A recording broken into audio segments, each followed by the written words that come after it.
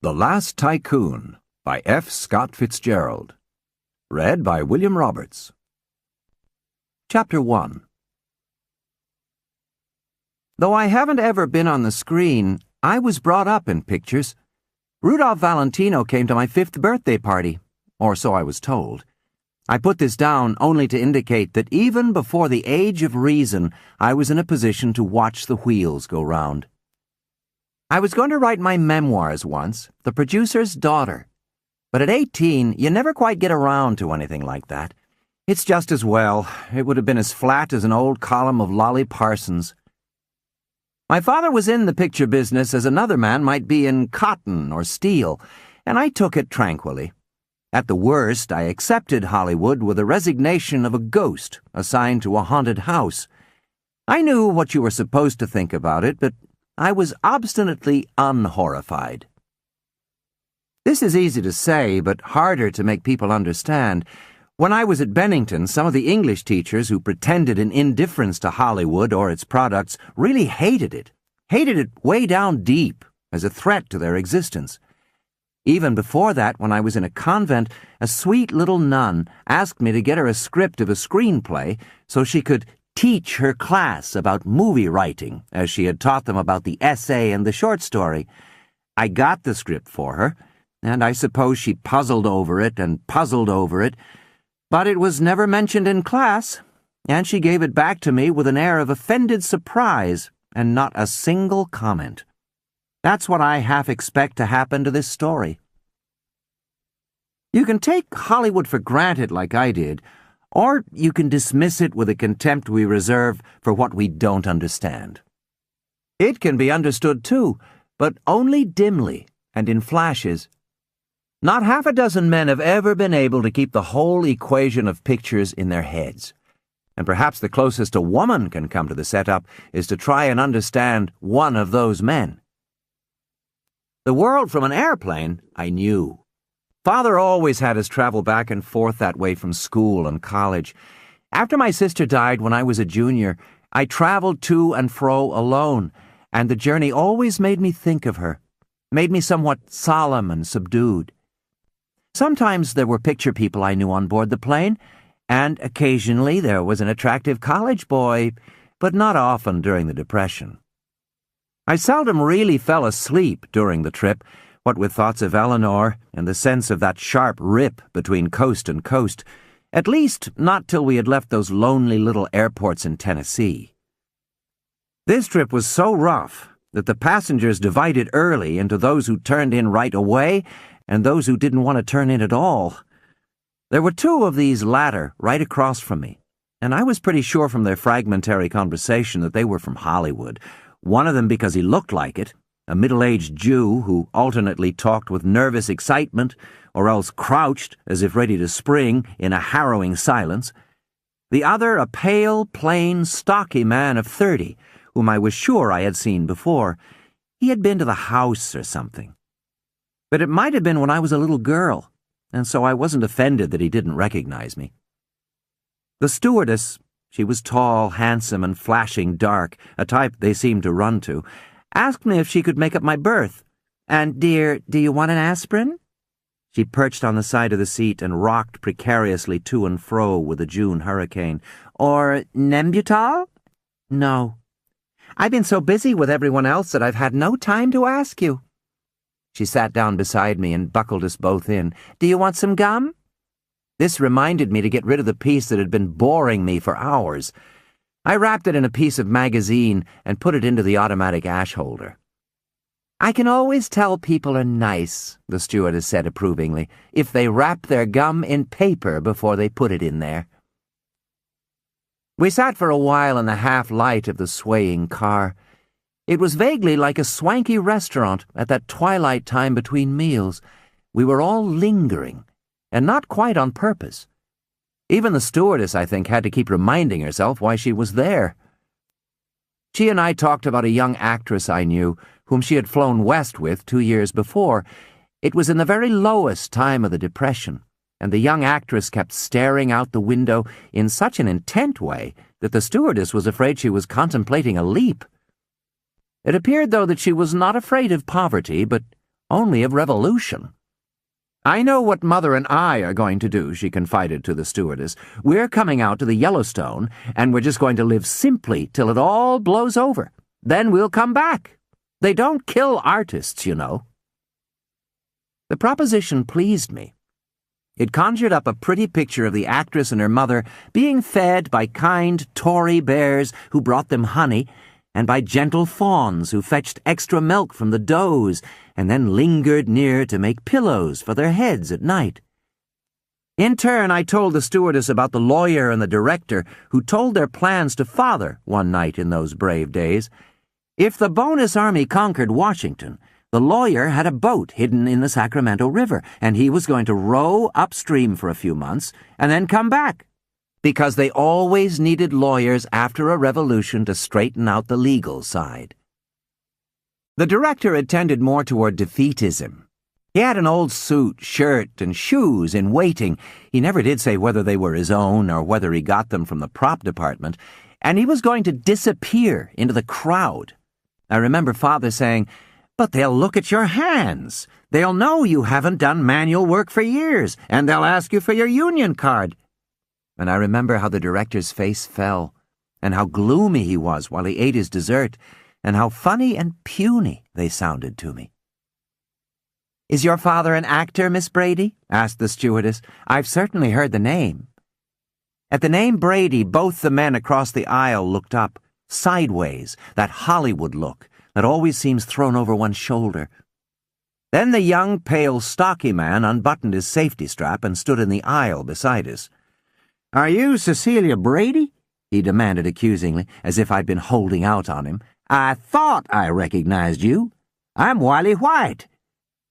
He could have omitted this, for at the same moment a new voice said, "Watch your step, Wiley," and another man brushed by him in the aisle and went forward in the direction of the cockpit. Wiley White started, and a little too late called after him defiantly, "I only take orders from the pilot."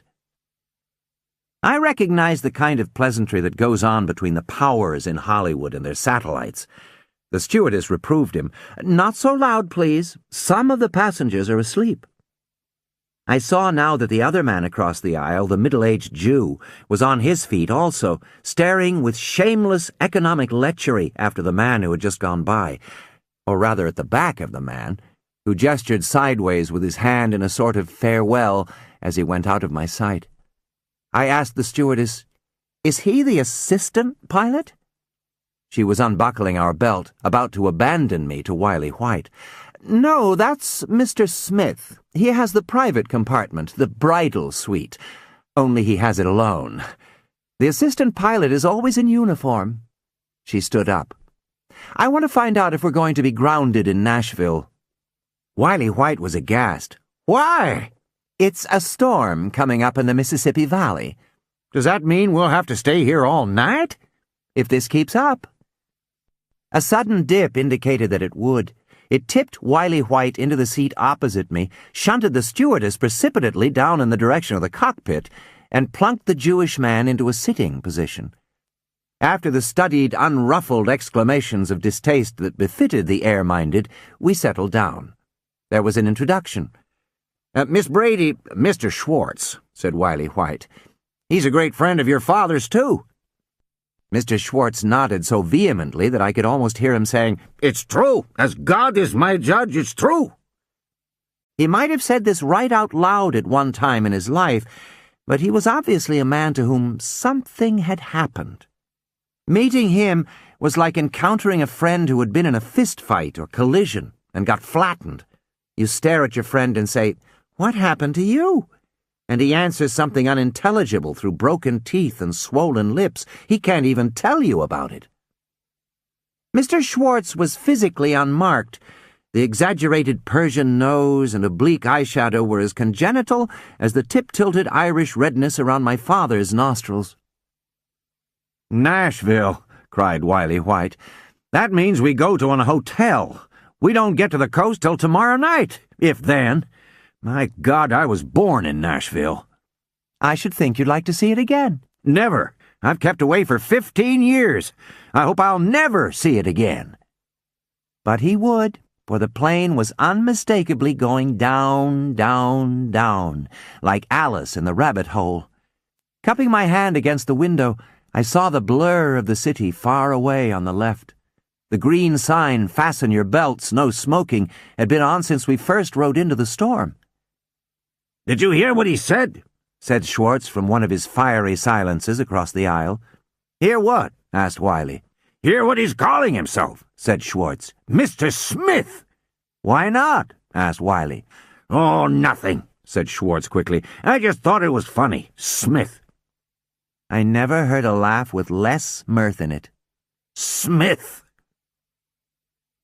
I suppose there has been nothing like the airports since the days of the stage stops, nothing quite as lonely, as somber silent. The old red brick depots were built right into the towns they marked. People didn't get off at those isolated stations unless they lived there. But airports lead you way back in history, like oases, like the stops on the great trade routes.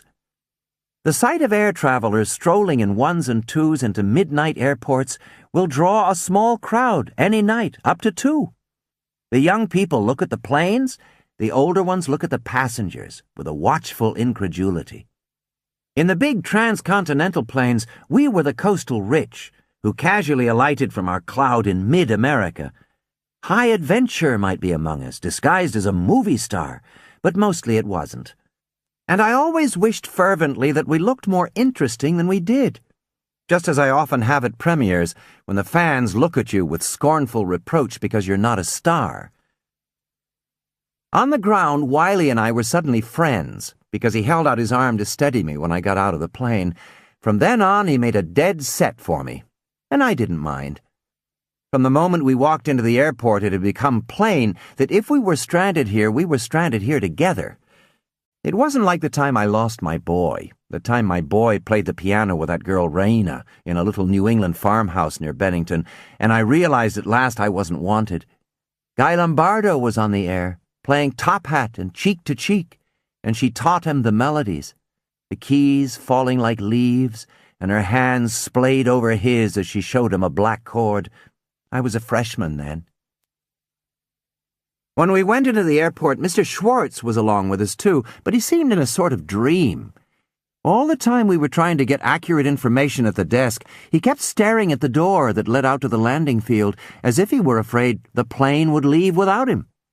Then I excused myself for a few minutes, and something happened that I didn't see. But when I came back, he and White were standing close together, White talking, and Schwartz looking twice as much as if a great truck had just backed up over him. He didn't stare at the door to the landing field anymore. I heard the end of Wiley White's remark. "I told you to shut up. It serves you right. I only said—" He broke off as I came up and asked if there was any news. It was then 2:30 in the morning. "A little," said Wiley White. "They don't think we'll be able to start for 3 hours anyhow, so some of the softies are going to an hotel, but I'd like to take you out to the Hermitage, home of Andrew Jackson." "How could we see it in the dark?" demanded Schwartz. "Hell, it'll be sunrise in 2 hours. "You two go," said Schwartz. "All right, you take the bus to the hotel. It's still waiting." "He's in there." Wiley's voice had a taunt in it. "Maybe it'd be a good thing." "No, I'll go along with you," said Schwartz hastily. We took a taxi in the sudden country dark outside, and he seemed to cheer up. He patted my kneecap encouragingly. "I should go along," he said. "I should be chaperone. Once upon a time when I was in the big money, I had a daughter. A beautiful daughter." He spoke as if she had been sold to creditors as a tangible asset. "You'll have another," Wiley assured him. "You'll get it all back. Another turn of the wheel, and you'll be where Cecilia's papa is, won't he, Cecilia?" "Where is this Hermitage?" asked Schwartz presently. "Far away at the end of nowhere? We will miss the plane?" "Skip it," said Wiley. "We ought to have brought the stewardess along for you. Didn't you admire the stewardess? I thought she was pretty cute."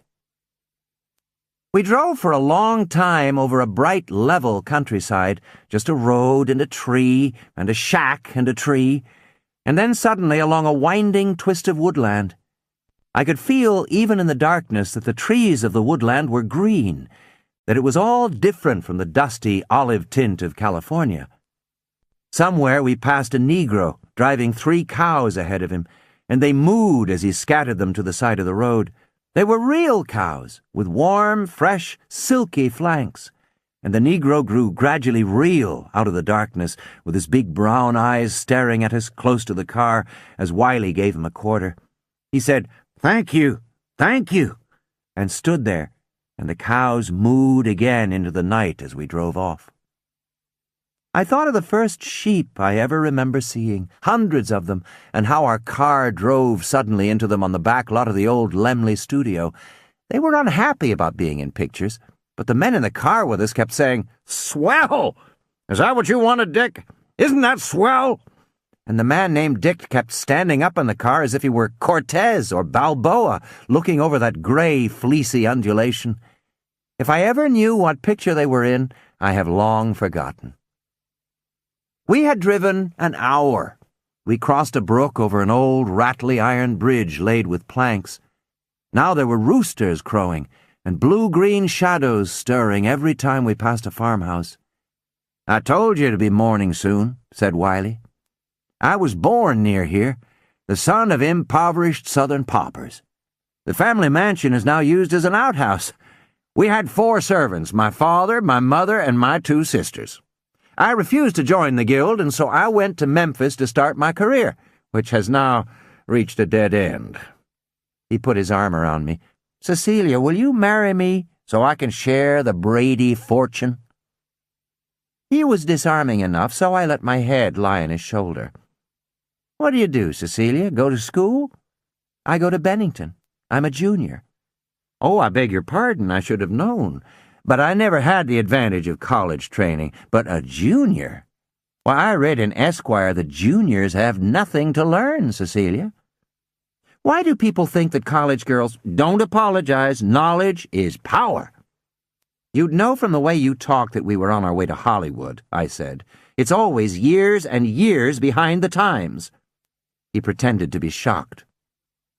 "You mean girls in the East have no private lives?" "That's the point. They have got private lives. You're bothering me. Let go." "I can't. It might wake Schwartz, and I think this is the first sleep he's had for weeks. Listen, Cecilia, I once had an affair with the wife of a producer. A very short affair. When it was over, she said to me in no uncertain terms, she said, 'Don't you ever tell about this, or I'll have you thrown out of Hollywood. My husband's a much more important man than you.'" I liked him again now, and presently the taxi turned down a long lane, fragrant with honeysuckle and narcissus, and stopped beside the great gray hulk of the Andrew Jackson house. The driver turned around to tell us something about it, but Wiley shushed him, pointing at Schwartz, and we tiptoed out of the car. "You can't get into the mansion now," the taximan told us politely. Wiley and I went and sat against the wide pillars of the steps. "What about Mr. Schwartz?" I asked. "Who is he?" "To hell with Schwartz. He was ahead of some combine once. First National, Paramount, United Artists. Now he's down and out. But he'll be back. You can't flunk out of pictures unless you're a dope or a drunk." "You don't like Hollywood," I suggested. "Yes, I do. Sure I do. Say, this isn't anything to talk about on the steps of Andrew Jackson's house at dawn." "I like Hollywood," I persisted. "It's all right. It's a mining town in Lotus Land." "Who said that?" "I did. It's a good place for toughies, but I went there from Savannah, Georgia. I went to a garden party the first day. My host shook hands and left me. It was all there, that swimming pool, green moss at $2 an inch, beautiful felines having drinks and fun, and nobody spoke to me. Not a soul. I spoke to 6 people, but they didn't answer. That continued for an hour, 2 hours. Then I got up from where I was sitting and ran out at a dog trot like a crazy man. I didn't feel I had any rightful identity until I got back to the hotel and the clerk handed me a letter addressed to me in my name. Naturally, I hadn't ever had such an experience, but looking back on parties I'd been to, I realized that such things could happen. We don't go for strangers in Hollywood, unless they wear a sign saying that their axe has been thoroughly ground elsewhere, and that in any case it's not going to fall on our necks. In other words, unless they're a celebrity. And they'd better look out even then. You should have risen above it, I said smugly. It's not a slam at you when people are rude. It's a slam at the people they've met before. Such a pretty girl to say such wise things. There was an eager to-do in the eastern sky, and Wiley could see me plain. Thin, with good features and lots of style, and the kicking fetus of a mind. I wonder what I looked like in that dawn 5 years ago. A little rumpled and pale, I suppose. But at that age, when one has the young illusion that most adventures are good, I needed only a bath and a change to go on for hours. Wiley stared at me with really flattering appreciation, and then, suddenly, we were not alone. Mr. Schwartz wandered apologetically into the pretty scene. "I fell upon a large metal handle," he said, touching the corner of his eye. Wiley jumped up. "Just in time, Mr. Schwartz," he said. "The tour is just starting. Home of Old Hickory, America's 10th president, the victor of New Orleans, opponent of the National Bank, and inventor of the spoil system." Schwartz looked towards me as towards a jury. "There's a writer for you," he said. "Knows everything, and at the same time he knows nothing." "What's that?" said Wiley, indignant. It was my first inkling that he was a writer. And while I like writers, because if you ask a writer anything you usually get an answer, still it belittled him in my eyes. Writers aren't people, exactly. Or if they're any good, they're a whole lot of people trying so hard to be one person. It's like actors who try so pathetically not to look in mirrors, who lean backward trying, only to see their faces in the reflecting chandeliers. "Ain't writers like that, Cecilia?" demanded Schwartz. "I have no words for them. I only know it's true." Wiley looked at him with slowly gathering indignation. "I've heard that before," he said. "Look, Manny, I'm a more practical man than you any day. I've sat in an office and listened to some mystic stalk up and down for hours spouting tripe that'd land him on a nut farm anywhere outside of California, and then at the end tell me how practical he was, and I was a dreamer, and would I kindly go away and make sense out of what he'd said?" Mr. Schwartz's face fell into its more disintegrated alignments. One eye looked upwards through the tall elms. He raised his hand and bit without interest at the cuticle on his second finger. There was a bird flying about the chimney of the house, and his glance followed it. It perched on the chimney pot like a raven, and Mr. Schwartz's eyes remained fixed upon it as he said, "We can't get in, and it's time for you two to go back to the plane." It was still not quite dawn. The Hermitage looked like a nice big white box, but a little lonely, and vacated still after 100 years. We walked back to the car. Only after we had gotten in and Mr. Schwartz had surprisingly shut the taxi door on us did we realize he didn't intend to come along. "I'm not going to the coast. I decided that when I woke up. So I'll stay here, and afterwards the driver could come back for me." "Going back east?" said Wiley with surprise. "Just because—" "I have decided," said Schwartz, faintly smiling. "Once I used to be a regular man of decision. You'd be surprised." He felt in his pocket as the taxi driver warmed up the engine. "Will you give this note to Mr. Smith?" "Shall I come in 2 hours?" the driver asked Schwartz. "Yes, sure. I shall be glad to entertain myself looking around." I kept thinking of him all the way back to the airport, trying to fit him into that early hour and into that landscape. He had come a long way from some ghetto to present himself at that raw shrine. Manny Schwartz and Andrew Jackson. It was hard to say them in the same sentence. It was doubtful if he knew who Andrew Jackson was as he wandered around. But perhaps he figured that if people had preserved his house, Andrew Jackson must have been someone who was large and merciful, able to understand. At both ends of life, man needs nourishment, a breast, a shrine, something to lay himself beside when no one wanted him further, and shoot a bullet into his head. Of course, we did not know this for 20 hours. When we got to the airport, we told the purser that Mr. Schwartz was not continuing, and then forgot about him. The storm had wandered away into eastern Tennessee and broken against the mountains, and we were taking off in less than an hour. Sleepy-eyed travelers appeared from the hotel, and I dozed a few minutes on one of those iron maidens they use for couches. Slowly, the idea of a perilous journey was recreated out of the debris of our failure. A new stewardess, tall, handsome, flashing dark, exactly like the other except she wore seersucker instead of French red and blue, went briskly past us with a suitcase. Wiley sat beside me as we waited. "Did you give the note to Mr. Smith?" I asked, half asleep. "Yeah." "Who is Mr. Smith? I suspect he spoiled Mr. Schwartz's trip." "It was Schwartz's fault."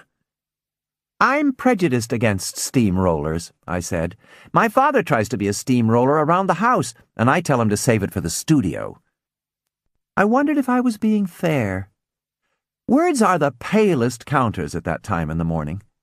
Still, he steamrollered me into Bennington, and I've always been grateful for that. "There would be quite a crash," Wiley said, "if Steamroller Brady met Steamroller Smith." "Is Mr. Smith a competitor of Father's?" "Not exactly. I should say no. But if he was a competitor, I know where my money would be." "On Father?" "I'm afraid not." It was too early in the morning for family patriotism. The pilot was at the desk with the purser, and he shook his head as they regarded a prospective passenger who had put 2 nickels in the electric phonograph and lay alcoholically on a bench, fighting off sleep. The first song he had chosen, Lost, thundered through the room, followed after a slight interval by his other choice, Gone, which was equally dogmatic and final. The pilot shook his head emphatically and walked over to the passenger.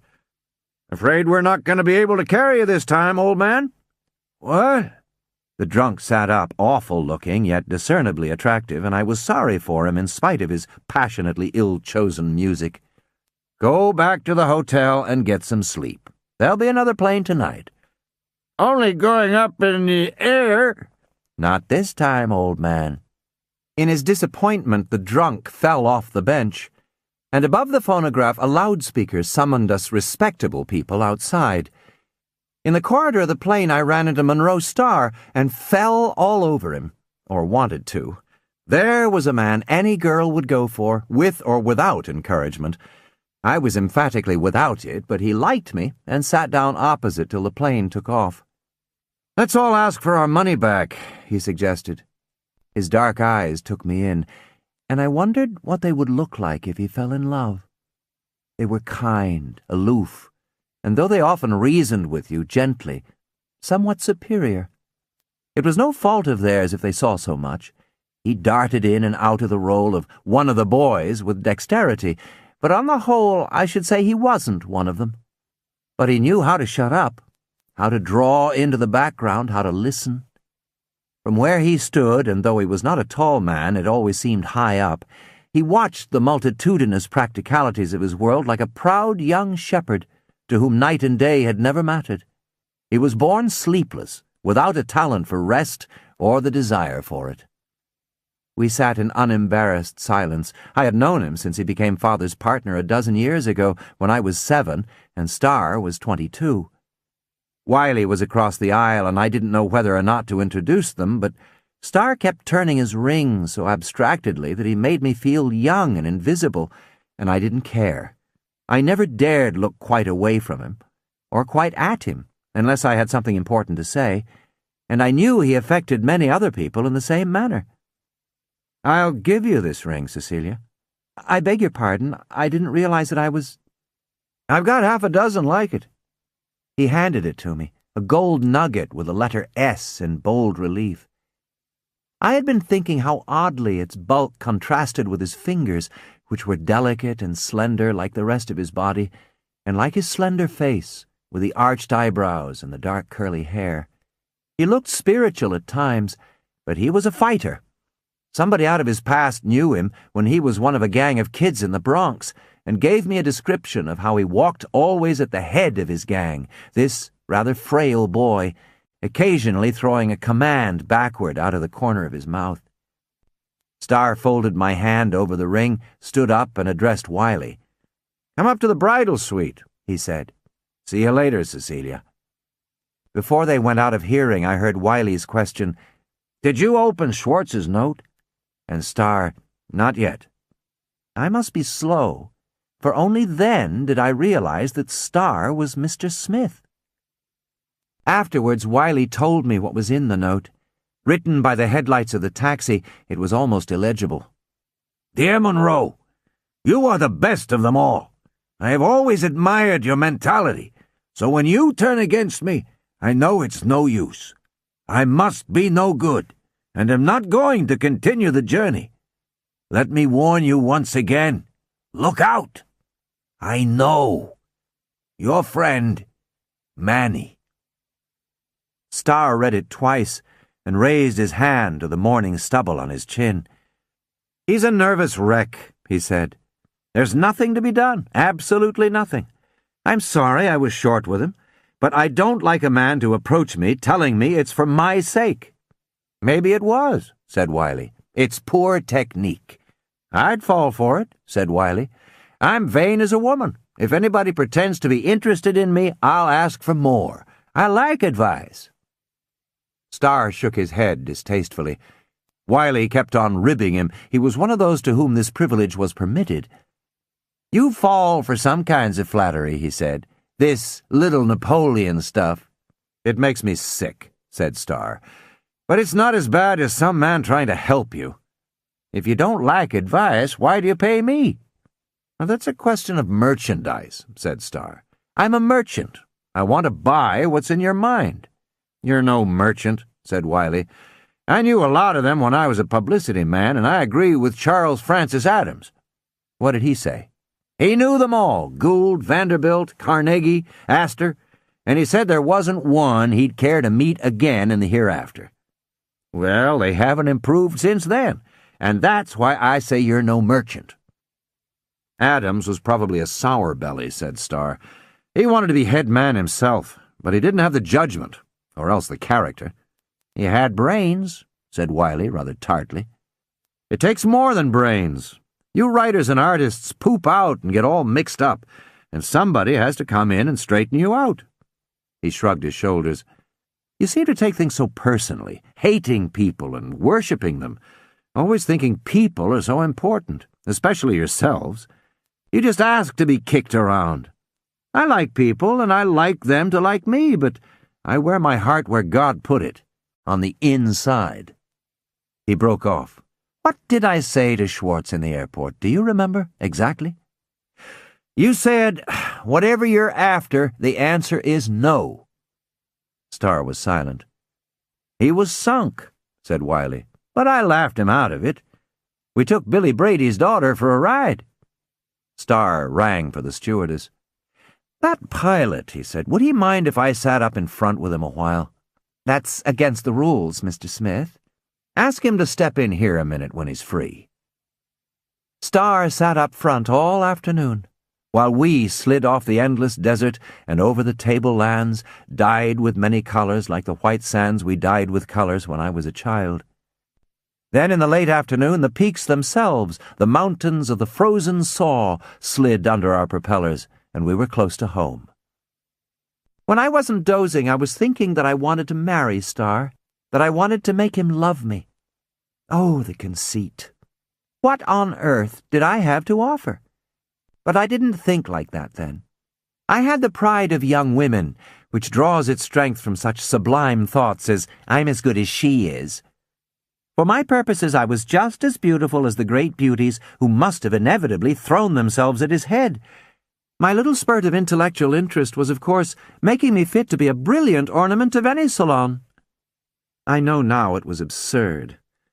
Though Starr's education was founded on nothing more than a night school course in stenography, he had a long time ago run ahead through trackless wastes of perception into fields where very few men were able to follow him. But in my reckless conceit, I matched my gray eyes against his brown ones for guile, My young golf and tennis heartbeats against his, which must be slowing a little after years of overwork, and I planned, and I contrived, and I plotted, any women can tell you, but it never came to anything, as you will see. I still like to think that if he'd been a poor boy and nearer my age, I could have managed it. But of course the real truth was that I had nothing to offer that he didn't have. Some of my more romantic ideas actually stemmed from pictures. 42nd Street, for example, had a great influence on me.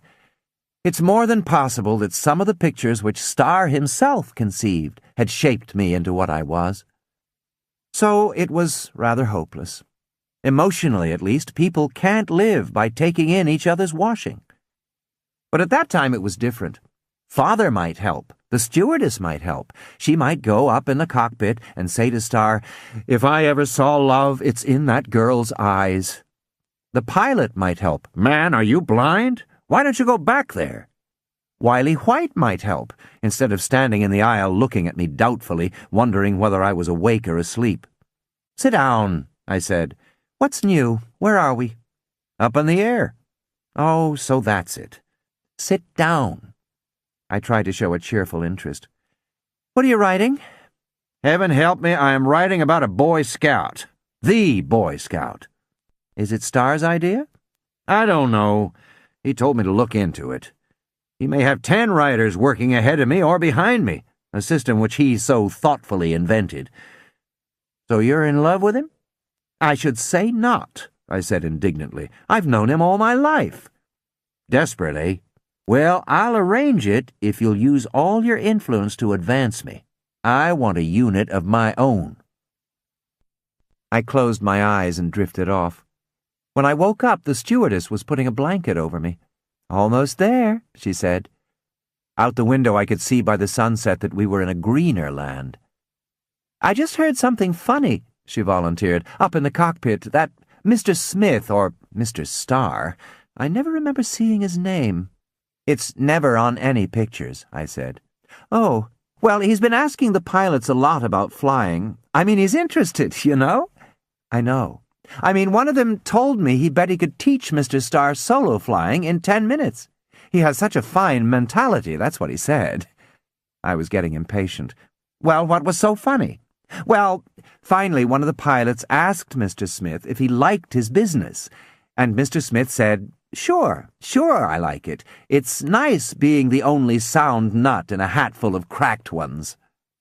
The stewardess doubled up with laughter, and I could have spit at her. "I mean, calling all those people a hatful of nuts! I mean, cracked nuts!" Her laughter stopped with unexpected suddenness, and her face was grave as she stood up. "Well, I've got to finish my chart. Goodbye." Obviously, Starr had put the pilots right up on the throne with him and let them rule with him for a while. Years later, I traveled with one of those same pilots, and he told me one thing Starr had said. He was looking down at the mountains. "Suppose you were a railroad man," he said. "You have to send a train through there somewhere. Well, you get your surveyor's reports, and you find there's 3 or 4 or half a dozen gaps, and not one is better than the other. You've got to decide. On what basis? You can't test the best way, except by doing it. So you just do it." The pilot thought he had missed something. "How do you mean?" "You choose some one way for no reason at all, because that mountain's pink, or the blueprint is a better blue, you see?" The pilot considered that this was very valuable advice, but he doubted if he'd ever be in a position to apply it. "What I wanted to know," he told me ruefully, "is how he ever got to be Mr. Starr." I'm afraid Starr could never have answered that one, for the embryo is not equipped with a memory. But I could answer a little. He had flown up very high to sea, on strong wings, when he was young, and while he was up there, he had looked on all the kingdoms with a kind of eyes that can stare straight into the sun, beating his wings tenaciously, finally frantically, and keeping on beating them. He had stayed up there longer than most of us. And then, remembering all he had seen from his great height of how things were, he had settled gradually to earth. The motors were off. and all our 5 senses began to readjust themselves for landing. I could see a line of lights for the Long Beach Naval Station ahead and to the left, and on the right a twinkling blur for Santa Monica. The California moon was out, huge and orange over the Pacific. However I happened to feel about these things, and they were home after all, I know that Starr must have felt much more. These were the things I had first opened my eyes on, like the sheep on the back lot of the old Laemmle studio.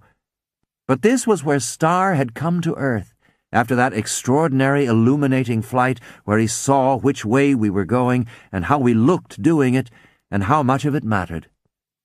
You could say that this was where an accidental wind blew him, but I don't think so. I would rather think that in a long shot he saw a new way of measuring our jerky hopes and graceful rogueries and awkward sorrows, and that he came here from choice to be with us to the end. Like the plane coming down into the Glendale airport, into the warm darkness.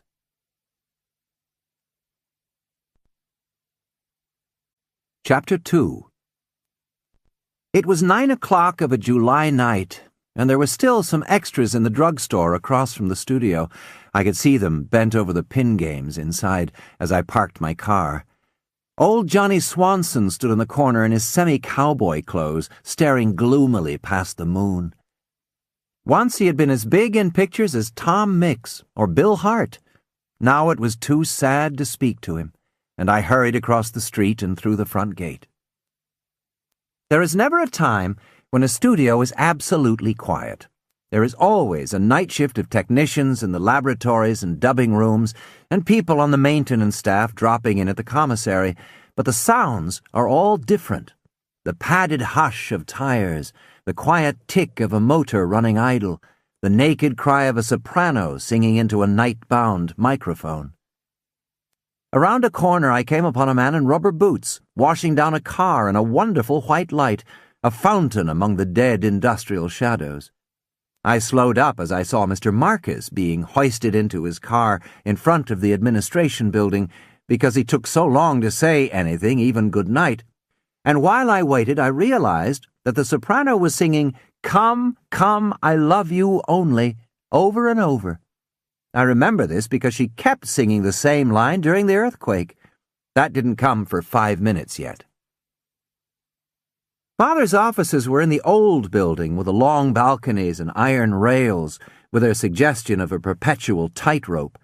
Father was on the 2nd floor, with Starr on one side and Mr. Marcus on the other. This evening there were lights all along the row. My stomach dipped a little at the proximity to Starr, but that was in pretty good control now. I'd seen him only once in the month I'd been home. There were a lot of strange things about Father's office, but I'll make it brief. In the outer part were 3 poker-faced secretaries who had sat there like witches ever since I could remember: Bertie Peters, Maud something, and Rosemary Schmiel. I don't know whether this was her name, but she was the dean of the trio, so to speak, and under her desk was the kick lock that admitted you to Father's throne room. All 3 of the secretaries were passionate capitalists, and Bertie had invented the rule that if typists were seen eating together more than once in a single week, they were hauled up on the carpet. At that time, the studios feared mob rule. I went on in. Nowadays, all chief executives have huge drawing rooms, but my father's was the first. It was also the first to have one-way glass in the big French windows, and I've heard a story about a trap in the floor that would drop unpleasant visitors to an oubliette below, but believe it to be an invention. There was a big painting of Will Rogers hung conspicuously and intended, I think, to suggest Father's essential kinship with Hollywood's St. Francis. There was a signed photograph of Minna Davis, Starr's dead wife, and photos of other studio celebrities, and big chalk drawings of Mother and me. Tonight, the one-way French windows were open, and a big moon, rosy gold with a haze around, was wedged helpless in one of them.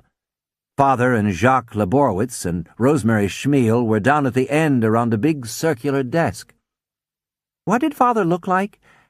I couldn't describe him, except for once in New York when I met him where I didn't expect to.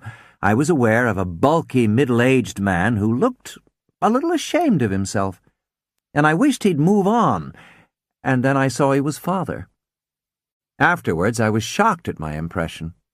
Father can be very magnetic. He had a tough jaw and an Irish smile.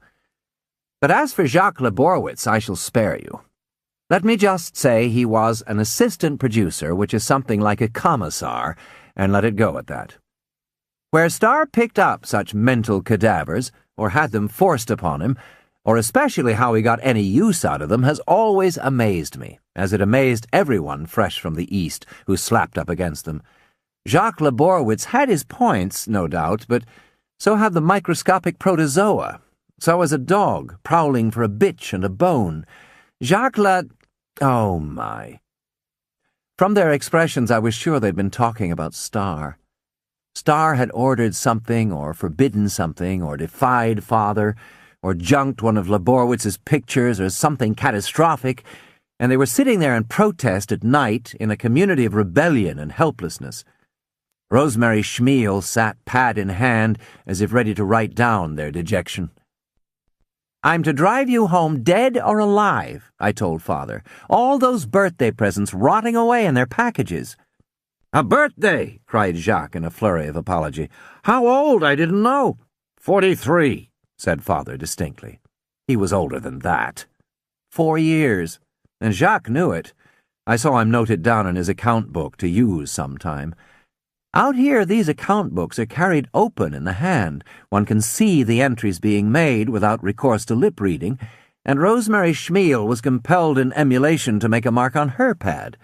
As she rubbed it out, the earth quaked under us. We didn't get the full shock like at Long Beach, where the upper stories of shops were spewed into the streets and small hotels drifted out to sea, but for a full minute, our bowels were one with the bowels of the earth, like some nightmare attempt to attach our navel cords again and jerk us back to the womb of creation. Mother's picture fell off the wall, revealing a small safe. Rosemary and I grabbed frantically for each other and did a strange screaming waltz across the room. Jacques fainted, or at least disappeared, and Father clung to his desk and shouted, "Are you all right?" Outside the window, the singer came to the climax of "I Love You Only," held it a moment, and then, I swear, started it all over. Or maybe they were playing it back to her from the recording machine. The room stood still, shimmying a little. We made our way to the door, suddenly including Jacques, who had reappeared, and totted out dizzily through the anteroom onto the iron balcony. Almost all the lights were out, and from here and there we could hear cries and calls. Momentarily, we stood waiting for a second shock. Then, as with a common impulse, we went into Starr's entry and through to his office. The office was big, but not as big as Father's. Starr sat on the side of his couch, rubbing his eyes. When the quake came, he had been asleep, and he wasn't sure yet whether he had dreamed it. When we convinced him, he thought it was all rather funny, until the telephones began to ring. I watched him as unobtrusively as possible.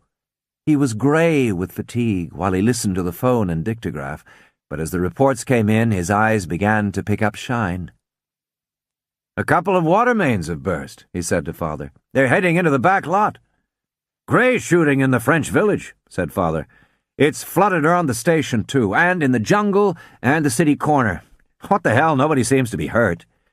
In passing, he shook my hands gravely. "Where have you been, Cecilia?" "You going out there, Monroe?" Father asked. "When all the news is in.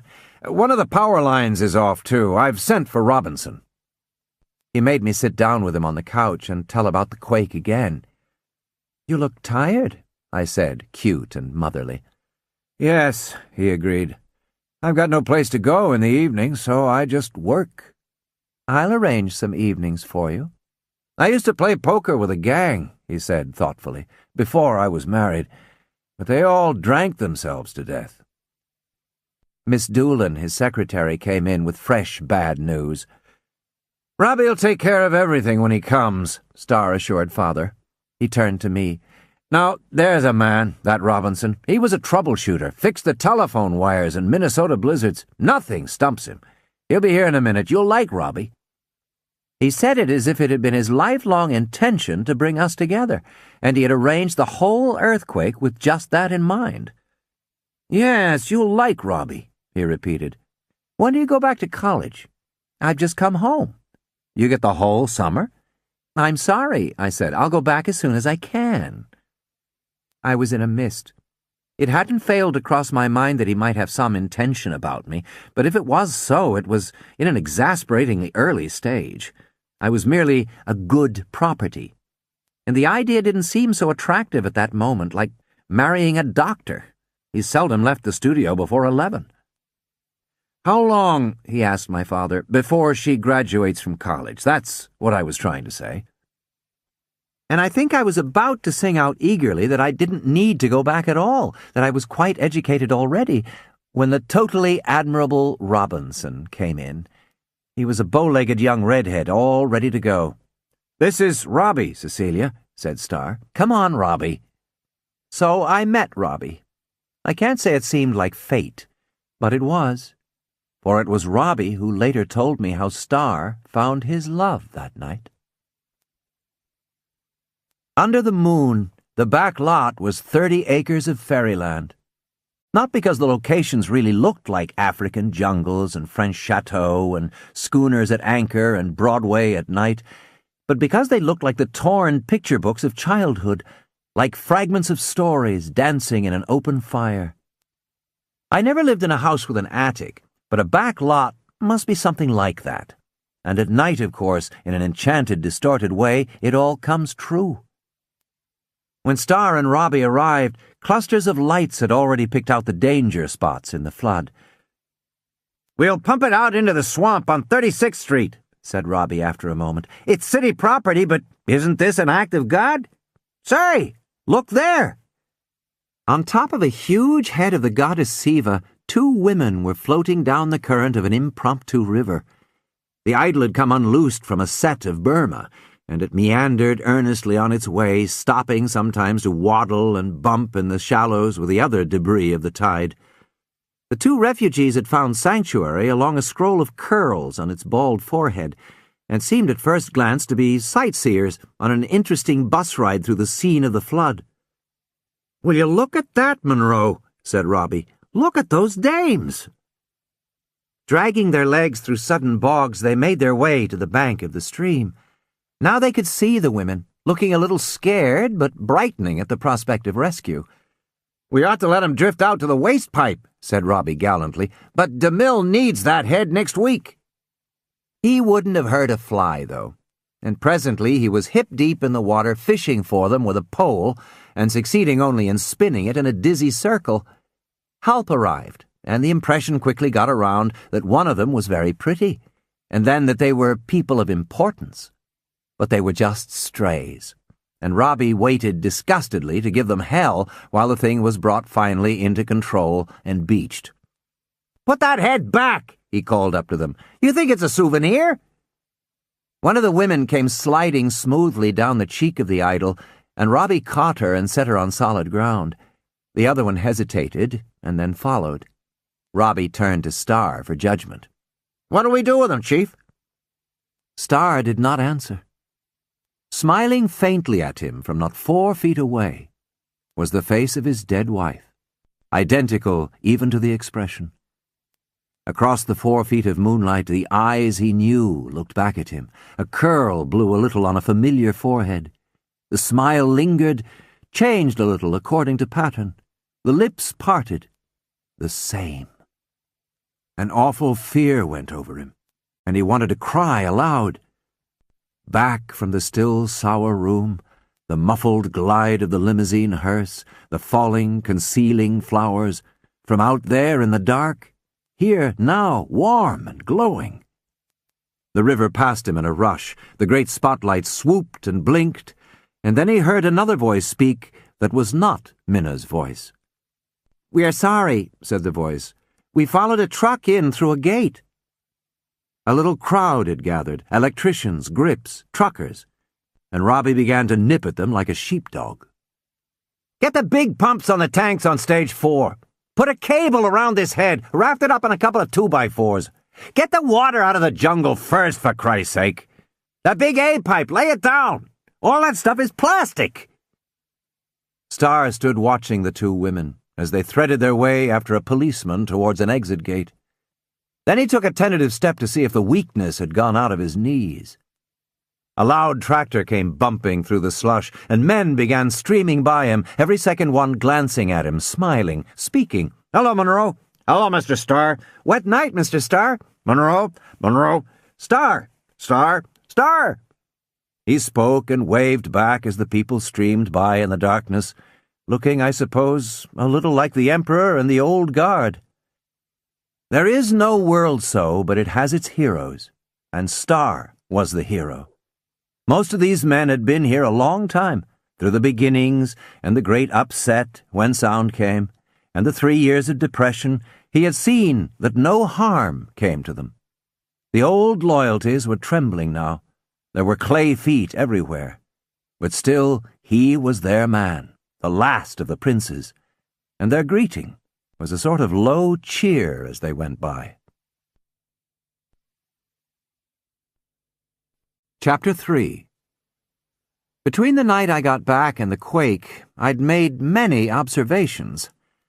About Father, for example.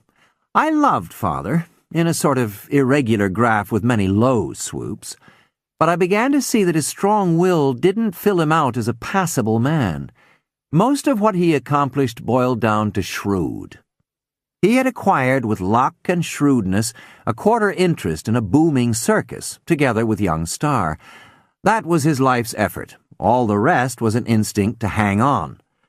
Of course he talked that double talk to Wall Street about how mysterious it was to make a picture, but Father didn't know the ABCs of dubbing or even cutting, nor had he learned much about the feel of America as a bar boy in Ballyhegan, nor did he have any more than a drummer's sense of a story. On the other hand, he didn't have concealed paresis like blank. He came to the studio before noon, and with a suspiciousness developed like a muscle, it was hard to put anything over on him. Starr had been his luck, and Starr was something else again. He was a marker in industry like Edison and Lumiere and Griffith and Chaplin. He led pictures way up past the range and power of the theater, reaching a sort of golden age before the censorship. Proof of his leadership was the spying that went on around him, not just for inside information or patented process secrets, but spying on his scent for a trend in taste, his guess as to how things were going to be. Too much of his vitality was taken by the mere parrying of these attempts. It made his work secret in part, often devious, slow, and hard to describe as the plans of a general, where the psychological factors become too tenuous, and we end by merely adding up the successes and failures. But I have determined to give you a glimpse of him functioning, which is my excuse for what follows. It is drawn partly from a paper I wrote in college on A Producer's Day, and partly from my imagination. More often I have blocked in the ordinary events myself, while the stranger ones are true. In the early morning after the flood, a man walked up to the outside balcony of the administration building. He lingered there some time, according to an eyewitness, then mounted to the iron railing and dove head first to the pavement below. Breakage, one arm. Miss Doolan, Starr's secretary, told him about it when he buzzed for her at 9. He had slept in his office without hearing the small commotion. Pete Zavris, Starr exclaimed. The cameraman? They took him to a doctor's office. It won't be in the paper. Hell of a thing, he said. I knew he'd gone to pot, but I don't know why. He was all right when we used him 2 years ago. Why should he come here? How did he get in? He bluffed it with his old studio pass, said Catherine Doolan. She was a dry hawk, the wife of an assistant director. Perhaps the quake had something to do with it. He was the best cameraman in town, Starr said. When he had heard of the hundreds dead at Long Beach, he was still haunted by the abortive suicide at dawn. He told Catherine Doolan to trace the matter down. The first dictograph messages blew in through the warm morning. While he shaved and had coffee, he talked and listened. Robbie had left a message. If Mr. Starr wants me, tell him to hell with it, I'm in bed. An actor was sick, or thought so. The governor of California was bringing a party out. A supervisor had beaten up his wife or the prince and must be reduced to a writer. These three affairs were father's job, unless the actor was under personal contract to star. There was early snow on a location in Canada with a company already there. Starr raced over the possibilities of salvage, reviewing the story of the picture. Nothing. Starr called Catherine Doolan. "I want to speak to the cop who put two women off the back lot last night. I think his name's Malone." "Yes, Mr. Starr. I've got Joe Wyman. About the trousers?" "Hello, Joe," said Starr. "Listen, two people at the sneak preview complained that Morgan's fly was open for half the picture. Of course they're exaggerating, but even if it's only 10 feet... No, we can't find the people, but I want that picture run over and over until you find that footage. Get a lot of people in the projection room. Somebody'll spot it." Tout passe, l'art robuste, seul à l'éternité. "And there's the prince from Denmark," said Catherine Doolan. "He's very handsome." She was impelled to add pointlessly, "for a tall man." "Thanks," Starr said. "Thank you, Catherine. I appreciate it that I am now the handsomest small man on the lot. Send the prince out in the sets and tell him we'll lunch at 1. "And Mr. George Boxley, looking very angry in a British way?" "I'll see him for 10 minutes. As she went out, he asked, "Did Robbie phone in?" "No." "Call sound, and if he's been heard from, call him and ask him this. Ask him this. Did he hear that woman's name last night? Either of those women. Or anything so they could be traced." "Anything else?" "No, but tell him it's important while he still remembers. What were they? I mean, what kind of people? Ask him that, too. I mean, were they..." She waited, scratching his words on her pad without looking. Were they questionable? Were they theatrical? Never mind, skip that. Just ask if he knows how they can be traced. The policeman Malone had known nothing. 2 dames, and he had hustled them, you betcha. One of them was sore. Which one? One of them. They had a car, a Chevy. He thought of taking the license. Was it, the good-looker who was sore? It was one of them. Not which one. He had noticed nothing. Even on the lot here, Minna was forgotten. In 3 years. So much for that, then. Starr smiled at Mr. George Boxley. It was a kindly, fatherly smile Starr had developed inversely when he was a young man pushed into high places. Originally it had been a smile of respect towards his elders. Then, as his own decisions grew rapidly to displace theirs, a smile so that they should not feel it. Finally emerging as what it was, a smile of kindness, sometimes a little hurried and tired, but always there, towards anyone who had not angered him within the hour, or anyone he did not intend to insult, aggressive and outright. Mr. Boxley did not smile back. He came in with the air of being violently dragged, though no one apparently had a hand on him. He stood in front of a chair, and again it was as if 2 invisible attendants seized his arms and set him down forcibly into it. He sat there morosely. Even when he lit a cigarette on Starr's invitation, one felt that the match was held to it by exterior forces he disdained to control. Starr looked at him courteously. "Something not going well, Mr. Boxley?" The novelist looked back at him in thunderous silence. "I read your letter," said Starr. The tone of the pleasant young headmaster was gone. He spoke as to an equal, with a faint, 2-edged deference. "I can't get what I write on paper," broke out Boxley. "You've all been very decent, but it's a sort of conspiracy.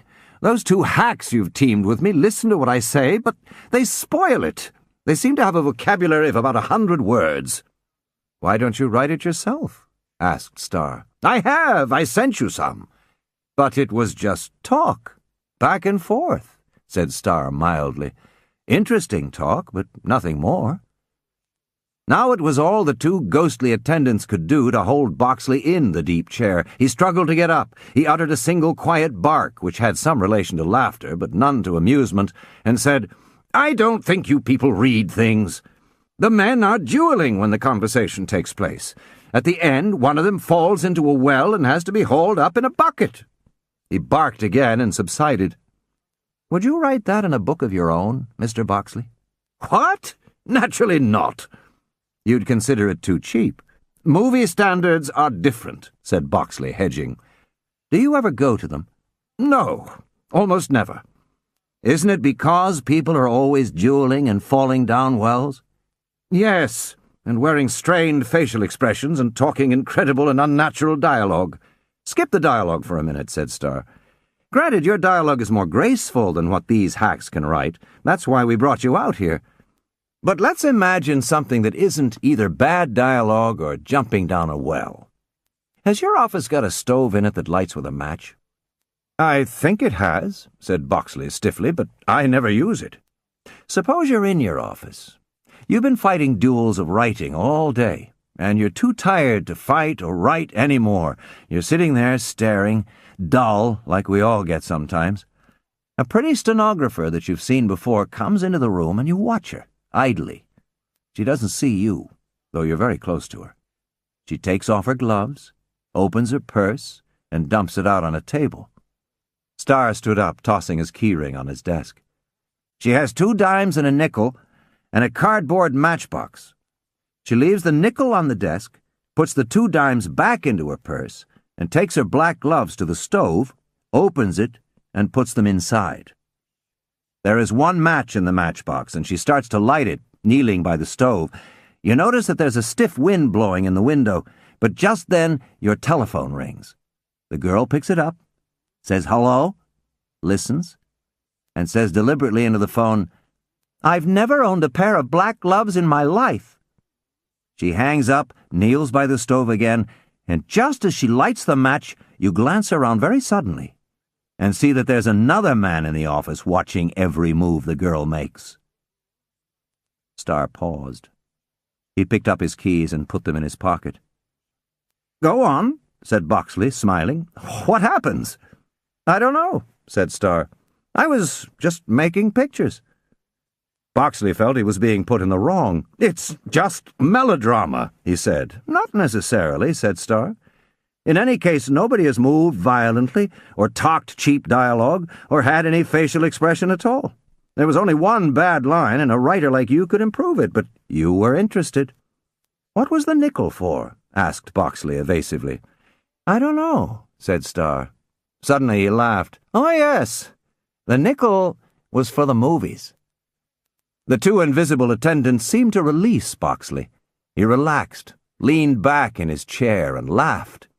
"What in hell do you pay me for?" he demanded. "I don't understand the damn stuff." "You will," said Starr, grinning, "or you wouldn't have asked about the nickel." A dark, saucer-eyed man was waiting in the outer office as they came out. "Mr. Boxley, this is Mr. Mike Van Dyke," Starr said. "What is it, Mike?" "Nothing," Mike said. "I just came up to see if you were real." "Why don't you go to work?" Starr said. "I haven't had a laugh in the rushes for days." "I'm afraid of a nervous breakdown." "You ought to keep informed," Starr said.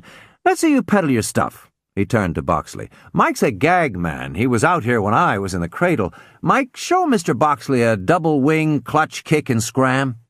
"Here?" asked Mike. "Here. There isn't much room." "I wanted to ask you about there's lots of room." "Well," he looked around tentatively, "you shoot the gun." Miss Doolan's assistant, Katie, took a paper bag, blew it open. "It was a routine," Mike said to Boxley, "back in the Keystone days." He turned to Starr. "Does he know what a routine is?" "It means an act," Starr explained. "Georgie Jessel talks about Lincoln's Gettysburg routine." Katie poised the neck of the blown-up bag in her mouth. Mike stood with his back to her. "Ready?" Katie asked. She brought her hands down on the side.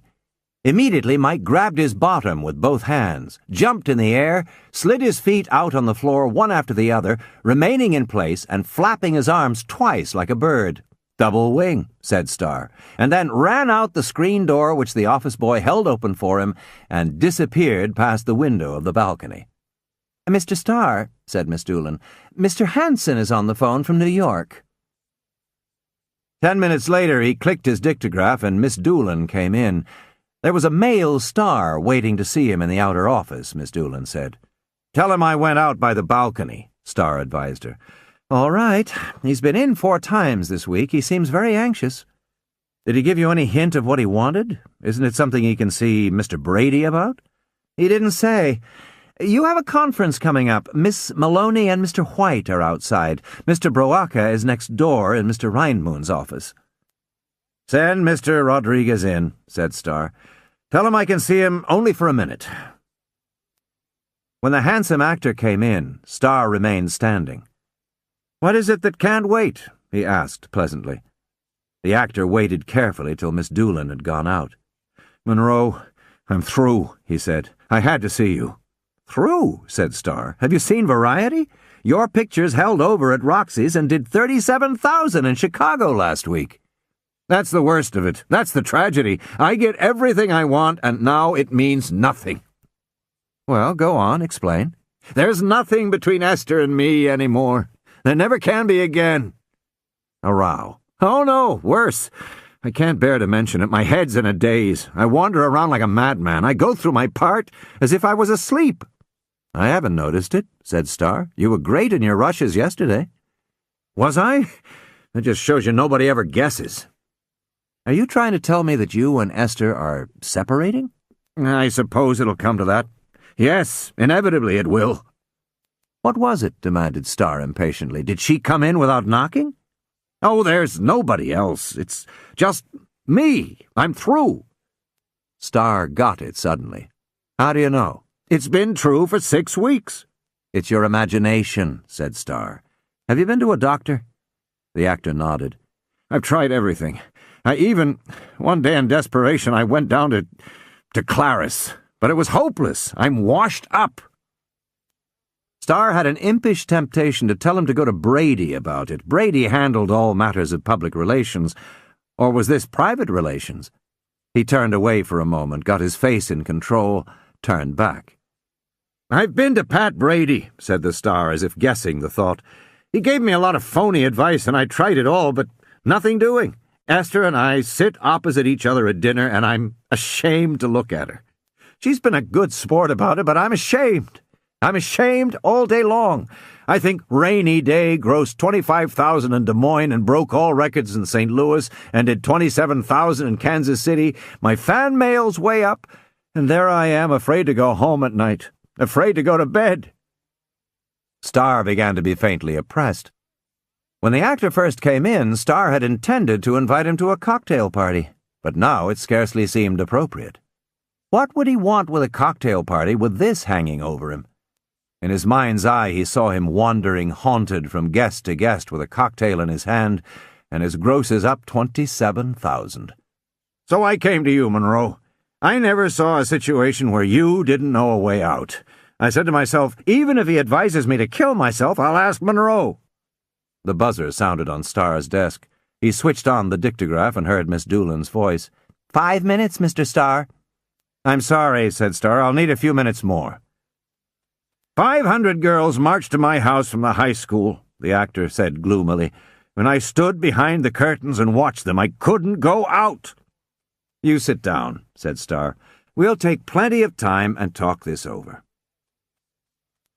In the outer office, 2 members of the conference group had already waited 10 minutes, Wiley White and Jane Maloney. The latter was a dried-up little blonde of 50, about whom one could hear the 50 assorted opinions of Hollywood. A sentimental dope, the best writer on construction in Hollywood. A veteran, that old hack. The smartest woman on the lot, the cleverest plagiarist in the biz. And, of course, in addition, she was variously described as a nymphomaniac, a virgin, a pushover, a lesbian, and a faithful wife. Without being an old maid, she was, like most self-made women, rather old-maidish. She had ulcers of the stomach, and her salary was over $100,000 a year. A complicated treatise could be written on whether she was worth it, or more than that, or nothing at all. Her value lay in such ordinary assets as the bare fact that she was a woman, and adaptable, quick and trustworthy, knew the game, and was without egotism. She had been a great friend of Minna's, and over a period of years, Starr had managed to stifle what amounted to a sharp physical revulsion. She and Wiley waited in silence, occasionally addressing a remark to Miss Doolan. Every few minutes, Reinmund, the supervisor, called up from his office where he and Broaka, the director, were waiting. After 10 minutes, Starr's button went on, and Miss Doolan called Reinmund and Broaka. Simultaneously, Starr and the actor came out of Starr's office, with Starr holding the man's arm.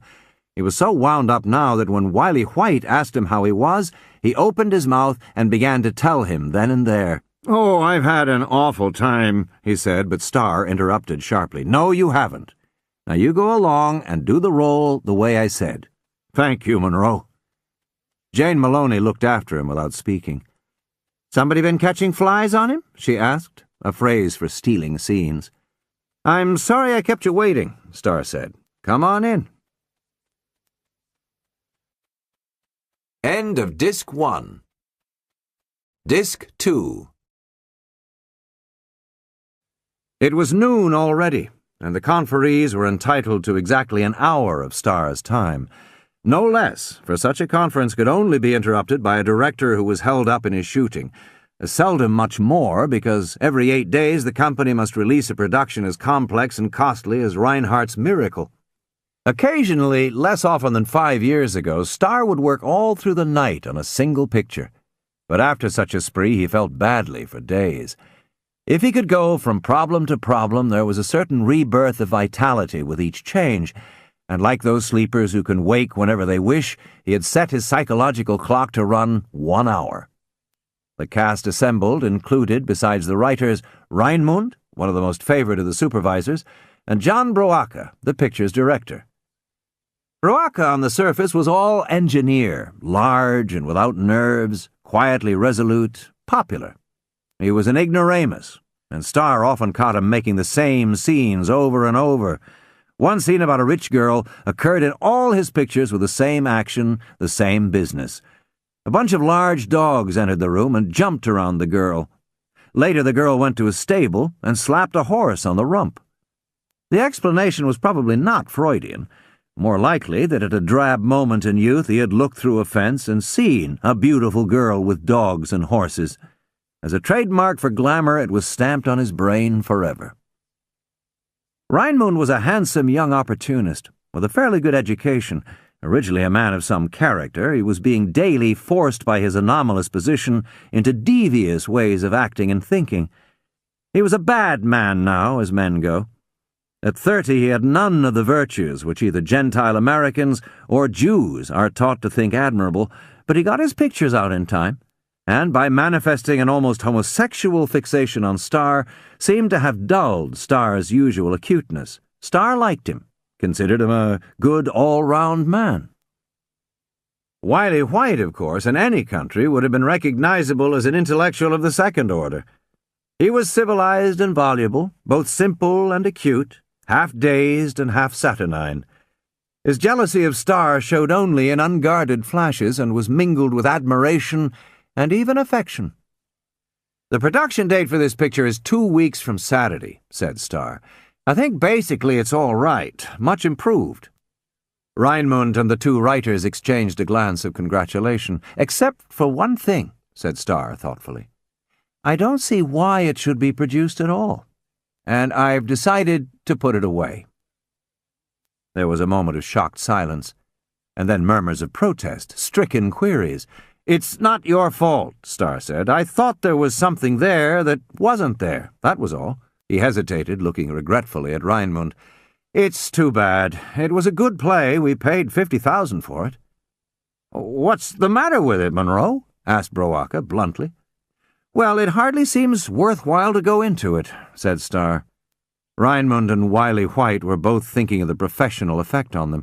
Reinmund had 2 pictures to his account this year, but Wiley White needed a credit to start his comeback to the scene. Jane Maloney was watching Starr closely from little skull-like eyes.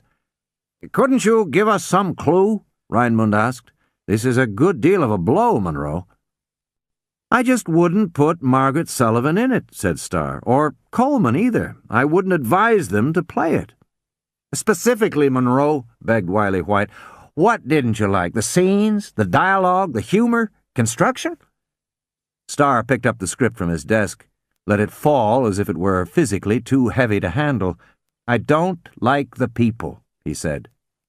I wouldn't like to meet them. If I knew they were going to be somewhere, I'd go somewhere else." Reinmund smiled, but there was worry in his eyes. "Well, that's a damning criticism," he said. "I thought the people were rather interesting."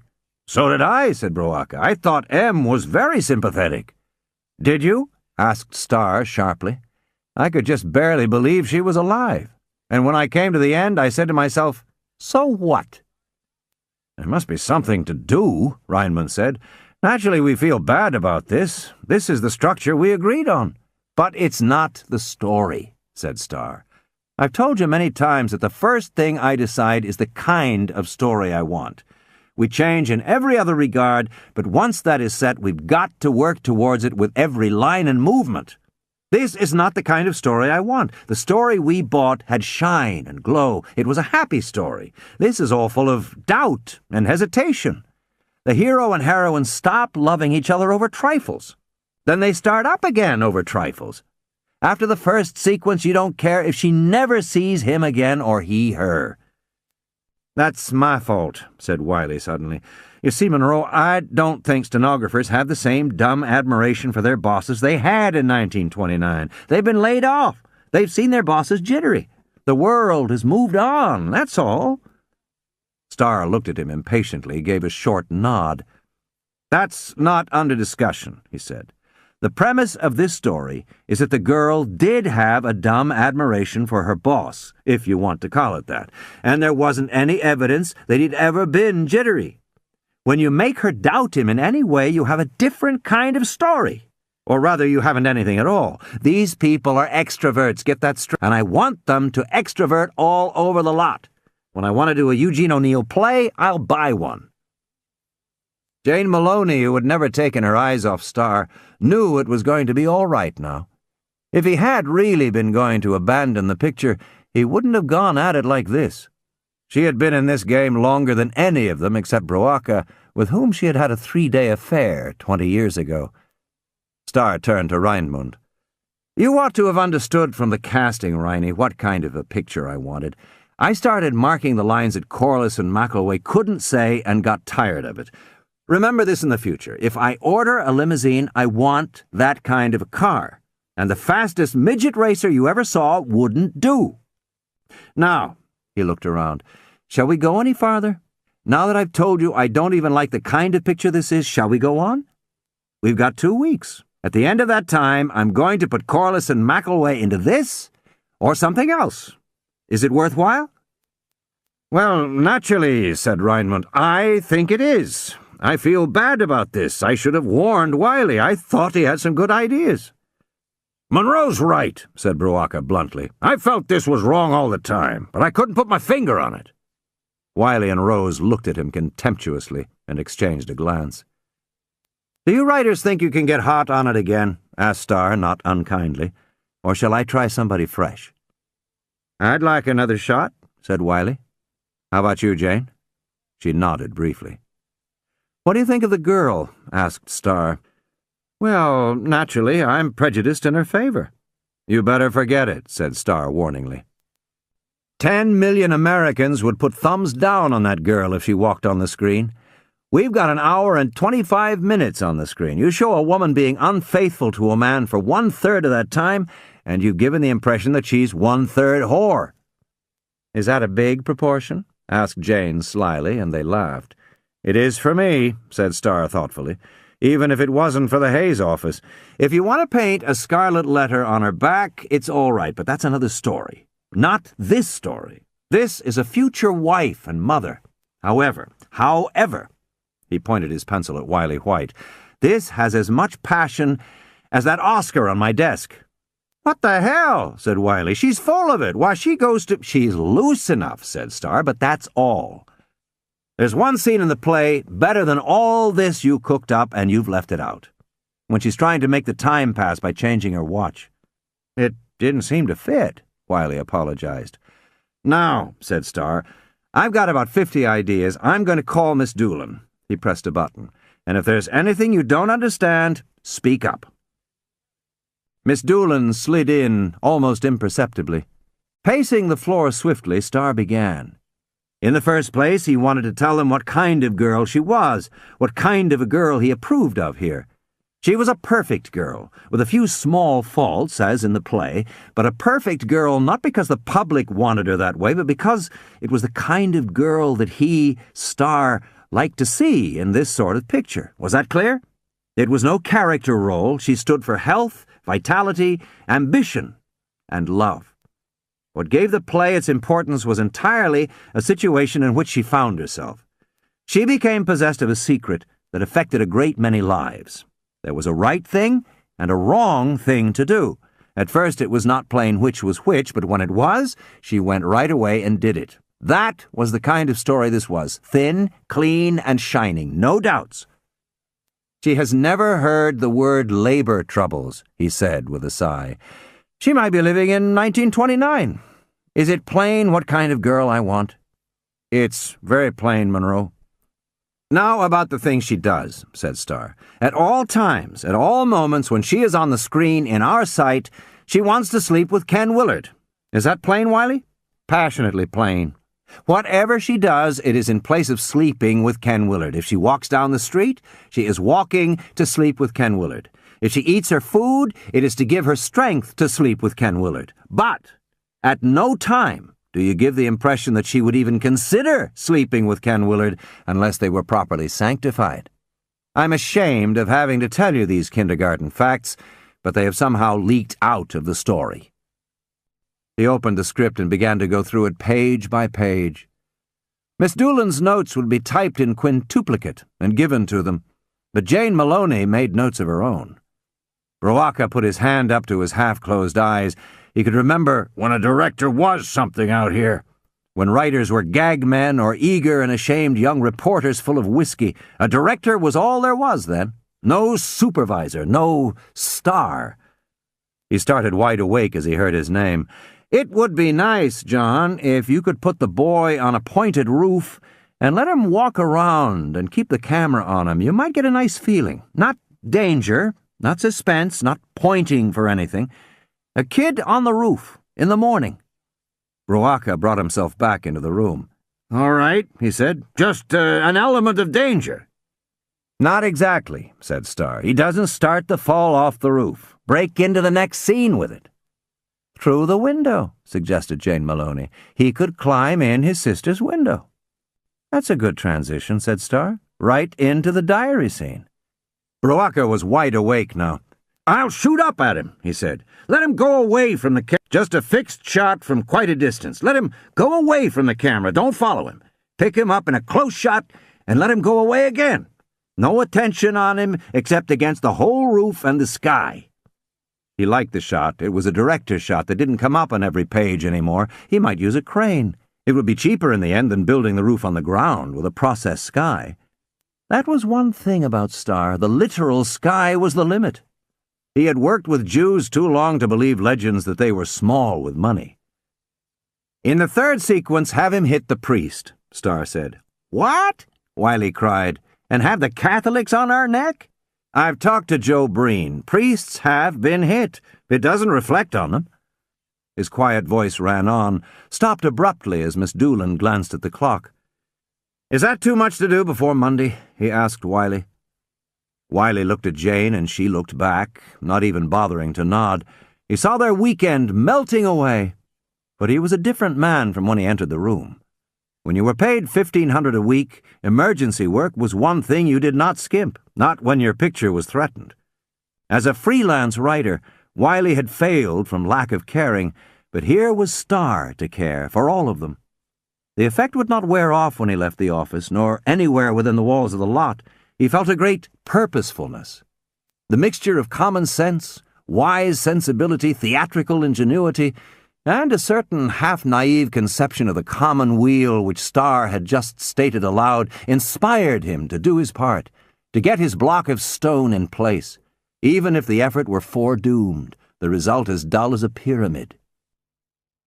Out of the window, Jane Maloney watched the trickle streaming towards the commissary. She would have her lunch in her office, and knit a few rows while it came. The man was coming at 1:15 with a French perfume, smuggled over the Mexican border. That was no sin. It was like prohibition. Brawacca watched as Reinmund fawned upon Star. He sensed that Reinmund was on his way up. He received $750 a week for his partial authority over directors, writers, and stars who got much more. He wore a pair of cheap English shoes he had bought near the Beverly Wilshire, and Brawacca hoped they hurt his feet. But soon now he would order his shoes from Peel's and put away his little green alpine hat with a feather. Brawacca was years ahead of him. He had a fine record in the war, but he had never felt quite the same with himself since he had let Ike Franklin strike him in the face with his open hand. There was smoke in the room, and behind it, behind his great desk, Star was withdrawing further and further in all courtesy, still giving Reinmund an ear and Miss Doolan an ear. The conference was over. "Mr. Mark is calling from New York," said Miss Doolan. "What do you mean?" demanded Star. "Why, I saw him here last night." "Well, he's on the phone. It's a New York call and Miss Jacobs' voice. It's his office." Star laughed. "I'm seeing him at lunch," he said. "There's no aeroplane fast enough to take him there." Miss Doolan returned to the phone. Star lingered to hear the outcome. "It's all right," said Miss Doolan presently. "It was a mistake. Mr. Marcus called East this morning to tell them about the quake and the flood on the back lot, and it seems he asked them to ask you about it. It was a new secretary who didn't understand Mr. Marcus. I think she got mixed up." "I think she did," said Star grimly. Prince Age did not understand either of them, but looking for the fabulous, he felt it was something triumphantly American. Mr. Marcus, whose quarters could be seen across the way, had called his New York office to ask Star about the flood. The prince imagined some intricate relationship without realizing that the transaction had taken place entirely within the once brilliant steel-trap mind of Mr. Marcus, which was intermittently slipping. "I think she was a very new secretary," repeated Star. "Any other messages?" "Mr. Robinson called in," Miss Doolan said as she started for the commissary. "One of the women told him her name, but he's forgotten it. He thinks it was Smith or Brown or Jones." "That's a great help." "And he remembers she says she just moved to Los Angeles." "I remember she had a silver belt," Star said, "with stars cut out of it." "I'm still trying to find out more about Pete Zavris. I talked to his wife." "What did she say?" "Oh, they've had an awful time. Given up their house. She's been sick." "Is the eye trouble hopeless?" "She didn't seem to know anything about the state of his eyes. She didn't even know he was going blind." "That's funny." He thought about it on the way to luncheon, but it was as confusing as the actor's trouble this morning. Troubles about people's health didn't seem within his range. He gave no thought to his own. In the lane beside the commissary, he stepped back as an open electric truck crammed with girls in the bright costumes of the Regency came rolling in from the back lot. The dresses were fluttering in the wind. The young painted faces looked at him curiously, and he smiled as it went by. 11 men and their guest, Prince Age, sat at lunch in the private dining room of the studio commissary. They were the money men. They were the rulers. And unless there was a guest, they ate in broken silence, sometimes asking questions about each other's wives and children, sometimes discharging a single absorption from the forefront of their consciousness. 8 out of the 10 were Jews.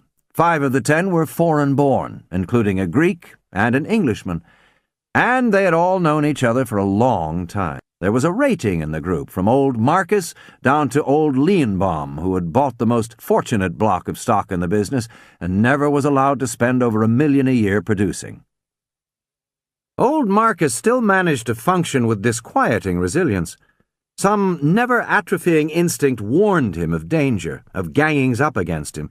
He was never so dangerous himself as when others considered him surrounded. His grey face had attained such immobility that even those who were accustomed to watch the reflex of the inner corner of his eye could no longer see it. Nature had grown a little white whisker there to conceal it. His armor was complete. As he was the oldest, Star was the youngest of the group, not by many years at this date, though he had first sat with most of these men when he was a boy wonder of 22. Then, more than now, he had been a money man among money men. Then he had been able to figure costs in his head with a speed and accuracy that dazzled them, for they were not wizards or even experts in that regard, despite the popular conception of Jews in finance. Most of them owed their success to different and incompatible qualities, but in a group, a tradition carries along the less adept, and they were content to look at Starr for the sublimated auditing and experience a sort of glow, as if they had done it themselves, like rooters at a football game. Starr, as will presently be seen, had grown away from that particular gift, though it was always there. Prince Aga sat between Starr and Mort Fleischacker, the company lawyer, and across from Joe Populus, the theatre owner. He was hostile to Jews in a vague general way that he tried to cure himself of. As a turbulent man serving his time in the Foreign Legion, he thought the Jews were too fond of their own skins. But he was willing to concede that they might be different in America under different circumstances, and certainly found Starr was much of a man in every way. For the rest, he thought most businessmen were dull dogs. For final reference, he reverted always to the blood of Bernadotte in his veins. My father, I will call him Mr. Brady, as Prince Aga did when he told me of this luncheon, was worried about a picture, and when Leenbaum went out early, he came up and took his chair opposite. "How about the South America picture idea, Monroe?" he asked. Prince Aga noticed a blink of attention towards them, as distinct as if a dozen pairs of eyelashes had made the sound of batting wings. Then silence again. "We're going ahead with it," said Starr. "With that same budget?" Brady asked. Starr nodded. "It's out of proportion," said Brady. "There won't be any miracle in these bad times. No Hell's Angels or Ben-Hur when you throw it away and get it back." Probably the attack was planned, for Populus the Greek took up the matter in a sort of double. "It's not adoptable, Monroe. In as we wish adopt to this times, in as it changes. In what could be done as we run the gamut of prosperity is scarcely conceptuable now." "What do you think, Mr. Marcus?" asked Starr. All eyes followed his down the table. But as if forewarned, Mr. Marcus had already signaled his private waiter behind him that he wished to rise, and was even now in a basket-like position in the waiter's arms. He looked at them with such helplessness that it was hard to realize that in the evenings he sometimes went dancing with his young Canadian girl. "Monroe is our production genius," he said. "I count upon Monroe and lean heavily upon him. I have not seen the flood myself." There was a moment of silence as he moved from the room. "There's not a $2 million gross in the country now," said Brady. "Is not," agreed Populus. "Even as if so you could grab them by the head and push them by and in is not." "Probably not," agreed Starr. He paused as if to make sure that all were listening. "I think we can count on $1.25 million from the road show, perhaps $1.5 million altogether, and $250,000 abroad." Again there was a silence, this time puzzled, a little confused. Over his shoulder, Starr asked the waiter to be connected with his office on the phone. "But your budget," said Fleischacker. "Your budget is $1,750,000, I understand, and your expectations only add up to that without profits." "Those aren't my expectations," said Starr. "We're not sure of more than $1.5 million. The room had grown so motionless that Prince Aga could hear a grey chunk of ash fall from a cigar in mid-air. Fleischacker started to speak, his face fixed with amazement, but a phone had been handed over Starr's shoulder. "Your office, Mr. Starr?" "Oh, yes. Hello, Miss Doolan. I figured it out about Zavris. It's one of those lousy rumors. I'll bet my shirt on it." "Oh, you did? Good, good. Now here's what to do. Send him to my oculist this afternoon, Dr. John Kennedy, and have him get a report and have it photostated. You understand?" He hung up, turned with a touch of passion to the table at large. "Did any of you ever hear a story that Pete Zavris was going blind?" There were a couple of nods, but most of those present were poised breathlessly on whether Starr had slipped on his figures a minute before. "It's pure bunk. He says he's never even been to an oculist, never knew why the studios turned against him," said Starr. "Somebody didn't like him, or somebody talked too much, and he's been out of work for a year." There was a conventional murmur of sympathy. Starr signed the check and made as though to get up. "Excuse me, Monroe," said Fleischacker persistently, while Brady and Populus watched. "I'm fairly new here, and perhaps I fail to comprehend implicitly and explicitly. He was talking fast, but the veins on his forehead bulged with pride at the big words from NYU. "Do I understand you to say you expect to gross $250,000 short of your budget?" "It's a quality picture," said Starr with assumed innocence. It had dawned on them all now, but they still felt there was a trick in it. Starr really thought it would make money. No one in his senses. "For 2 years we played safe," said Starr. "It's time we made a picture that'll lose some money. Write it off as goodwill. This'll bring in new customers." Some of them still thought he meant it was a flyer, and a favorable one, but he left them in no doubt. "It will lose money," he said as he stood up, his jaw just slightly out and his eyes smiling and shining. "It would be a bigger miracle than Hell's Angels if it broke even. But we have a certain duty to the public, as Pat Brady has said at Academy dinners. It's a good thing for the production schedule to slip in a picture that'll lose money." He nodded at Prince Aga. As the latter made his bows quickly, he tried to take in with a last glance the general effect of what Starr had said, but he could tell nothing. The eyes, not so much downcast as fixed upon an indefinite distance just above the table, were all blinking quickly now, but there was not a whisper in the room. Coming out of the private dining room, they passed through a corner of the commissary proper. Prince Aga drank it in eagerly. It was gay with gypsies and with citizens and soldiers, with the sideburns and braided coats of the First Empire.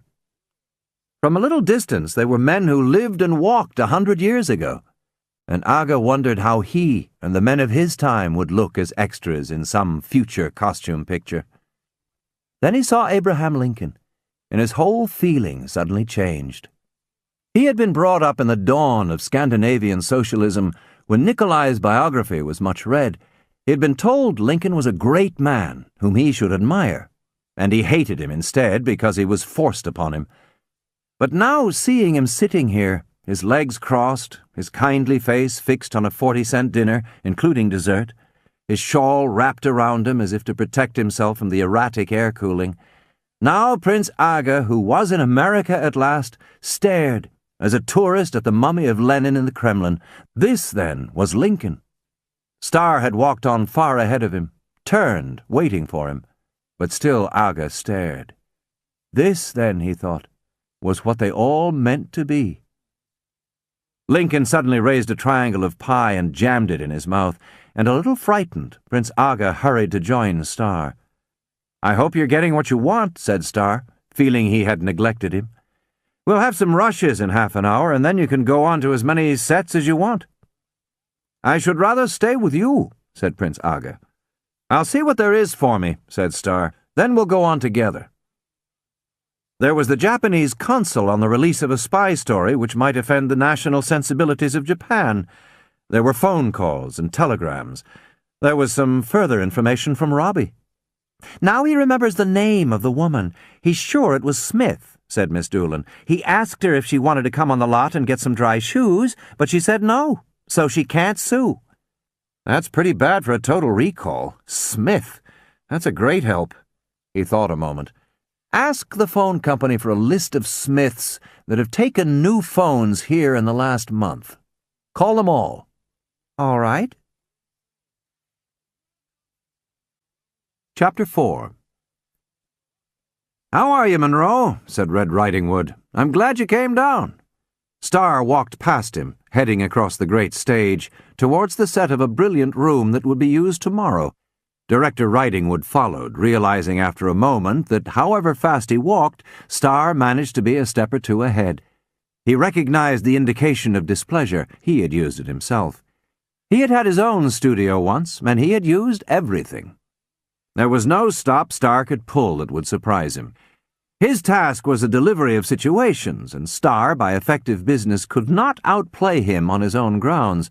Goldwyn had once interfered with him, and Riding Hood had led Goldwyn into trying to act out a part in front of 50 people, with the result that he had anticipated. His own authority had been restored. Starr reached the brilliant set and stopped. "It's no good," said Riding Hood. "No imagination. I don't care how you light it." "Why did you call me about it?" Starr asked, standing close to him. "Why didn't you take it up with Art?" I didn't ask you to come down, Monroe. You wanted to be your own supervisor. I'm sorry, Monroe, said Ridingwood patiently, but I didn't ask you to come down. Starr turned suddenly and walked back towards the camera setup. The eyes and open mouths of a group of visitors moved momentarily off the heroine of the picture, took in Starr, and then moved vacantly back to the heroine again. They were Knights of Columbus. They had seen the host carried in procession, but this was the dream made flesh. Starr stopped beside her chair. She wore a low gown which displayed the bright eczema of her chest and back. Before each take, the blemished surface was plastered over with an emollient, which was removed immediately after the take. Her hair was of the color and viscosity of drying blood, but there was starlight that actually photographed in her eyes. Before Starr could speak, he heard a helpful voice behind him. "She's radiant, absolutely radiant." It was an assistant director, and the intention was delicate compliment. The actress was being complimented so that she did not have to strain her poor skin to bend and hear. Starr was being complimented for having her under contract. Ridingwood was being remotely complimented. "Everything all right?" Starr asked her pleasantly. "Oh, it's fine," she agreed, "except for the effing publicity men." He winked at her gently. "We'll keep them away," he said. Her name had become currently synonymous with the expression bitch. Presumably she had modeled herself after one of those queens in the Tarzan comics who rule mysteriously over a nation of blacks. She regarded the rest of the world as black. She was a necessary evil borrowed for a single picture. Ridingwood walked with Starr towards the door of the stage. "Everything's all right," the director said. "She's as good as she can be." They were out of hearing range, and Starr stopped suddenly and looked at Red with blazing eyes. "You've been photographing crap," he said. "Do you know what she reminds me of on the rushes? Miss Foodstuffs." "I'm trying to get the best performance. Come along with me," said Starr abruptly. "With you? Shall I tell them to rest?" "Leave it as it is," said Starr, pushing the padded outer door. His car and chauffeur waited outside. Minutes were precious most days. "Get in," said Starr. Red knew now it was serious. He even knew all at once what was the matter. The girl had got the whip hand on him the first day with her cold, lashing tongue. He was a peace-loving man, and he had let her walk through her part, cold, rather than cause trouble. Starr spoke into his thoughts. "You can't handle her," he said. "I told you what I wanted. I wanted her mean, and she comes out bored. I'm afraid we'll have to call it off, Red." "The picture?" "No, I'm putting Harley on it." "All right, Monroe." "I'm sorry, Red. We'll try something else another time." The car drew up in front of Starr's office. "Shall I finish this take?" said Red. "It's being done now," said Starr grimly. "Harley's in there." "What the hell?" "He went in when we came out. I had him read the script last night." "Now listen, Monroe." "It's my busy day, Red," said Starr tersely. "You lost interest about 3 days ago." It was a sorry mess, Ridingwood thought. It meant he would have slight, very slight loss of position. It probably meant that he could not have a third wife just now, as he had planned. There wasn't even the satisfaction of raising a row about it. If you disagreed with Starr, you did not advertise it. Starr was his world's great customer, who was always, almost always, right. "How about my coat?" he asked suddenly. "I left it over a chair on the set." "I know you did," said Starr. "Here it is." He was trying so hard to be charitable about Ridingwood's lapse that he had forgotten that he had it in his hand. Mr. Starr's projection room was a miniature picture theater with 4 rows of overstuffed chairs. In front of the front row ran long tables with dim lamps, buzzers, and telephones. Against the wall was an upright piano, left there since the early days of sound. The room had been redecorated and reupholstered only a year before, but already it was ragged again with work and hours. Here Starr sat at 2:30 and again at 6:30, watching the lengths of film taken during the day. There was often a savage tensity about the occasion. He was dealing with fait accompli, the net results of months of buying, planning, writing and rewriting, casting, constructing, lighting, rehearsing, and shooting. the fruit of brilliant hunches or of counsels of despair, of lethargy, conspiracy, and sweat. At this point, the tortuous maneuver was staged and in suspension. There were reports from the battle line. Besides Starr, there were present the representatives of all technical departments, together with the supervisors and unit managers of the pictures concerned. The directors did not appear at these showings, officially because their work was considered done, actually because few punches were pulled here as money ran out in silver spools. There had evolved a delicate staying away. The staff was already assembled. Starr came in and took his place quickly, and the murmur of conversation died away. As he sat back and drew his thin knee up beside him in the chair, the lights in the room went out. There was the flare of a match in the back row, then silence. On the screen, a troop of French Canadians pushed their canoes up a rapids. The scene had been photographed in a studio tank, and at the end of each take, after the director's voice could be heard saying, "Cut!" the actors on the screen relaxed and wiped their brows and sometimes laughed hilariously, and the water in the tank stopped flowing and the illusion ceased. Except to name his choice from each set of takes, and to remark that it was a good process, Starr made no comment. The next scene, still in the rapids, called for dialogue between the Canadian girl, Claudette Colbert, and the Collier du Bois, Ronald Coleman, with her looking down at him from a canoe. After a few strips had run through, Starr spoke up suddenly. "Has the tank been dismantled?" "Yes, sir." "Monroe, they needed it for—" Starr cut in peremptorily. "Have it set up again right away. Let's have that second take again." The lights went on momentarily. One of the unit managers left his chair and came and stood in front of Starr. "A beautifully acted scene thrown away," raged Starr quietly. "It wasn't centered. The camera was set up so it caught the beautiful top of Claudette's head all the time she was talking. That's just what we want, isn't it? That's just what people go to see, the top of a beautiful girl's head. Tell Tim he could have saved wear and tear by using her stand-in." The lights went out again. The unit manager squatted by Starr's chair to be out of the way. The take was run again. "Do you see now?" asked Starr. "And there's a hair in the picture, there on the right, see it? Find out if it's in the projector or the film." At the very end of the take, Claudette Colbert slowly lifted her head, revealing her great liquid eyes. "That's what we should have had all the way," said Starr. "She gave a fine performance, too. See if you can fit it in tomorrow or late this afternoon." Pete Zabris would not have made a slip like that. There were not 6 cameramen in the industry you could entirely trust. The lights went on. The supervisor and unit manager for that picture went out. "Monroe, this stuff was shot yesterday. It came through late last night." The room darkened. On the screen appeared the head of Siva, immense and imperturbable, oblivious to the fact that in a few hours it was to be washed away in a flood. Around it milled a crowd of the faithful. "When you take that scene again," said Starr suddenly, "put a couple of little kids up on top. You better check about whether it's reverent or not, but I think it's all right. Kids will do anything." "Yes, Monroe." A silver belt with stars cut out of it. Smith, Jones, or Brown. Personal. Will the woman with a silver belt who... With another picture, the scene shifted to New York. A gangster story. And suddenly Starr became restive. "That scene's trash," he called suddenly in the darkness. "It's badly written, it's miscast, it accomplishes nothing. Those types aren't tough. They look like a lot of dressed-up lollipops. What the hell is the matter, Lee?" "The scene was written on the set this morning," said Lee Capper. "Burton wanted to get all the stuff on stage 6. "Well, it's trash, and so is this one. There's no use printing stuff like that. She doesn't believe what she's saying. Neither does Carrie. I love you in a close-up. They'll cluck you out of the house. And the girl's overdressed." In the darkness, a signal was given, the projector stopped, the lights went on.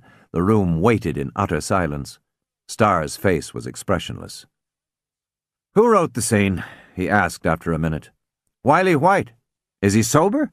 "Sure he is," Starr considered. "Put about 4 writers on that scene tonight," he said. "See who we've got. Is Sidney Howard here yet?" "He got in this morning." "Talk to him about it. Explain to him what I want there. The girl is in deadly terror. She's stalling. It's as simple as that. People don't have three emotions at once. And Capper, the art director leaned forward out of the second row. Yeah? There's something the matter with that set. There were little glances exchanged all over the room. What is it, Monroe? You tell me, said Starr. It's crowded. It doesn't carry your eye out. It looks cheap. It wasn't. I know it wasn't. There's not much the matter, but there's something. Go over and take a look tonight. It may be too much furniture, or the wrong kind. Perhaps a window would help. Couldn't you force the perspective in that hall a little more? I'll see what I can do. Capper edged his way out of the row, looking at his watch. I'll have to get at it right away, he said. I'll work tonight, and we'll put it up in the morning. All right. Lee, you can shoot around those scenes, can't you?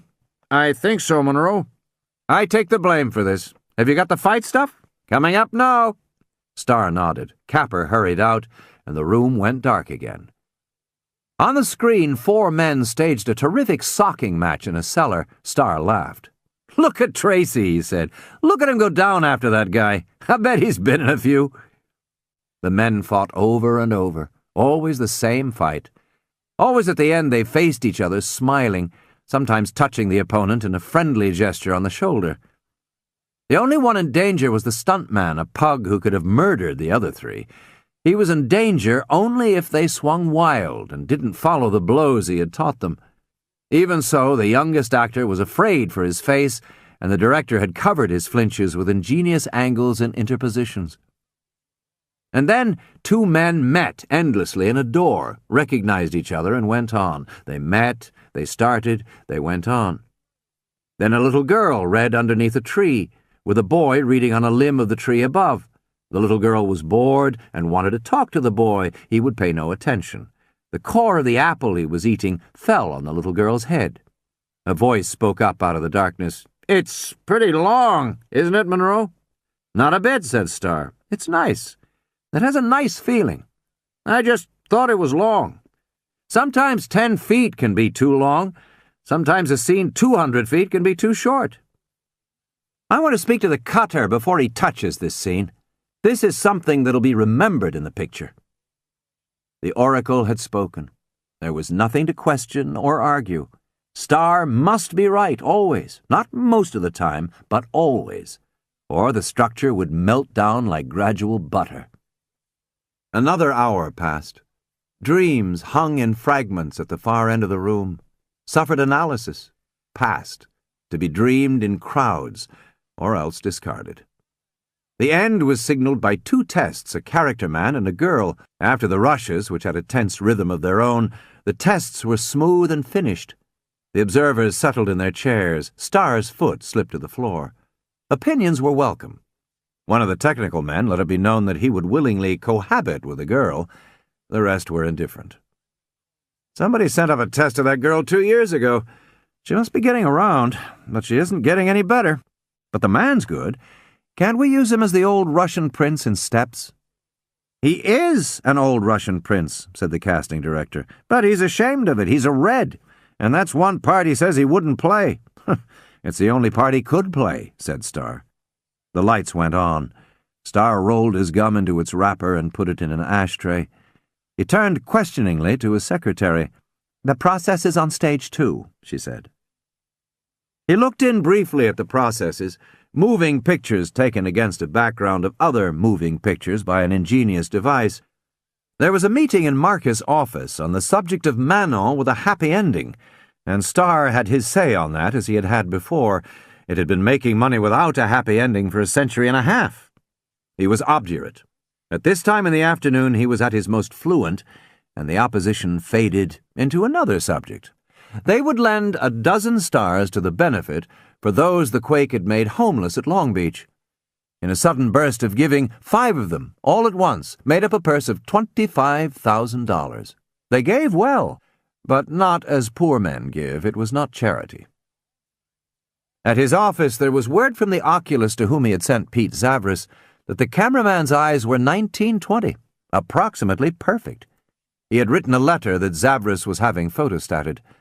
Starr walked around his office cockily while Miss Doolan admired him.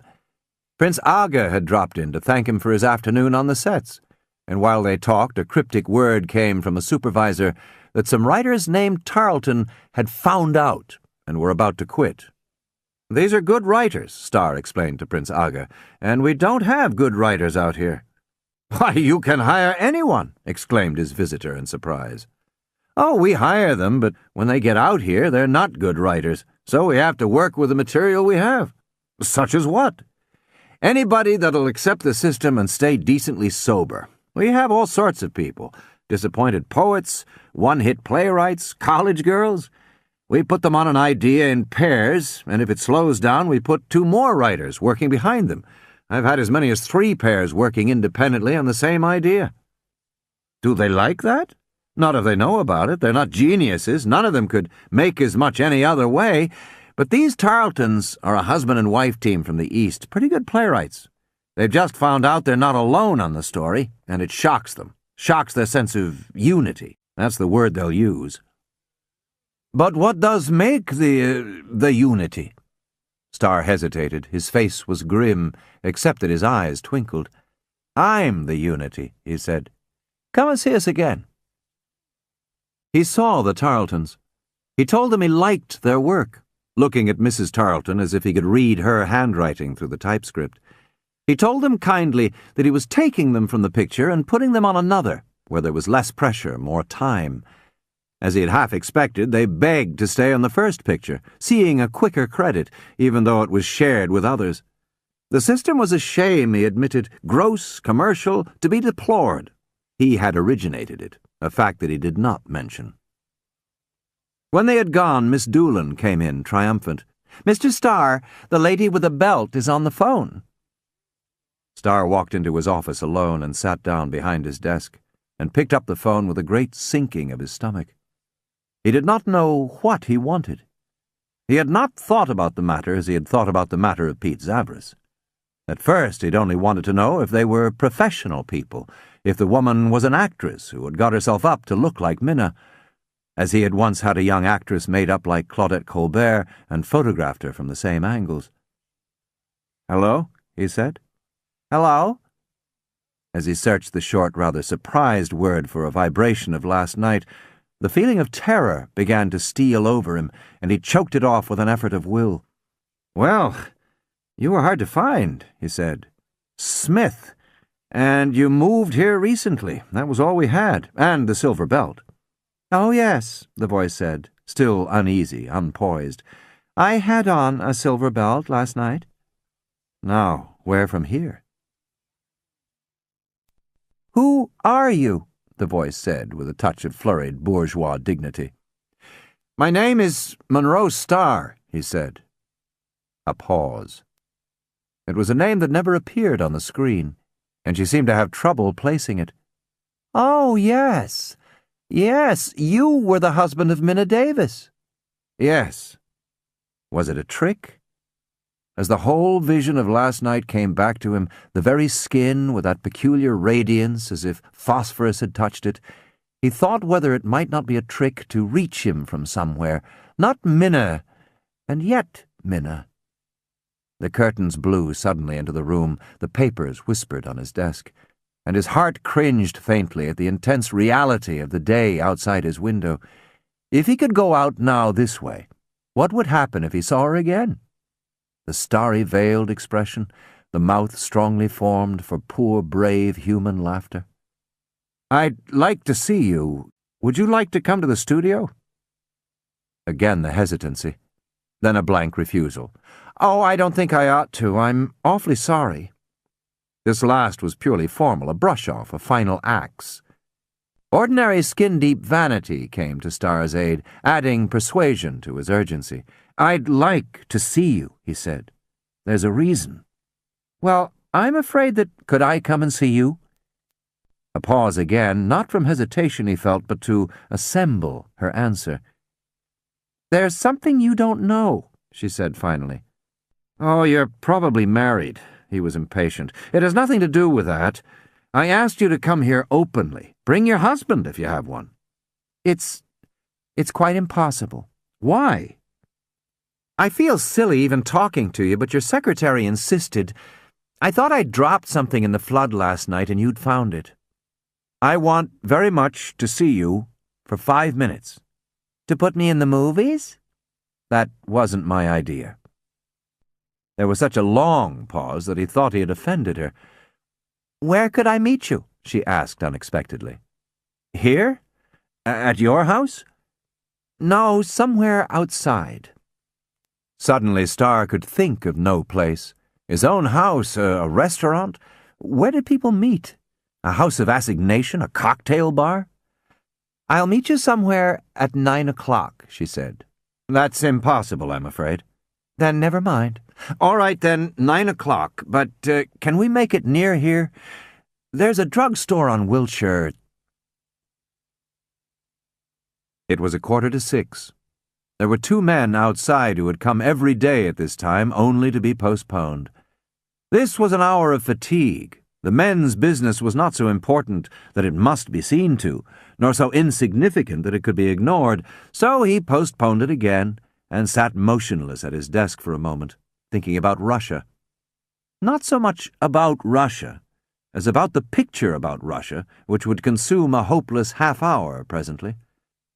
He knew there were many stories about Russia, not to mention the story, and he had employed a squad of writers and research men for over a year.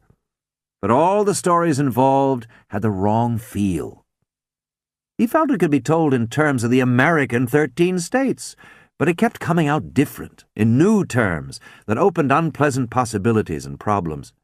He considered he was very fair to Russia. He had no desire to make anything but a sympathetic picture, but it kept turning into a headache. Mr. Starr, Mr. Drummond's outside, and Mr. Kirstoff and Mrs. Cornhill about the Russian picture. All right, send them in. Afterwards, from 6:30 to 7:30, he watched the afternoon rushes. Except for his engagement with a girl, he would ordinarily have spent the early evening in the projection room or the dubbing room, but it had been a late night with the earthquake, and he decided to go to dinner. Coming in through his front office, he found Pete Zavras waiting, his arm in a sling. "You are the Aeschylus and the Euripides of the moving picture," said Zavras simply. "Also the Aristophanes and the Menander." He bowed. "Who are they?" asked Starr, smiling. "They are my countrymen. I didn't know you made pictures in Greece." "You're joking with me, Monroe," said Zavras. "I want to say you are as dandy a fellow as they come. You have saved me, 100%. You feel all right now?" "My arm is nothing. It feels like someone kisses me there. It was worth doing what I did if this is the outcome." "So how did you happen to do it here?" Starr asked curiously. "Before the Delphic oracle," said Zavras. "The Oedipus who solved the riddle. I wish I had my hands on the son of a bitch who started the story." "You make me sorry I didn't get an education," said Starr. "It isn't worth a damn," said Pete. "I took my baccalaureate in Salonika, and look how I ended up." "Not quite," said Starr. "If you want anybody's throat cut any time, day or night," said Zavras, "my number is in the book." Starr closed his eyes and opened them again. Zavras' silhouette had blurred a little against the sun. He hung on to the table behind him and said in an ordinary voice, "Good luck, Pete." The room was almost black, but he made his feet move, following a pattern, into his office, and waited till the door clicked shut before he felt for the pills. The water decanter clattered against the table, the glass clacked. He sat down in a big chair, waiting for the Benzedrine to take effect before he went to dinner. As Starr walked back from the commissary, a hand waved at him from an open roadster. From the head showing over the back, he recognized a young actor and his girl, and watched them disappear through the gate, already part of the summer twilight. Little by little he was losing the feel of such things, until it seemed that Minna had taken their poignancy with her. His appreciation of splendor was fading, so that presently the luxury of eternal mourning would depart. A childish association of Minna with the material heavens made him, when he reached his office, order out his roadster for the first time this year. The big limousine seemed heavy with remembered conferences or exhausted sleep. Leaving the studio, he was still tense, but the open car pulled the summer evening up close, and he looked at it. There was a moon down at the end of the boulevard, and it was a good illusion that it was a different moon every evening, every year. Other lights shone in Hollywood since Minna's death. In the open markets, lemons and grapefruit and green apples slanted a misty glare into the street. Ahead of him, the stop signal of a car winked violet, and at another crossing he watched it wink again. Everywhere, floodlights raked the sky. On an empty corner, two mysterious men moved a gleaming drum in pointless arcs over the heavens. In the drugstore, a woman stood by the candy counter. She was tall, almost as tall as Star, and embarrassed. Obviously, it was a situation for her, and if Star had not looked as he did, most considerate and polite, she would not have gone through with it. They said hello and walked out without another word, scarcely a glance. Yet before they reached the curb, Star knew. This was just exactly a pretty American woman and nothing more. No beauty like Minna. "Where are we going?" she asked. "I thought there'd be a chauffeur." "Never mind, I'm a good boxer." "Boxer?" That didn't sound very polite. She forced a smile. "But you people are supposed to be such horrors." The conception of himself as sinister amused Star. Then suddenly it failed to amuse him. "Why did you want to see me?" she asked as she got in. He stood motionless, wanting to tell her to get out immediately, but she had relaxed in the car, and he knew the unfortunate situation was of his own making. He shut his teeth and walked round to get in. The street lamp fell full upon her face, and it was difficult to believe that this was the girl of last night. He saw no resemblance to Minna at all. "I'll run you home," he said. "Where do you live?" "Run me home?" She was startled. "There's no hurry. I'm sorry if I offended you." "No, it was nice of you to come. I've been stupid. Last night I had an idea that you were an exact double for someone I knew. It was dark and the light was in my eyes." She was offended. He had reproached her for not looking like someone else. "It was just that," she said. "That's funny." They rode in silence for a minute. "You were married to Minna Davis, weren't you?" she said with a flash of intuition. "Excuse me for referring to it." He was driving as fast as he could without making it conspicuous. "I'm quite a different type from Minna Davis," she said, "if that's who you meant. You might have referred to the girl who was with me. She looks more like Minna Davis than I do." That was of no interest now. The thing was to get this over quick and forget it. "Could it have been her?" she asked. "She lives next door." "Not possibly," he said. "I remember the silver belt you—" "That was me, all right." They were northwest of Sunset, climbing one of the canyons through the hills. Lighted bungalows rose along the winding road, and the electric current that animated them sweated into the evening air as radio sound. "You see that last highest light? Kathleen lives there. I live just over the top of the hill." A moment later she said, "Stop here." "I thought you said over the top." "I want to stop at Kathleen's. I want to get out here myself," she said impatiently. Star slid out after her. She started towards a new little house almost roofed over by a single willow tree, and automatically he followed her to the steps. She rang a bell and turned to say good night. "I'm sorry you were disappointed," she said. He was sorry for her now, sorry for them both. "It was my fault. Good night." A wedge of light came out the opening door, and as a girl's voice inquired, "Who is it?" Star looked up. There she was, face and form and smile against the light from inside. It was Minna's face.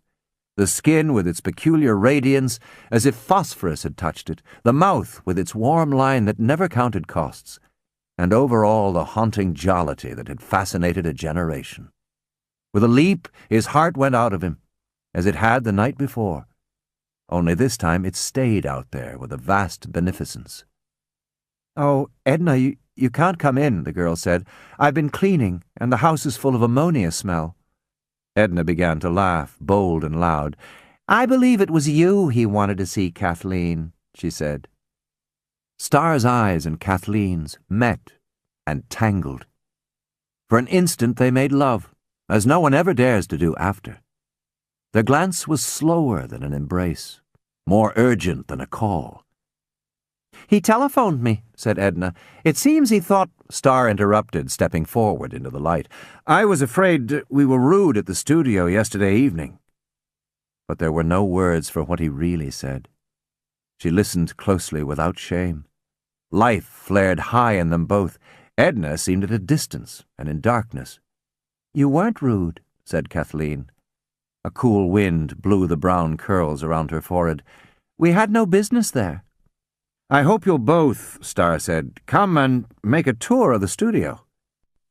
"Who are you? Somebody important?"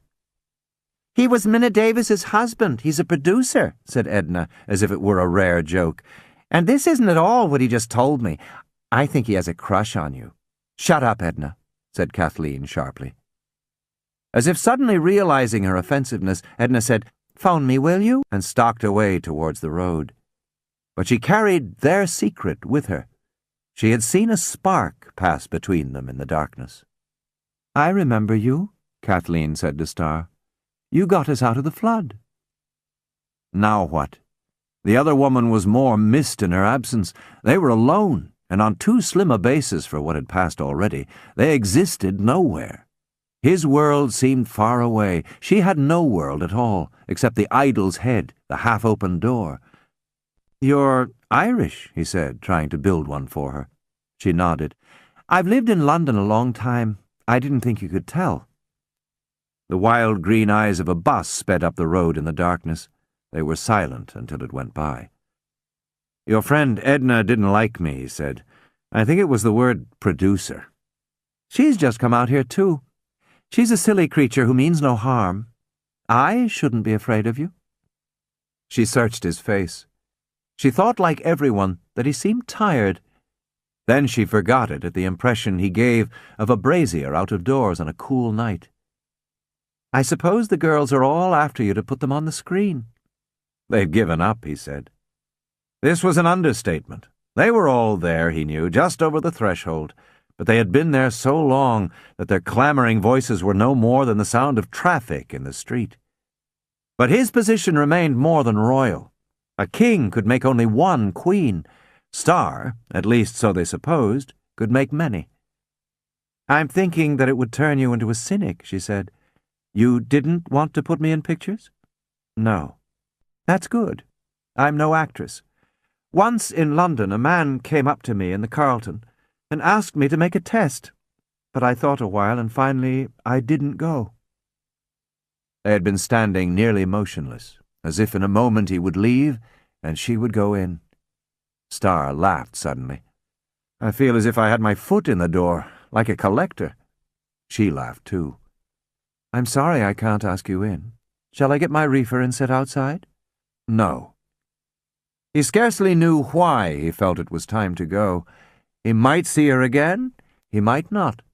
It was just as well this way. "You'll come to the studio?" he said. "I can't promise to go around with you, but if you come, you must be sure to send word to my office." A frown, the shadow of a hair in breadth, appeared between her eyes. "I'm not sure," she said, "but I'm very much obliged." He knew that for some reason she would not come. In an instant she had slipped away from him. They both sensed that the moment was played out. He must go, even though he went nowhere, and it left him with nothing. Practically, vulgarly, he did not have her telephone number, or even her name, but it seemed impossible to ask for them now. She walked with him to the car, her glowing beauty and her unexplored novelty pressing up against him. But there was a foot of moonlight between them when they came out of the shadow. "Is this all?" he said spontaneously. He saw regret in her face, but there was a flick of the lip also, a bending of the smile towards some indirection, a momentary dropping and lifting of a curtain over a forbidden passage. "I do hope we'll meet again," she said almost formally. "I'd be sorry if we didn't." They were distant for a moment. But as he turned his car in the next drive and came back with her still waiting, and waved and drove on, he felt exalted and happy. He was glad that there was beauty in the world that would not be weighed in the scales of the casting department. But at home, he felt a curious loneliness as his butler made him tea in the samovar. It was the old hurt come back, heavy and delightful. When he took up the first of 2 scripts that were his evening stint, that presently he would visualize line by line on the screen, he waited a moment, thinking of Minna. He explained to her that it was really nothing, that no one could ever be like she was, that he was sorry. That was substantially a day of stars. I don't know about the illness, when it started, etc., because he was secretive. But I know he fainted a couple of times that month because Father told me. Prince Aga is my authority for the luncheon in the commissary, where he told them he was going to make a picture that would lose money, which was something, considering the men he had to deal with, and that he held a big block of stock and had a profit-sharing contract. And Wiley White told me a lot, which I believed because he felt Star intensely, with a mixture of jealousy and admiration. As for me, I was head over heels in love with him then, and you can take what I say for what it's worth. End of Disc 2. Disc 3. Chapter 5. Fresh as the morning, I went up to see him a week later, or so I thought. When Wiley called for me, I had gotten into riding clothes to give the impression I'd been out in the dew since early morning. "I'm going to throw myself under the wheel of Star's car this morning," I said. "How about this car?" he suggested. "It's one of the best cars Mort Fleischacker ever sold second-hand." "Not on your flowing veil," I answered like a book. "You have a wife in the East." "She's the past," he said. "You've got one great card, Celia. Your valuation of yourself. Do you think anybody would look at you if you weren't Pat Brady's daughter?" We don't take abuse like our mothers would have. Nothing, no remark from a contemporary means much. They tell you to be smart, they're marrying you for your money, or you tell them. Everything's simpler. Or is it, as we used to say? But as I turned on the radio and the car raced up Laurel Canyon to the thundering beat of my heart, I didn't believe he was right. I had good features, except my face was too round, and a skin they seemed to love to touch, and good legs, and I didn't have to wear a brassiere. I haven't a sweet nature, but who was Wiley to reproach me for that? "Don't you think I'm smart to go in the morning?" I asked. "Yeah, to the busiest man in California. He'll appreciate it. Why didn't you wake him up at 4? "That's just it. At night he's tired. He's been looking at people all day, and some of them not bad. I come in the morning and start a train of thought." "I don't like it. It's brazen." "What have you got to offer? And don't be rough." "I love you," he said without much conviction. "I love you more than I love your money, and that's plenty. Maybe your father would make me a supervisor. I could marry the last man tapped for bones this year and live in Southampton."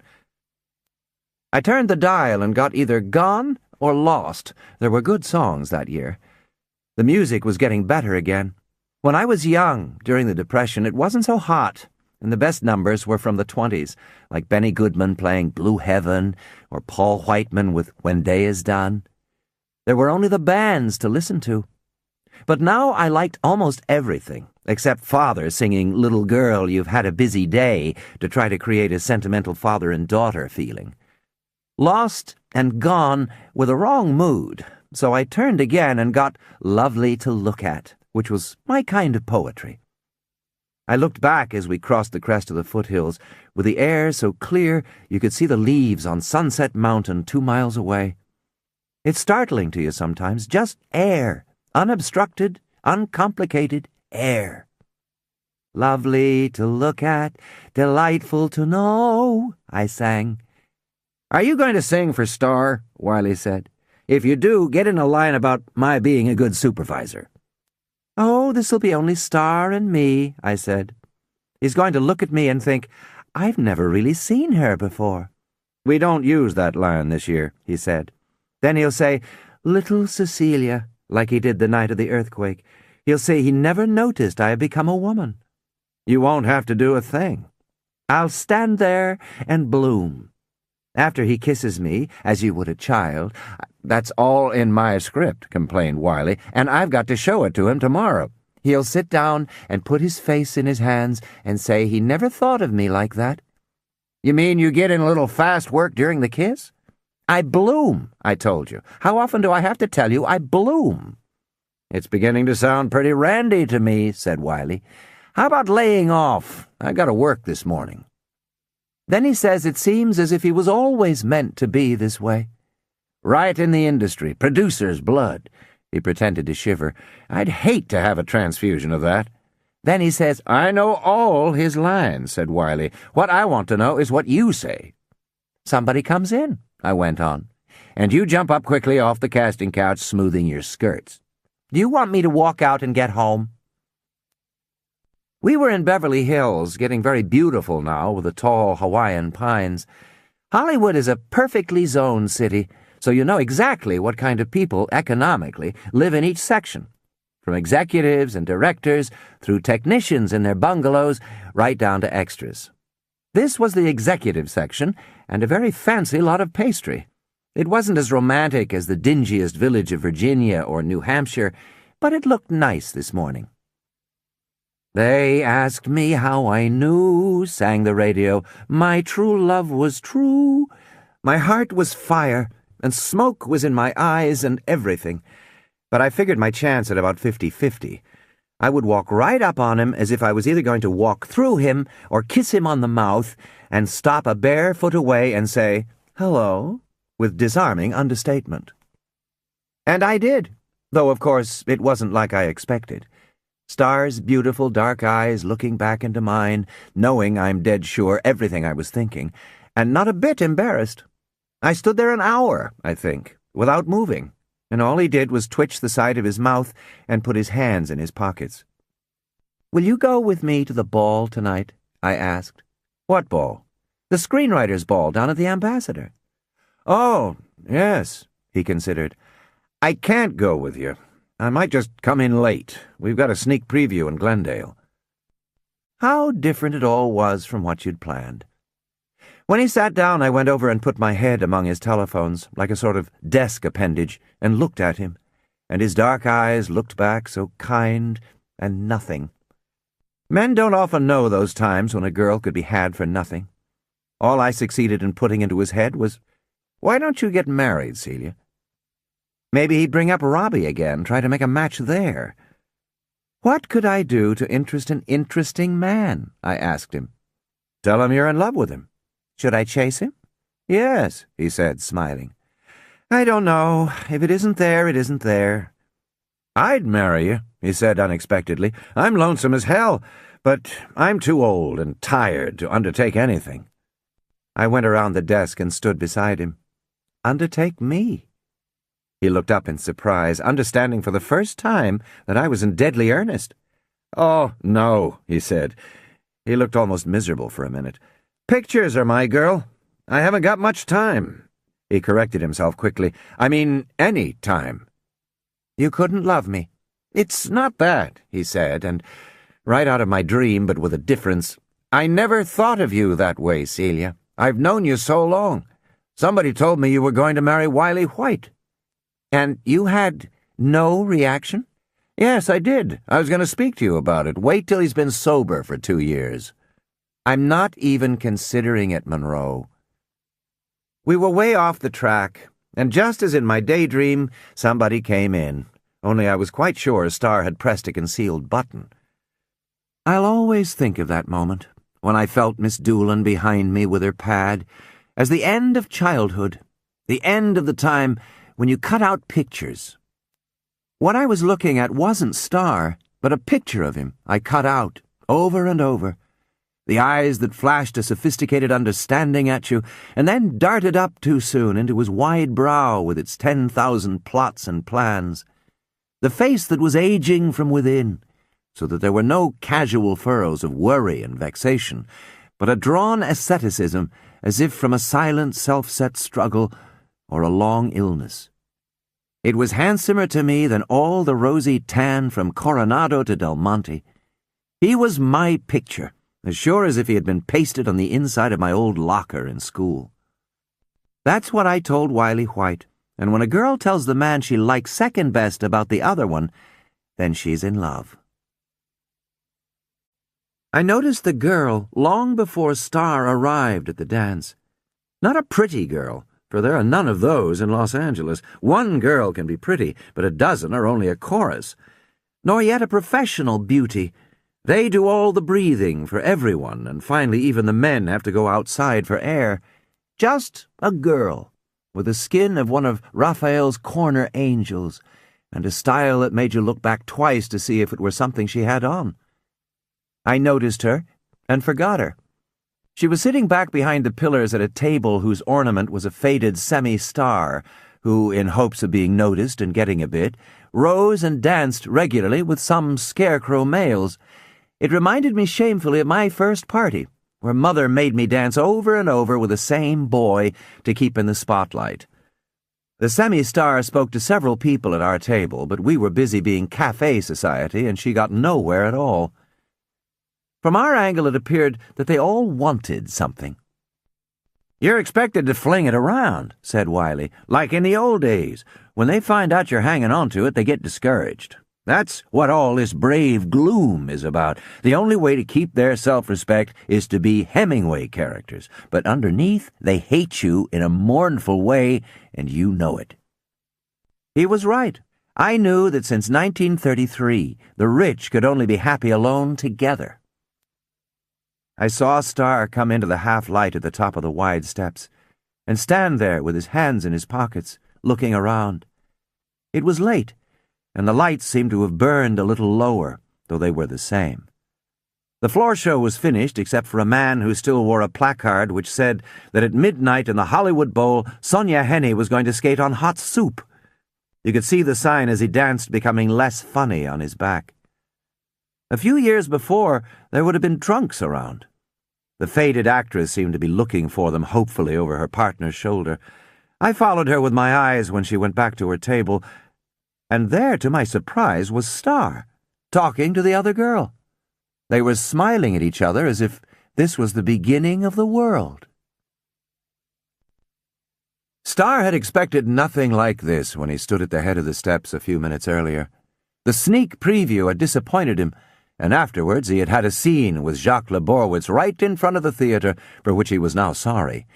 He had started towards the Brady party when he saw Kathleen sitting in the middle of a long white table, alone.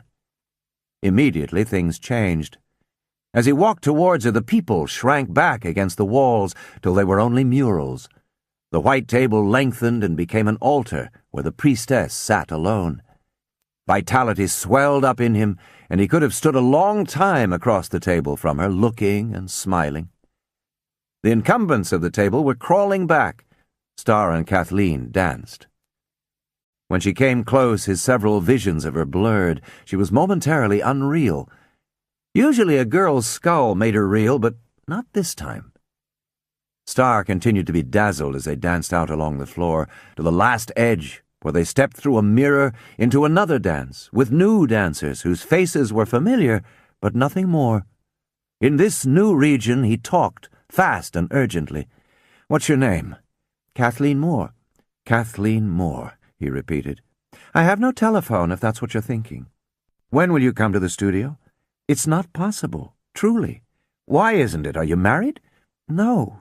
"You're not married?" "No, nor never have been, but then I may be." "Someone there at the table?" "No," she laughed. "What curiosity." But she was deep in it with him, no matter what the words were. Her eyes invited him to a romantic communion of unbelievable intensity. As if she realized this, she said, frightened, "I must go back now. I promised this dance." "I don't want to lose you. Couldn't we have lunch or dinner?" "It's impossible." But her expression helplessly amended the words to, "It's just possible. The door is still open by a chink. If you could squeeze past, but quickly, so little time." "I must go back," she repeated aloud. Then she dropped her arms, stopped dancing, and looked at him, a laughing wanton. "When I'm with you, I don't breathe quite right," she said. She turned, picked up her long dress, and stepped back through the mirror. Star followed her until she stopped near her table. Thank you for the dance, she said. And now, really, good night. Then she nearly ran. Starr went to the table where he was expected and sat down with a Café Society group from Wall Street, Grand Street, Loudoun County, Virginia, and Odessa, Russia. They were all talking with enthusiasm about a horse that had run very fast, and Mr. Marcus was the most enthusiastic of all. Starr guessed that the Jews had taken over the worship of horses as a symbol. For years it had been the Cossacks mounted and the Jews on foot. Now the Jews had horses, and it gave them a sense of extraordinary well-being and power. Starr sat pretending to listen, and even nodding when something was referred to him, but all the time watching the table behind the pillars. If everything had not happened as it had, even to his connecting the silver belt with a wrong girl, he might have thought it was some elaborate frame-up. But the elusiveness was beyond suspicion. For there in a moment he saw that she was escaping again. The pantomime at the table indicated goodbye. She was leaving. She was gone. There, said Wiley White with malice, goes Cinderella. Simply bring the slipper to the Regal Shoe Company, 812 South Broadway. Starr overtook her in the long upper lobby where middle-aged women sat behind a roped-off space watching the ballroom entrance. Am I responsible for this? He asked. I was going anyhow. But she added almost resentfully, They talked as if I'd been dancing with the Prince of Wales. They all stared at me. One of the men wanted to draw my picture, and another one wanted to see me tomorrow. That's just what I want, said Starr gently. But I want to see you much more than he does. You insist so, she said wearily. One reason I left England was that men always wanted their own way. I thought it was different here. Isn't it enough that I don't want to see you? Ordinarily, agreed Starr. Please believe me, I'm way out of my depth already. I feel like a fool, but I must see you again and talk to you. She hesitated. There's no reason for feeling like a fool, she said. You're too good a man to feel like a fool. But you should see this for what it is. What is it? You've fallen for me completely. You've got me in your dreams. I'd forgotten you, he declared, till the moment I walked in that door. Forgotten me with your head, perhaps, but I knew the first time I saw you that you were the kind that likes me. She stopped herself. Near them, a man and woman from the party were saying goodbye. Tell her hello. Tell her I love her dearly, said the woman. You both, all of you, the children. Starr could not talk like that, the way everyone talked now. He could think of nothing further to say as they walked towards the elevator, except, I suppose you're perfectly right. Oh, you admit it? No, I don't, he retracted. It's just the whole way you're made, what you say, how you walk, the way you look right this minute. He saw she had melted a little, and his hopes rose. Tomorrow is Sunday, and usually I work on Sunday, but if there's anything you're curious about in Hollywood, any person you want to meet or see, please let me arrange it. They were standing by the elevator. It opened, but she let it go. You're very modest, she said. You always talk about showing me the studio and taking me around. Don't you ever stay alone? Tomorrow I'll feel very much alone. Oh, the poor man, I could weep for him. He could have all the stars jumping around him, and he chooses me. He smiled. He had laid himself open to that one. The elevator came again. She signaled for it to wait. I'm a weak woman, she said. If I meet you tomorrow, will you leave me in peace? No, you won't. You'll make it worse. It wouldn't do any good, but harm. So I'll say no and thank you. She got into the elevator. Starr got in, too, and they smiled as they dropped 2 floors to the hall, cross-sectioned with small shops. Down at the end, held back by police, was the crowd, their heads and shoulders leaning forward to look down the alley. Kathleen shivered. They looked so strange when I came in, she said, as if they were furious at me for not being someone famous. I know another way out, said Starr. They went through a drugstore, down an alley, and came out into the clear, cool California night beside the car park. He felt detached from the dance now, and she did, too. A lot of picture people used to live down here, he said. John Barrymore and Pola Negri in those bungalows, and Connie Talmadge lived in that tall, thin apartment house over the way. Doesn't anybody live here now? The studios moved out into the country, he said, what used to be the country. I had some good times around here, though. He did not mention that 10 years ago Minna and her mother had lived in another apartment over the way. "How old are you?" she asked suddenly. "I've lost track. Almost 35, I think. They said at the table you were the boy wonder."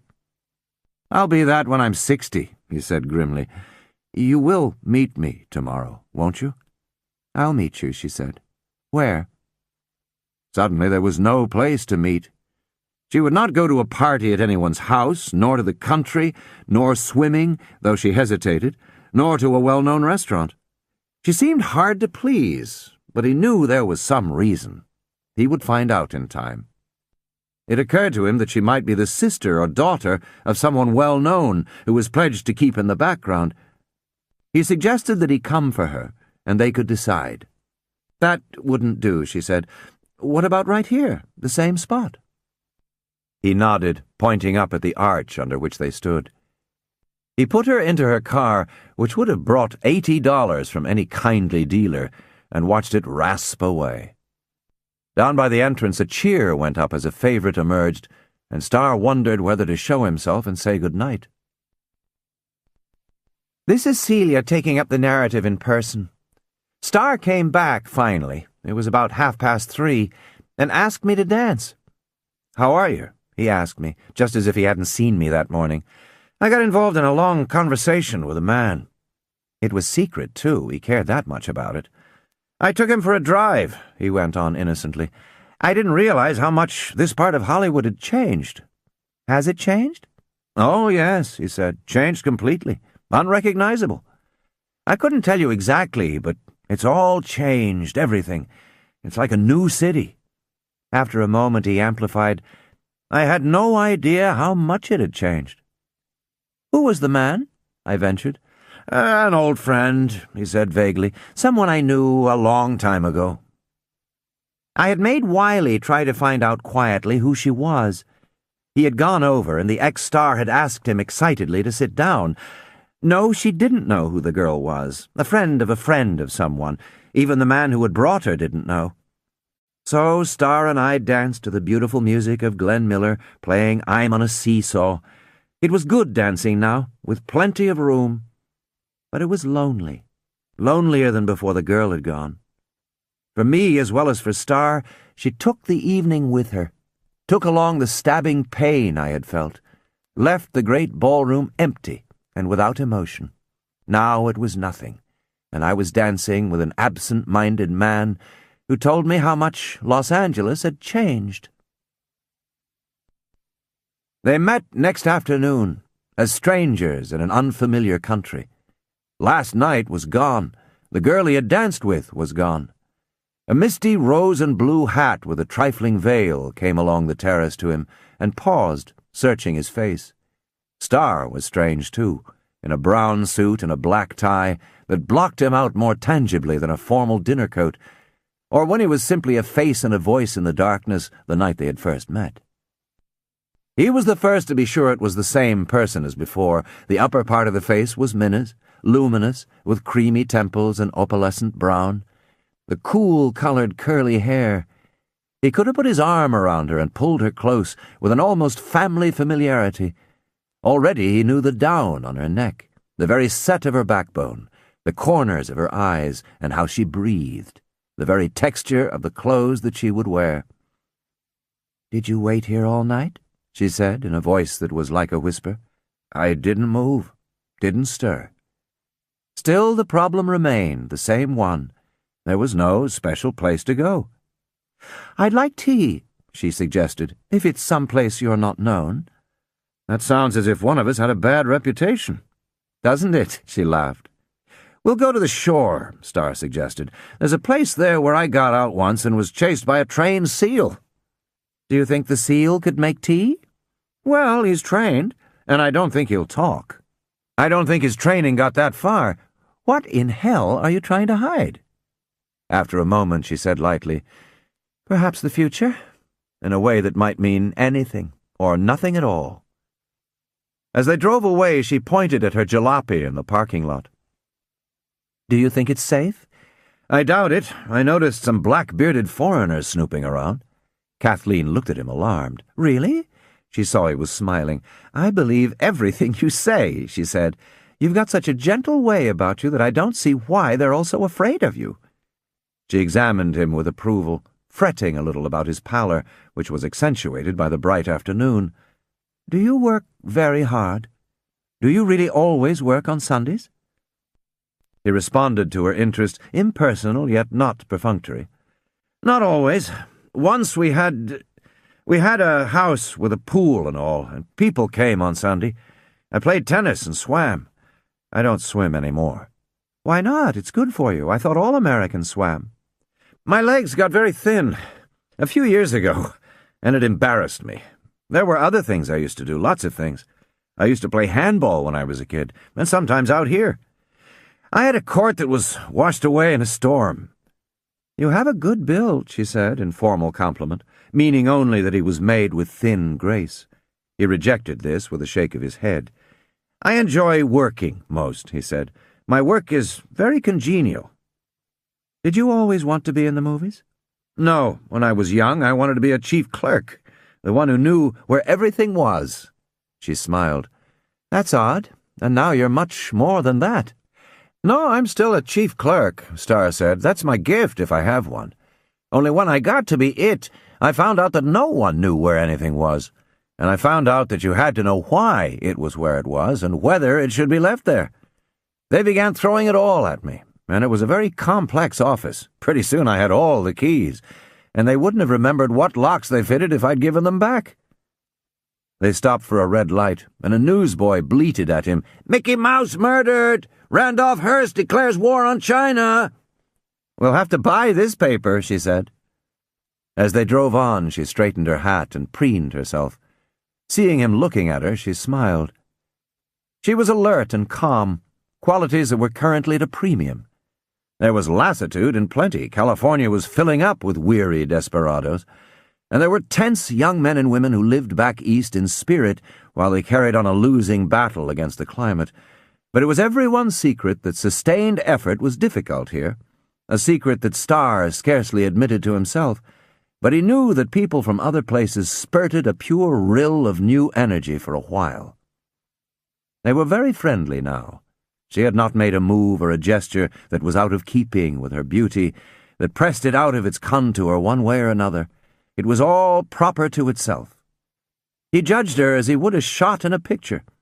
She was not trash. She was not confused, but clear, in his special meaning of the word, which implied balance, delicacy, and proportion. She was nice. They reached Santa Monica, where there were the stately houses of a dozen picture stars penned in the middle of a crawling Coney Island. They turned downhill into the wide blue sky and sea, and went on along the sea till the beach slid out again from under the bathers in a widening and narrowing yellow strand. "I'm building a house out here," Starr said. "Much further on. I don't know why I'm building it." "Perhaps it's for me," she said. "Maybe it is. I think it's splendid for you to build a big house for me without even knowing what I looked like." "It isn't too big, and it hasn't any roof. I didn't know what kind of roof you wanted." "We don't want a roof. They told me it never rained here. She stopped so suddenly that he knew she was reminded of something. "Just something that's past," she said. "What was it?" he demanded. "Another house without a roof?" "Yes, another house without a roof." "Were you happy there?" "I lived with a man," she said. "A long, long time. Too long. It was one of those awful mistakes people make. I lived with him a long time after I wanted to get out. But he couldn't let me go. He'd try, but he couldn't. So finally I ran away." He was listening, weighing but not judging. Nothing changed under the rose and blue hat. She was 25 or so. It would have been a waste if she had not loved and been loved. "We were too close," she said. "We should probably have had children to stand between us, but you can't have children when there's no roof to the house." All right, he knew something of her. It would not be like last night when something kept saying, as in a story conference, "We know nothing about the girl. We don't have to know much, but we have to know something." A vague background spread behind her, something more tangible than the head of Siva in the moonlight. They came to the restaurant, forbidding with many Sunday automobiles. When they got out, the trained seal growled reminiscently at Star. The man who owned it said that the seal would never ride in the back seat of his car, but always climbed over the back and up in front. It was plain that the man was in bondage to the seal, though he had not yet acknowledged it to himself. "I'd like to see the house you're building," said Kathleen. "I don't want tea. Tea is the past." Kathleen drank a Coke instead, and they drove on 10 miles into a sun so bright that he took out 2 pairs of cheaters from a compartment. 5 miles further on, they turned down a small promontory and came to the fuselage of Star's house. A headwind blowing out of the sun threw spray up the rocks and over the car. Concrete mixer, raw yellow wood, and builder's rubble waited, an open wound in the seascape, for Sunday to be over. They walked around front, where great boulders rose to what would be the terrace. She looked at the feeble hills behind and winced faintly at the barren glitter, and Star saw. "No use looking for what's not here," he said cheerfully. "Think of it as if you were standing on one of those globes with a map on it. I always wanted one when I was a boy." "I understand," she said after a minute. "When you do that, you can feel the earth turn, can't you?" He nodded. "Yes, otherwise it's all just mañana, waiting for the morning or the moon." They went in under the scaffolding. One room, which was to be the chief salon, was completed even to the built-in bookshelves and the curtain rods and the trap in the floor for the motion picture projection machine. And to her surprise, this opened out to a porch with cushioned chairs in place and a ping-pong table. There was another ping-pong table on the newly laid sod beyond. "Last week I gave a premature luncheon," he admitted. "I had some props brought out, some grass and things. I wanted to see how the place felt." She laughed suddenly. "Isn't that real grass?" "Oh, yes, it's grass." Beyond the strip of anticipatory lawn was the excavation for a swimming pool, patronized now by a crowd of seagulls, which saw them and took flight. "Are you going to live here all alone?" she asked him. "Not even dancing girls?" "Probably. I used to make plans, but not anymore. I thought this would be a nice place to read scripts. The studio is really home." "That's what I've heard about American businessmen." He caught a tilt of criticism in her voice. "You do what you're born to do," he said gently. "About once a month somebody tries to reform me, tells me what a barren old age I'll have when I can't work anymore. But it's not so simple." The wind was rising. It was time to go, and he had his car keys out of his pocket, absent-mindedly jingling them in his hand. There was the silvery hay of a telephone, coming from somewhere across the sunshine. It was not from the house, and they hurried here and there around the garden like children playing warmer and colder, closing in finally on a tool shack by the tennis court. The phone, irked with delay, barked at them suspiciously from the wall. Star hesitated. "Shall I let the damn thing ring?" "I couldn't, unless I was sure who it was." "Either it's for somebody else or they've made a wild guess." He picked up the receiver. "Hello? Long distance from where?" "Yes, this is Mr. Starr." His manner changed perceptibly. She saw what few people had seen for a decade, Starr impressed. It was not discordant, because he often pretended to be impressed, but it made him momentarily a little younger. "It's the president," he said to her almost stiffly. "Of your company?" "No, of the United States." He was trying to be casual for her benefit, but his voice was eager. "All right, I'll wait," he said into the phone, and then to Kathleen, "I've talked to him before." She watched. He smiled at her and winked as an evidence that while he must give this his best attention, he had not forgotten her. "Hello?" he said presently. He listened. Then he said, "Hello?" again. He frowned. "Can you talk a little louder?" he said politely, and then, "Who? What's that?" She saw a disgusted look come into his face. "I don't want to talk to him," he said. "No!" He turned to Kathleen. "Believe it or not, it's an orangutan." He waited while something was explained to him at length. Then he repeated, "I don't want to talk to it, Lou. I haven't got anything to say that would interest an orangutan." He beckoned to Kathleen, and when she came close to the phone, he held the receiver so that she heard odd breathing and a gruff growl, then a voice. "This is no phony, Monroe. It can talk. And it's a dead ringer from McKinley. Mr. Horace Wickersham is with me here with a picture of McKinley in his hand." Starr listened patiently. "We've got a chimp," he said after a minute. "He bit a chunk out of John Gilbert last year. All right, put him on again." He spoke formally as if to a child. "Hello, orangutan." His face changed and he turned to Kathleen. "He said hello." "Ask him his name," suggested Kathleen. "Hello, orangutan? God, what a thing to be. Do you know your name?" "He doesn't seem to know his name." "Listen, Lou, we're not making anything like King Kong, and there is no monkey in the hairy ape." "Of course I'm sure." "I'm sorry, Lou. Goodbye." He was annoyed with Lou because he had thought it was the president, and had changed his manner, acting as if it were. He felt a little ridiculous, but Kathleen felt sorry, and liked him better because it had been an orangutan. They started back along the shore with the sun behind them. The house seemed kindlier when they left it, as if warmed by their visit. The hard glitter of the place was more endurable if they were not bound there like people on the shiny surface of a moon. Looking back from a curve of the shore, they saw the sky growing pink behind the indecisive structure, and the point of land seemed a friendly island, not without promise of fine hours on a further day. Past Malibu, with its gaudy shacks and fishing barges, they came into the range of humankind again. The cars stacked and piled along the road, the beaches like anthills without a pattern save for the dark drowned heads that sprinkled the sea. Goods from the city were increasing in sight: blankets, matting, umbrellas, cook stoves, reticules full of clothing. The prisoners had laid out their shackles beside them on this sand. It was Starr's sea, if he wanted it, or knew what to do with it.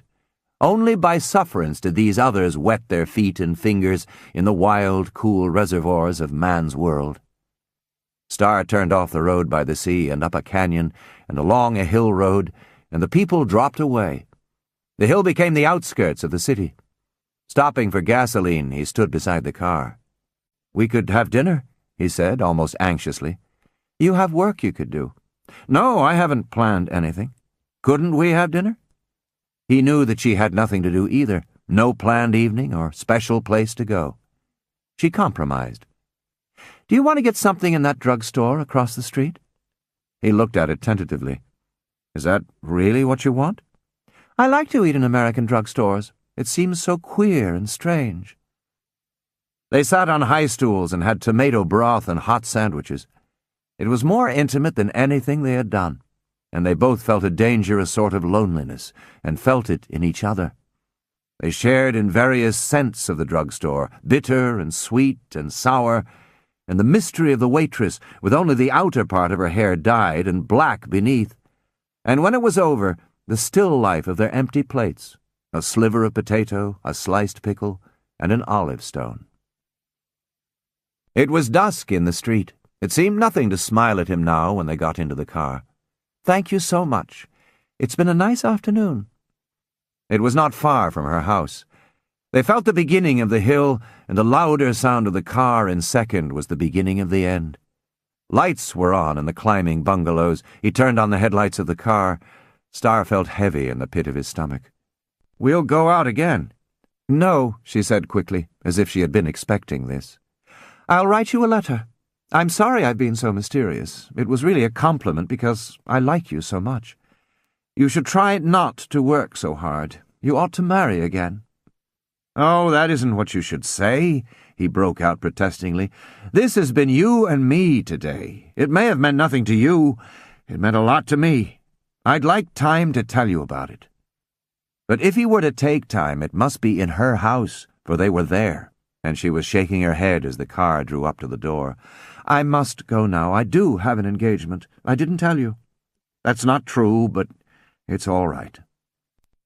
He walked to the door with her, and stood in his own footsteps of that other night, while she felt in her bag for the key. "Have you got it?" "I've got it," she said. That was the moment to go in.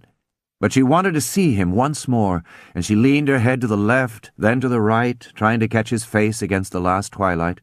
She leaned too far and too long, and it was natural when his hand touched the back of her upper arm and shoulder and pressed her forward into the darkness of his throat. She shut her eyes, feeling the bevel of the key in her tight-clutched hand. She said, "Oh," in an expiring sigh, and then, "Oh," again as he pulled her in close and his chin pushed her cheek around gently.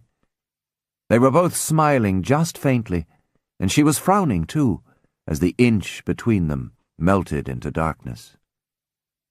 When they were apart, she shook her head still, but more in wonder than in denial. It came like this, then? It was your own fault. Now, far back, when was the moment? It came like this, and every instant the burden of tearing herself away from them together, from it, was heavier and more unimaginable. He was exultant. She resented and could not blame him, but she would not be part of his exultation, for it was a defeat. So far it was a defeat. And then she thought that if she stopped it being a defeat, broke off, and went inside, it was still not a victory. Then it was just nothing. "This was not my idea," she said. "Not at all my idea. Can I come in?" "Oh, no, no." "Then let's jump in the car and drive somewhere." With relief, she caught at the exact phrasing, to get away from here immediately. That was accomplishment, or sounded like it, as if she were fleeing from the spot of a crime. Then they were in the car, going downhill with a breeze cool in their faces, and she came slowly to herself. Now it was all clear in black and white. "We'll go back to your house on the beach," she said. "Back there?" "Yes, we'll go back to your house. Don't let's talk. I just want to ride." When they got to the coast again, the sky was gray, and at Santa Monica a sudden gust of rain bounced over them. Starr halted beside the road, put on a raincoat, and lifted the canvas top. "We've got a roof," he said. The windshield wiper ticked domestically as a grandfather's clock. Sullen cars were leaving the wet beaches and starting back into the city. Further on they ran into fog. The road lost its boundaries on either side, and the lights of cars coming towards them were stationary until just before they flared past. They had left a part of themselves behind, and they felt light and free in the car. Fog fizzed in at a chink, and Kathleen took off the rose and blue hat in a calm, slow way that made him watch tensely, and put it under a strip of canvas in the back seat. She shook out her hair, and when she saw Starr was looking at her, she smiled. The Trained Seals restaurant was only a sheen of light off towards the ocean. Starr cranked down a window and looked for landmarks, but after a few more miles the fog fell away, and just ahead of them the road turned off that led to his house. Out here a moon showed behind the clouds. There was still a shifting light over the sea. The house had dissolved a little back into its elements. They found the dripping beams of a doorway and groped over mysterious waist-high obstacles to the single, finished room, odorous of sawdust and wet wood. When he took her in his arms, they could just see each other's eyes in the half-darkness. Presently his raincoat dropped to the floor. "Wait," she said. She needed a minute. She did not see how any good could come from this, and though this did not prevent her from being happy and desirous, she needed a minute to think how it was, to go back an hour and know how it had happened. She waited in his arms, moving her head a little from side to side as she had before, only more slowly, and never taking her eyes from his. Then she discovered that he was trembling. He discovered it at the same time, and his arms relaxed. Immediately she spoke to him coarsely and provocatively and pulled his face down to hers. Then, with her knees, she struggled out of something, still standing up and holding him with one arm, and kicked it off beside the coat. He was not trembling now, and he held her again as they knelt down together and slid to the raincoat on the floor. Afterwards they lay without speaking, and then he was full of such tender love for her that he held her tight till a stitch tore in her dress. The small sound brought them to reality. "I'll help you up," he said, taking her hands. "Not just yet. I was thinking of something." She lay in the darkness, thinking irrationally that it would be such a bright, indefatigable baby, but presently she let him help her up. When she came back into the room, it was lit from a single electric fixture. "A one-bulb lighting system," he said. "Shall I turn it off?" "No, it's very nice. I want to see you." They sat in the wooden frame of the window seat with the soles of their shoes touching. "You seem far away," she said. "So do you." "Are you surprised?" "At what?" "That we're two people again. Don't you always hope, that you'll be one person, and then find you're still two?" "I feel very close to you." "So do I to you," she said. "Thank you." "Thank you." They laughed. "Is this what you wanted?" she asked. "I mean, last night?" "Not consciously." "I wonder when it was settled," she brooded. "There's a moment when you needn't, and then there's another moment when you know nothing in the world could keep it from happening." This had an experienced ring, and to his surprise he liked her even more. In his mood, which was passionately to repeat yet not recapitulate the past, it was right that it should be that way. "I am rather a trollop," she said, following his thoughts. "I suppose that's why I didn't get on to Edna." "Who is Edna?" "The girl you thought was me. The one you phoned to, who lived across the road. She's moved to Santa Barbara." "You mean she was a tart?" "So it seems. She went to what you call houses." "That's funny. If she had been English, I'd have known right away, but she seemed like everyone else. She only told me just before she went away."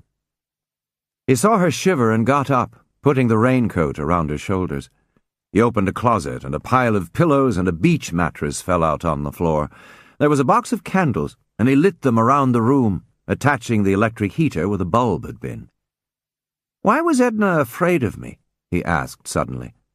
"Because you were a producer. She had some awful experience, or a friend of hers did. Also, I think she was extremely stupid." "How did you happen to know her?" "She came over. Maybe she thought I was a fallen sister. She seemed quite pleasant. She said, 'Call me Edna,' all the time. 'Please call me Edna.' So finally I called her Edna, and we were friends." She got off the window seat so he could lay pillows along it and behind her. "What can I do?" she said. "I'm a parasite." "No, you're not." He put his arms around her. "Be still. Get warm." They sat for a while, quiet. "I know why you liked me at first," she said. "Edna told me." "What did she tell you?" "That I looked like Minna Davis. Several people have told me that." He leaned away from her and nodded. "It's here," she said, putting her hands on her cheekbones and distorting her cheeks slightly. "Here and here." "Yes," said Starr. "It was very strange. You look more like she actually looked than how she was on the screen." She got up, changing the subject with her gesture as if she were afraid of it. "I'm warm now," she said. She went to the closet and peered in, came back wearing a little apron with a crystalline pattern like a snowfall. She stared around critically.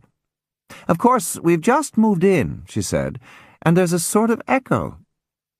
She opened the door of the veranda and pulled in 2 wicker chairs, drying them off.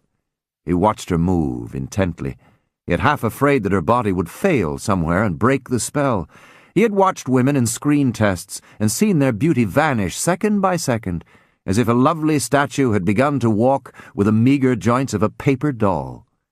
But Kathleen was ruggedly set on the balls of her feet. The fragility was, as it should be, an illusion. "It stopped raining," she said. "It rained the day I came. Such an awful rain, so loud, like horses weeing." He laughed. "You'll like it, especially if you've got to stay here." "Are you going to stay here?" "Can't you tell me now? What's the mystery?" She shook her head. "Not now. It's not worth telling." "Come here, then." She came over and stood near him, and he pressed his cheek against the cool fabric of the apron. "You're a tired man," she said, putting her hand in his hair. "Not that way." "I didn't mean that way," she said hastily. "I meant you'll work yourself sick." "Don't be a mother," he said. Be a trollop, he thought. He wanted the pattern of his life broken. If he was going to die soon, like the two doctors said, he wanted to stop being Star for a while and hunt for love, like men who had no gifts to give, like young, nameless men who looked along the streets in the dark. "You've taken off my apron," she said gently. "Yes." "Would anyone be passing along the beach? Shall we put out the candles?" "No, don't put out the candles." Afterwards she lay half on a white cushion and smiled up at him. "I feel like Venus on the half-shell," she said. "What made you think of that?" "Look at me. Isn't it Botticelli?" "I don't know," he said, smiling. "It is if you say so." She yawned. "I've had such a good time, and I'm very fond of you." "You know a lot, don't you?" "What do you mean?" "Oh, from little things you've said, or perhaps the way you say them." She deliberated. "Not much," she said. "I never went to a university, if that's what you mean. But the man I told you about knew everything, and he had a passion for educating me. He made out schedules and made me take courses at the Sorbonne and go to museums. I picked up a little." "What was he?" "He was a painter of sorts, and a hellcat, and a lot besides. He wanted me to read Spengler. Everything was for that. All the history and philosophy and harmony was all so I could read Spengler, and then I left him before we got to Spengler. At the end, I think that was the chief reason he didn't want me to go." "Who was Spengler?" "I tell you, we didn't get to him," she laughed. "And now I'm forgetting everything very patiently because it isn't likely I'll ever meet anyone like him again." "Oh, but you shouldn't forget," said Starr, shocked. "He had an intense respect for learning, a racial memory of the old schules. You shouldn't forget." "It was just in place of babies." "You could teach your babies," he said. "Could I?" "Sure you could. You could give it to them while they were young. When I want to know anything, I've got to ask some drunken writer. Don't throw it away." "All right," she said, getting up. "I'll tell it to my children. But it's so endless. The more you know, the more there is just beyond, and it keeps on coming. This man could have been anything if he hadn't been a coward and a fool. But you were in love with him." "Oh, yes, with all my heart." She looked through the window, shading her eyes. "It's light out there. Let's go down to the beach." He jumped up, exclaiming, "Why, I think it's the Grunion." "What?" "It's tonight. It's in all the papers." He hurried out the door, and she heard him open the door of the car. Presently he returned with a newspaper. "It's at 10:16. That's 5 minutes." "An eclipse or something?" "Very punctual fish," he said. "Leave your shoes and stockings and come with me." It was a fine blue night. The tide was at the turn, and the little silver fish rocked offshore waiting for 10:16. A few seconds after the time, they came swimming in with the tide, and Starr and Kathleen stepped over them barefoot as they flicked slip-slop on the sand. A Negro man came along the shore towards them, collecting the Grunion quickly like twigs into 2 pails. They came in 2s and 3s and platoons and companies, relentless and exalted and scornful, round the great bare feet of the intruders, as they had come before Sir Francis Drake had nailed his plaque to the boulder on the shore. "I wish for another pail," the Negro man said, resting a moment. "You've come a long way out," said Starr. "I used to go to Malibu, but they don't like it, those moving picture people." A wave came in and forced them back, receded swiftly, leaving the sand alive again. "Is it worth the trip?" Starr asked. "I don't figure it that way. I'll come out to read some Emerson. Have you ever read him?" "I have," said Kathleen. "Some." "I've got him inside my shirt. I got some Rosicrucian literature with me, too, but I'm fed up with them." The wind had changed a little. The waves were stronger further down, and they walked along the foaming edge of the water. "What's your work?" the Negro asked Starr. "I work for the pictures." "Oh." After a moment he added, "I never go to movies." "Why not?" asked Starr sharply. "There's no profit. I never let my children go." Starr watched him, and Kathleen watched Starr protectively. "Some of them are good," she said, against a wave of spray, but he did not hear her. She felt she could contradict him and said it again, and this time he looked at her indifferently. "Are the Rosicrucian Brotherhood against pictures?" asked Starr. Seems as if they don't know what they are for. One week they're for one thing, and the next week for another. Only the little fish were certain. Half an hour had gone, and still they came. The Negro's 2 pails were full, and finally he went off over the beach towards the road, unaware that he had rocked an industry. Star and Kathleen walked back to the house, and she thought how to drive his momentary blues away. "Poor old Sambo," she said. "What? Don't you call them poor old Sambo?" "We don't call them anything especially." After a moment he said, "They have pictures of their own." In the house she drew on her shoes and stockings before the heater. "I like California better," she said deliberately. "I think I was a bit sex-starved." "That wasn't quite all, was it?" "You know it wasn't." "It's nice to be near you." She gave a little sigh as she stood up, so small that he did not notice it. "I don't want to lose you now," he said. "I don't know what you think of me or whether you think of me at all. As you've probably guessed, my heart's in the grave." He hesitated, wondering if this was quite true. "But you're the most attractive woman I've met since I don't know when. I can't stop looking at you. I don't know now exactly the color of your eyes, but they make me sorry for everyone in the world." Stop it, she cried, laughing. "You'll have me looking in the mirror for weeks. My eyes aren't any color. They're just eyes to see with. And I'm just as ordinary as I can be. I have nice teeth for an English girl." "You have beautiful teeth. But I couldn't hold a candle to these girls I see here." "You stop it," he said. "What I said is true, and I'm a cautious man." She stood motionless a moment, thinking. She looked at him, then she looked back into herself, then at him again. Then she gave up her thought. "We must go," she said. Now they were different people as they started back. 4 times they had driven along the shore road today, each time a different pair. Curiosity, sadness, and desire were behind them now. This was a true returning to themselves and all their past and future and the encroaching presence of tomorrow.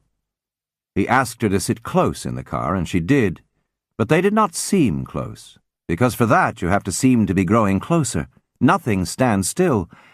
It was on his tongue to ask her to come to the house he rented and sleep there tonight, but he felt that it would make him sound lonely. As the car climbed the hill to her house, Kathleen looked for something behind the seat cushion. "What have you lost?" "It might have fallen out," she said, feeling through her purse in the darkness. "What was it?" "An envelope." "Was it important?" "No." But when they got to her house, and Star turned on the dashboard light, she helped take the cushions out and look again. "It doesn't matter," she said as they walked to the door. "What's your address, where you really live?" "Just Bel Air. There's no number." "Where is Bel Air?" "It's a sort of development near Santa Monica, but you'd better call me at the studio." "All right. Good night, Mr. Star." "Mr. Star?" he repeated, astonished. She corrected herself gently. "Well then, good night, Star. Is that better?" He felt as though he had been pushed away a little. "As you like," he said. He refused to let the aloofness communicate itself. He kept looking at her and moved his head from side to side in her own gesture, saying without words, "You know what's happened to me." She sighed. Then she came into his arms, and for a moment was his again completely. Before anything could change, Star whispered good night and turned away and went to his car. Winding down the hill, he listened inside himself, as if something by an unknown composer, powerful and strange and strong, was about to be played for the first time. The theme would be stated presently, but because the composer was always new, he would not recognize it as the theme right away. It would come in some guise as the auto horns from the Technicolor boulevards below, or be barely audible, a tattoo on the muffled drum of the moon. He strained to hear it, knowing only that music was beginning, new music that he liked and did not understand. It was hard to react to what one could entirely compass. This was new and confusing, nothing one could shut off in the middle and supply the rest from an old score. Also, and persistently, and bound up with the other, There was the Negro on the sand. He was waiting at home for Star with his pails of silver fish, and he would be waiting at the studio in the morning. He had said that he did not allow his children to listen to Star's story. He was prejudiced and wrong, and he must be shown somehow, some way. A picture, many pictures, a decade of pictures must be made to show him he was wrong. Since he had spoken, Star had thrown 4 pictures out of his plans, one that was going into production this week. They were borderline pictures in point of interest, but at least he submitted the borderline pictures to the Negro and found them trash. And he put back on his list a difficult picture that he had tossed to the wolves, to Brady and Marcus and the rest, to get his way on something else. He rescued it for the Negro man.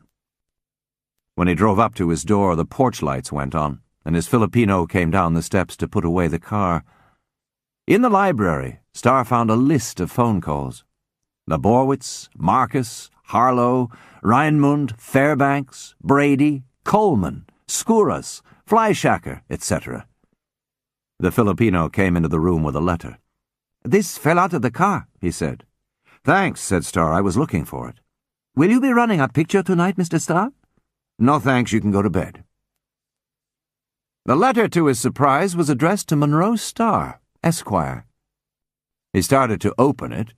Then it occurred to him that she had wanted to recapture it and possibly to withdraw it. If she had had a phone, he would have called her for permission before opening it.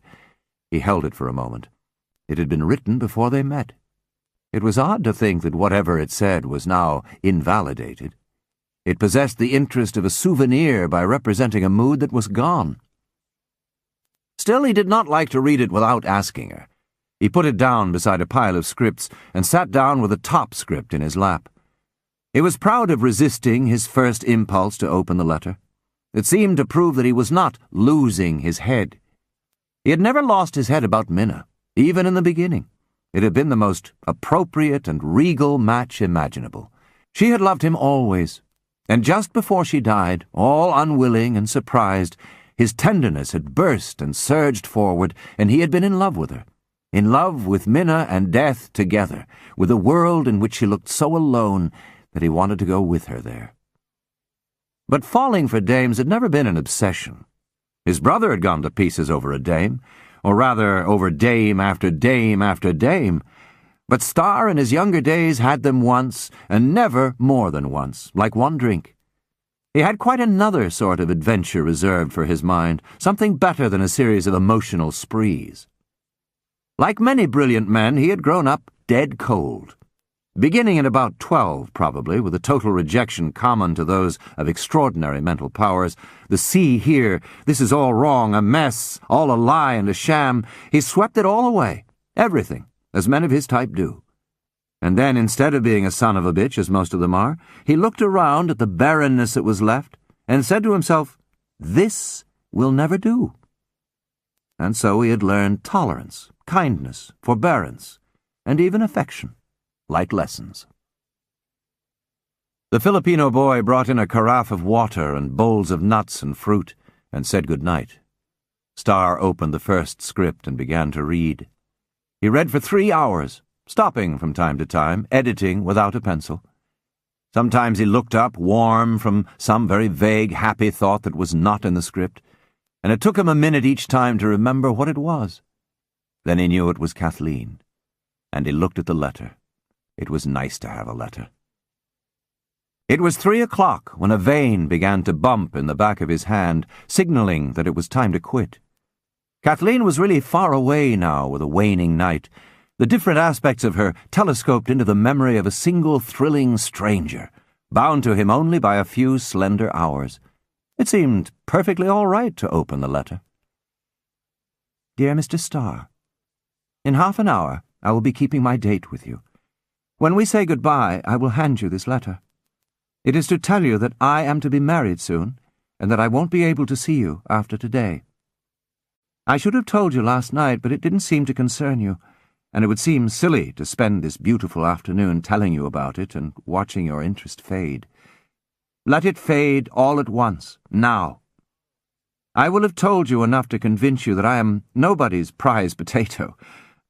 I've just learned that expression from my hostess of last night, who called and stayed an hour. She seems to believe that everyone is nobody's prize potato except you. I think I'm supposed to tell you she thinks this, so give her a job if you can. I'm very flattered that anyone who sees so many lovely women— I can't finish this sentence, but you know what I mean. And I will be late if I don't go to meet you right now. With all good wishes, Kathleen Moore. Starr's first feeling was like fear. His second thought was that the letter was invalidated. She had even tried to retrieve it. But then he remembered Mr. Starr just at the end, and that she had asked him his address. She had probably already written another letter, which would also say goodbye. Illogically, he was shocked by the letter's indifference to what had happened later. He read it again, realizing that it foresaw nothing. Yet in front of the house she had decided to let it stand, belittling everything that had happened, curving her mind away from the fact that there had been no other man in her consciousness that afternoon. But he could not even believe this now, and the whole adventure began to peel away, even as he recapitulated it searchingly to himself. The car, the hill, the hat, the music, the letter itself blew off like the scraps of tar paper from the rubble of his house. And Kathleen departed, packing up her remembered gestures, her softly moving head, her sturdy, eager body, her bare feet in the wet, swirling sand. The skies paled and faded. The wind and rain turned dreary, washing the silver fish back to sea. It was only one more day, and nothing was left except the pile of scripts upon the table. He went upstairs. Minna died again on the first landing, and he forgot her lingeringly and miserably again, step by step to the top. The empty floor stretched around him, the doors with no one sleeping behind. In his room, Starr took off his tie, untied his shoes, and sat on the side of his bed. It was all closed out, except for something that he could not remember. Then he remembered. Her car was still down in the parking lot of the hotel. He set his clock to give him 6 hours' sleep. This is Cecilia taking up the story. I think it would be most interesting to follow my own movements at this point, as this is a time in my life that I am ashamed of. What people are ashamed of usually makes a good story. When I sent Wiley over to Martha Dodd's table, he had no success in finding out who the girl was, but it had suddenly become my chief interest in life. Also, I guessed correctly that it would be Martha Dodd's. To have had at your table a girl who was admired by royalty, who may be tagged for a coronet in our little feudal system, and not even know her name? I had only a speaking acquaintance with Martha, and it would be too obvious to approach her directly, but I went out to the studio Monday and dropped in on Jane Maloney. Jane Maloney was quite a friend of mine. I thought of her rather as a child thinks of a family dependent. I knew she was a writer, but I grew up thinking that writer and secretary were the same, except that a writer usually smelled of cocktails and came more often to meals. They were spoken of the same way when they were not around, except for a species called playwrights who came from the East. These were treated with respect if they did not stay long. If they did, they sank with the others into the white-collar class. Jane's office was in the old writers' building. There was one in every lot, a row of iron maidens left over from silent days, and still resounding with the dull moans of cloistered hacks and bums. There was a story of the new producer who had gone down the line one day and then reported excitedly to the head office, "Who are those men?" "They're supposed to be writers." "I thought so. Well, I watched them for 10 minutes and there were 2 of them that didn't write a line." Jane was at her typewriter about to break off for lunch. I told her frankly that I had a rival. "It's a dark horse," I said. "I can't even find out her name." "Oh," said Jane. "Well, maybe I know something about that. I heard something from somebody." The somebody, of course, was her nephew, Ned Solinger, Starr's office boy. He had been her pride and hope. She had sent him through New York University, where he played on the football team. Then in his first year at medical school, after a girl turned him down, he dissected out the least publicized section of a lady corpse and sent it to the girl. Don't ask me why. In disgrace, with fortune in men's eyes, he had begun life at the bottom again, and was still there. "What do you know?" I asked. It was the night of the earthquake. She fell into the lake on the back lot, and he dove in and saved her life. Someone else told me it was his balcony she jumped off of and broke her arm. Who was she? Well, that's funny, too. Her phone rang, and I waited restlessly during a long conversation she had with Joe Reinmund. He seemed to be trying to find out over the phone how good she was, or whether she had ever written any pictures at all. And she was reputed to have been on the set the day Griffith invented the close-up. While he talked, she groaned silently, writhed, made faces into the receiver, held it all in her lap so that the voice reached her faintly, and kept up a side chatter to me. What is he doing? Killing time between appointments? He's asked me every one of these questions 10 times. That's all on a memorandum I sent him. And into the phone, if this goes up to Monroe, it won't be my doing. I want to go right through to the end. She shut her eyes in agony again. Now he's casting it. He's casting the minor characters. He's going to have Buddy Ebsen. My God. He just hasn't anything to do. Now he's on Walter Davenport. He means Donald Crisp. He's got a big casting directory open in his lap, and I can hear him turn the pages. He's a big, important man this morning, a second star. And for Christ's sake, I've got 2 scenes to do before lunch. Reinmund quit finally, or was interrupted at his end. A waiter came in from the commissary with Jane's luncheon and a Coca-Cola for me. I wasn't lunching that summer. Jane wrote down 1 sentence on her typewriter before she ate. It interested me the way she wrote. One day I was there when she and a young man had just lifted a story out of the Saturday Evening Post, changing the characters and all. Then they began to write it, making each line answer the line before it, and of course it sounded just like people do in life when they're straining to be anything funny or gentle or brave. I always wanted to see that one on the screen, but I missed it somehow. I found her as lovable as a cheap old toy. She made $3,000 a week, and her husbands all drank and beat her nearly to death, but today I had an axe to grind. You don't know her name? I persisted. Oh, said Jane, that. Well, he kept calling her up afterwards, and he told Katie Doolan it was the wrong name after all. I think he found her, I said. Do you know Martha Dodd? Hasn't that little girl had a tough break, though? She exclaimed with ready theatrical sympathy. Could you possibly invite her to lunch tomorrow? Oh, I think she gets enough to eat, all right. There's a Mexican... I explained that my motives were not charitable. Jane agreed to cooperate. She called Martha Dodd. We had lunch next day at the Bev Brown Derby, a languid restaurant patronized for its food by clients who always look as if they'd like to lie down. There is some animation at lunch where the women put on a show for the first 5 minutes after they eat, but we were a tepid threesome. I should have come right out with my curiosity. Martha Dodd was an agricultural girl who had never quite understood what had happened to her and had nothing to show for it except a washed-out look about the eyes. She still believed that the life she had tasted was reality, and this was only a long waiting. I had a beautiful place in 1928, she told us. 30 acres with a miniature golf course and a pool and a gorgeous view. All spring I was up to my ass in daisies. I ended by asking her to come over and meet Father. This was pure penance for having had a mixed motive and being ashamed of it. One doesn't mix motives in Hollywood. It is confusing. Everybody understands, and the climate wears you down. A mixed motive is conspicuous waste. Jane left us at the studio gate, disgusted by my cowardice. Martha had worked up inside to a pitch about her career, not a very high pitch because of 7 years of neglect, but a sort of nervous acquiescence, and I was going to speak strongly to Father. They never did anything for people like Martha, who had made them so much money at one time. They let them slip away into misery, eked out with extra work. It would have been kinder to ship them out of town. And Father was being so proud of me this summer. I had to keep him from telling everybody just how I had been brought up so as to produce such a perfect jewel. And Bennington, oh, what an exclusive, dear God, my heart.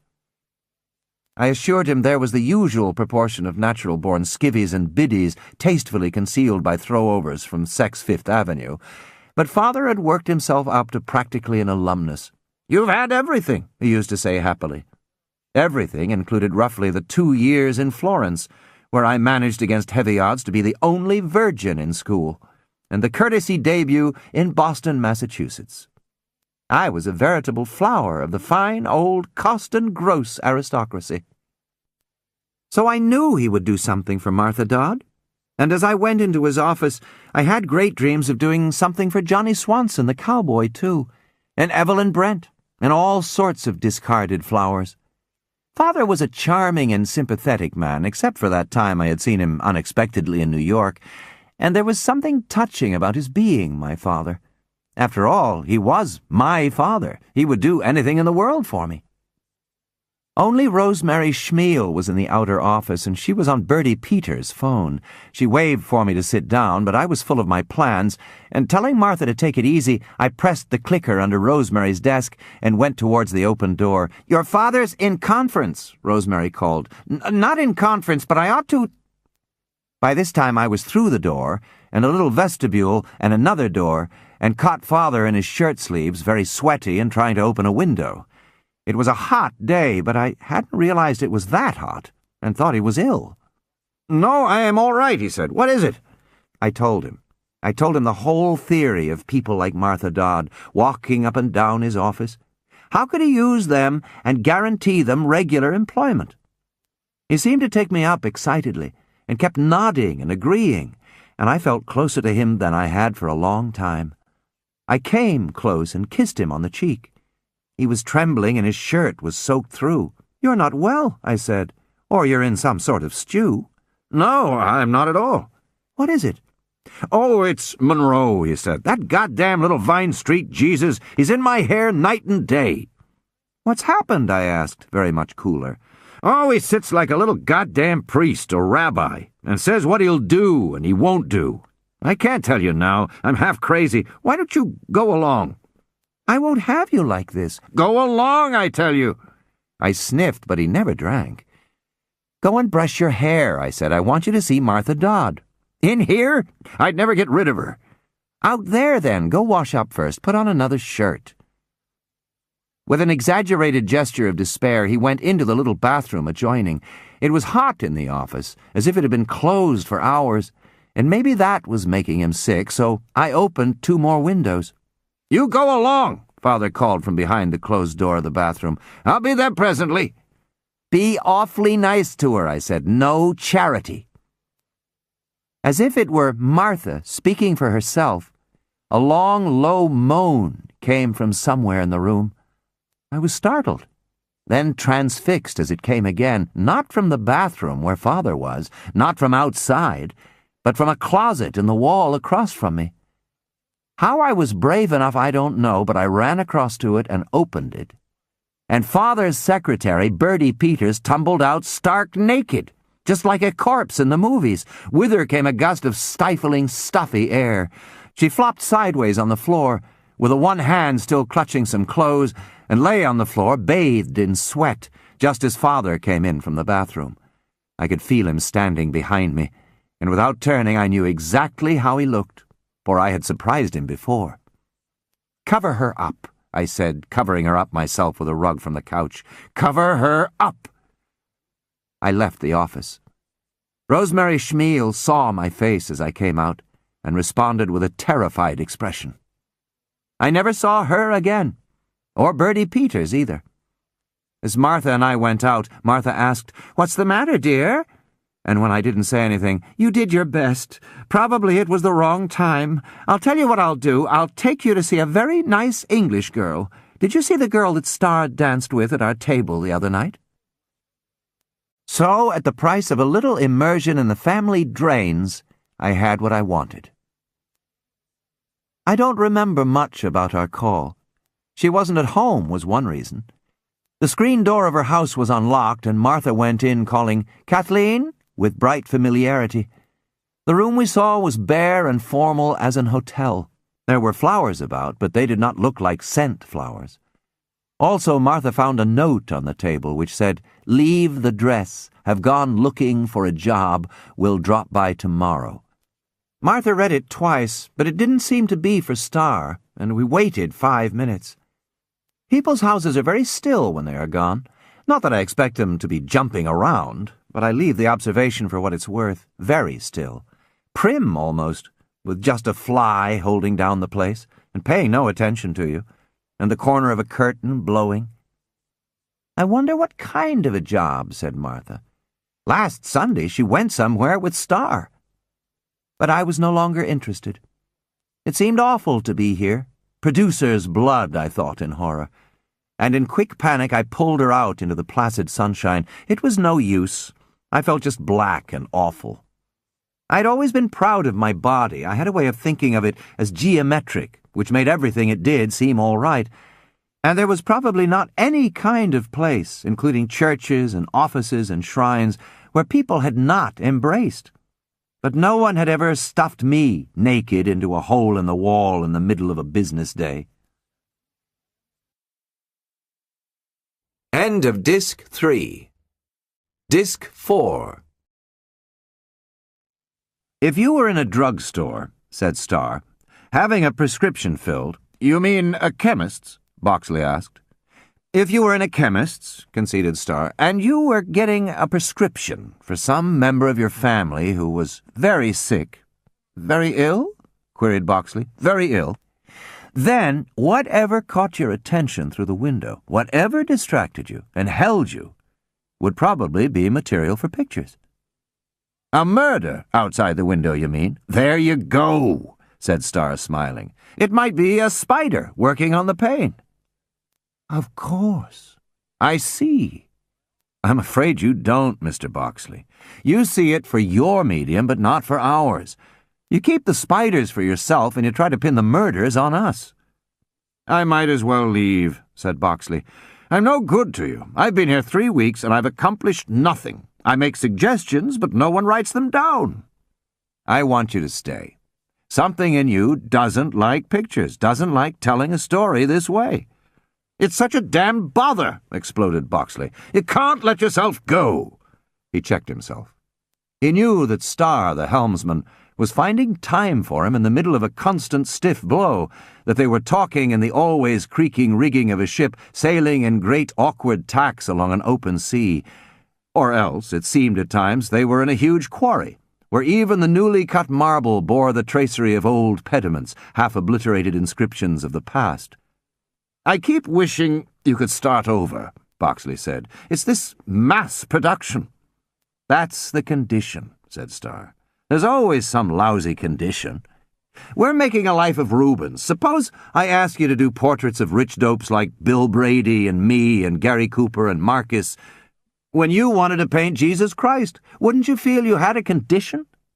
Our condition is that we have to take people's own favorite folklore and dress it up and give it back to them. Anything beyond that is sugar. So won't you give us some sugar, Mr. Boxley?"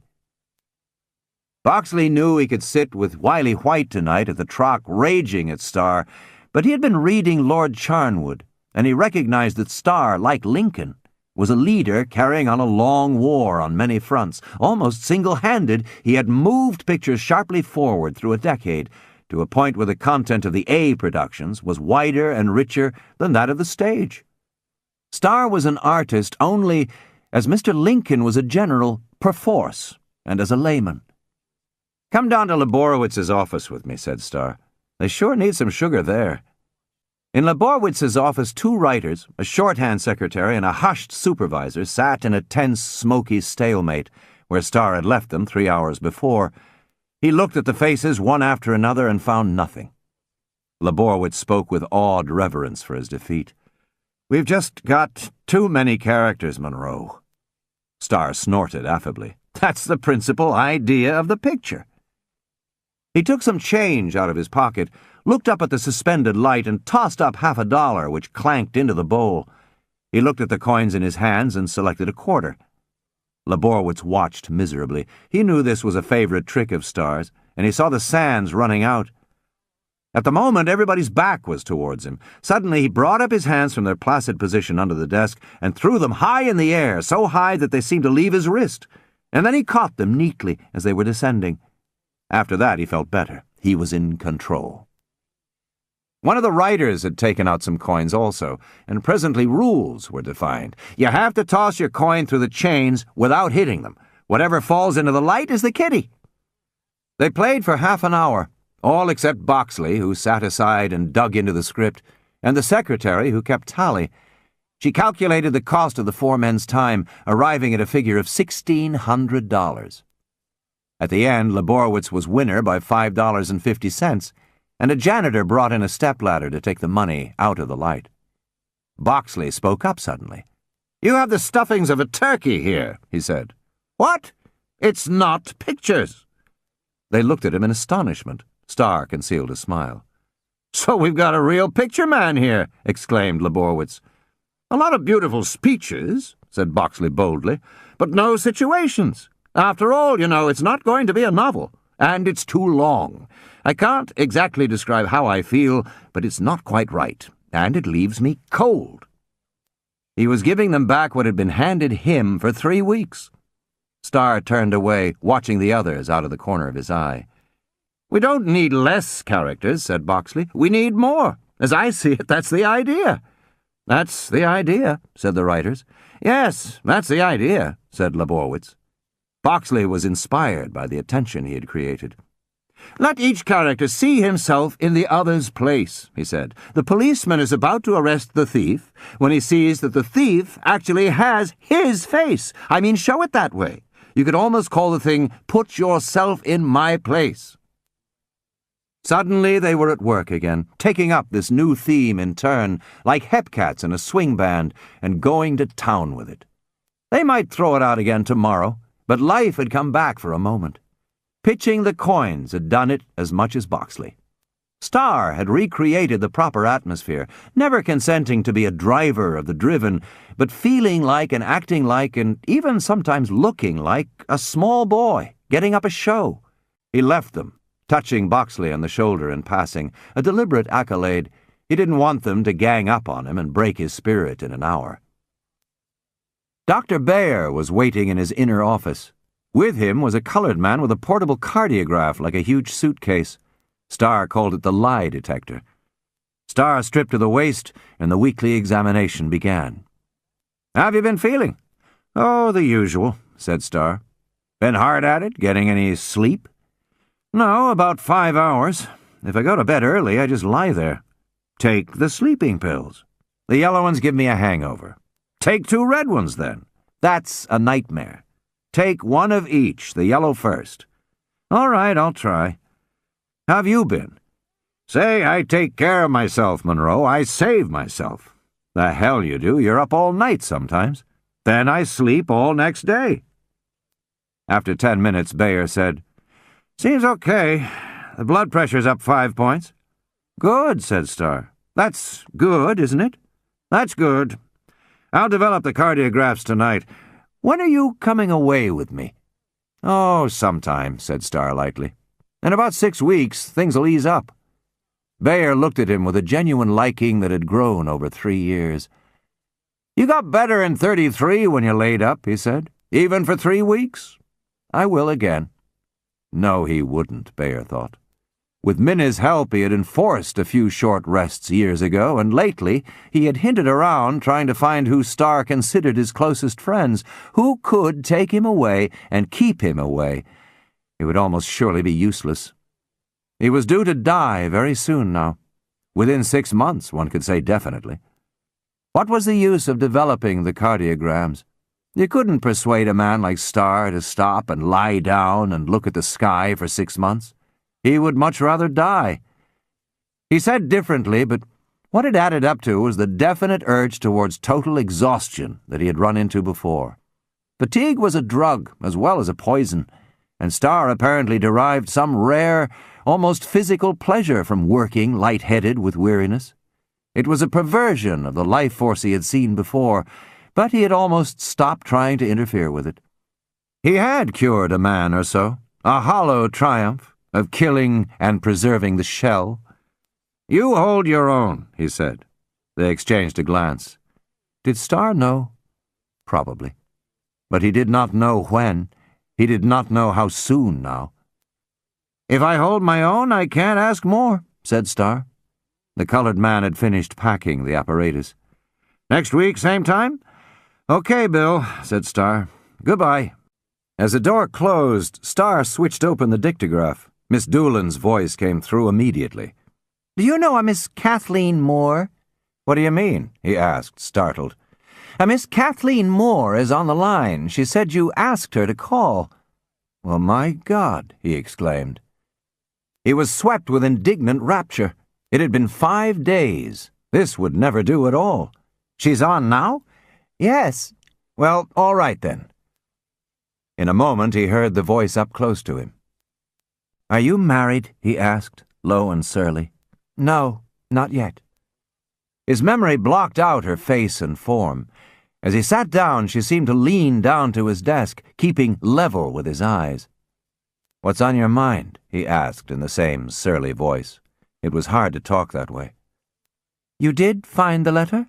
she asked. "Yes, it turned up that night." "That's what I want to talk to you about." He found an attitude at length. He was outraged. "What is there to talk about?" he demanded. "I tried to write you another letter, but it wouldn't write." "I know that, too." There was a pause. "Oh, cheer up," she said surprisingly. "This doesn't sound like you. It is Starr, isn't it? That very nice Mr. Starr?" "I feel a little outraged," he said almost pompously. "I don't see the use of this. I had at least a pleasant memory of you." "I don't believe it's you," she said. "Next thing you'll wish me luck." Suddenly she laughed. "Is this what you planned to say? I know how awful it gets when you plan to say anything." "I never expected to hear from you again," he said with dignity. But it was no use. She laughed again, a woman's laugh that is like a child's, just one syllable, a crow and a cry of delight. "Do you know how you make me feel?" she demanded. "Like a day in London during a caterpillar plague, when a hot furry thing dropped in my mouth." "I'm sorry." "Oh, please wake up," she begged. "I want to see you. I can't explain things on the phone. It was no fun for me either, you understand?" "I'm very busy. There's a sneak preview in Glendale tonight." "Is that an invitation?" "George Boxley, the English writer, is going with me." He surprised himself. "Do you want to come along?" "How could we talk?" She considered. "Why don't you call me afterwards?" she suggested. "We could ride around." Miss Doolan on the huge dictograph was trying to cut in on the line with a shooting director, the only interruption ever permitted. He flipped the button and called, "Wait!" impatiently into the machine. "About 11, Kathleen was saying confidentially. The idea of riding around seemed so unwise that if he could have thought of the words to refuse her, he would have spoken them. But he did not want to be the caterpillar. Suddenly he had no attitude left, except the sense that the day at least was complete. He had an evening, a beginning, a middle, and an end. He rapped on the screen door, heard her call from inside, and stood waiting where the level fell away. From below came the whir of a lawnmower. A man was cutting his grass at midnight. The moon was so bright that Starr could see him plainly 100 feet off and down as he stopped and rested on the handle before pushing it back across his garden. There was a midsummer restlessness abroad, early August with imprudent loves and impulsive crimes. With little more to expect from summer, one tried anxiously to live in the present, or if there was no present, to invent one. She came at last. She was all different and delighted. She wore a suit with a skirt that she kept hitching up as they walked down to the car with a brave, gay, stimulating, reckless air of, "Tighten up your belt, baby, let's get going." Starr had brought his limousine with a chauffeur, and the intimacy of the four walls, whisking them along a new curve in the dark, took away any strangeness at once. In its way, the little trip they made was one of the best times he had ever had in his life. It was certainly one of the times when, if he knew he was going to die, it was not tonight. She told him her story. She sat beside him, cool and gleaming for a while, spinning on excitedly, carrying him to far places with her, meeting and knowing the people she had known. The story was vague at first. This man was the one she had loved and lived with. This American was the one who had rescued her when she was sinking into a quicksand. Who is he, the American? Oh, names, what did they matter? No one important like Starr, not rich. He had lived in London, and now they would live out here. She was going to be a good wife, a real person. He was getting a divorce, not just on account of her, but that was the delay. But the first man, asked Starr, how did you get into that? Oh, that was a blessing at first. From 16 to 21, the thing was to eat. The day her stepmother presented her at court, they had 1 shilling to eat with, so as not to feel faint. 6pence apiece. But the stepmother watched while she ate. After a few months, the stepmother died, and she would have sold out for that shilling. But she was too weak to go into the streets. London can be harsh. Oh, quite. Was there nobody? There were friends in Ireland who sent butter. There was a soup kitchen. There was a visit to an uncle who made advances to her when she had a full stomach, and she held out and got £50 out of him for not telling his wife. Couldn't you work? Starr asked. I worked. I sold cars. Once I sold a car. But couldn't you get a regular job? It's hard. It's different.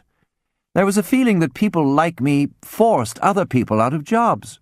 A woman struck me when I tried to get a job as a chambermaid in a hotel. But you were presented at court? That was my stepmother who did that, on an off chance. I was nobody. My father was shot by the Black and Tans in 22 when I was a child. He wrote a book called Last Blessing. Did you ever read it? I don't read. I wish you'd buy it for the movies. It's a good little book. I still get a royalty from it, 10 shillings a year. Then she met the man, and they traveled the world around. She had been to all the places that Starr made movies of, and lived in cities whose name he had never heard. Then the man went to seed, drinking and sleeping with the housemaids, and trying to force her off on his friends. They all tried to make her stick with him. They said she had saved him, and should cleave to him longer now, indefinitely, to the end. It was her duty. They brought enormous pressure to bear, but she had met the American, and so finally she ran away. You should have run away before. Well, you see, it was difficult. She hesitated and plunged. You see, I ran away from a king. His morality somehow collapsed. She had managed to top him. A confusion of thoughts raced through his head, one of them a faint old credo that all royalty was diseased. It wasn't the King of England, she said. My king was out of a job, as he used to say. There are lots of kings in London. She laughed, then added almost defiantly, he was very attractive until he began drinking and raising hell. What was he king of? She told him, and Starr visualized the face out of old newsreels.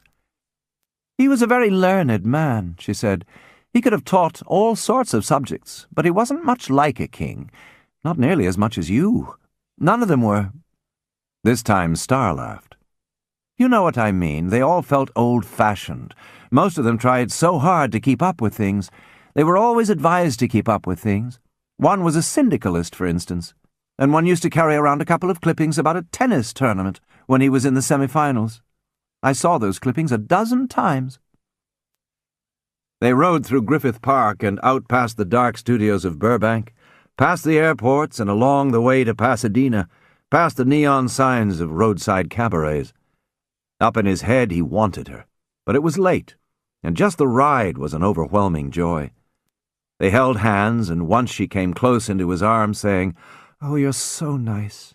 I do like to be with you." But her mind was divided. This was not his night as the Sunday afternoon had been his. She was absorbed in herself, stung into excitement by telling of her own adventures.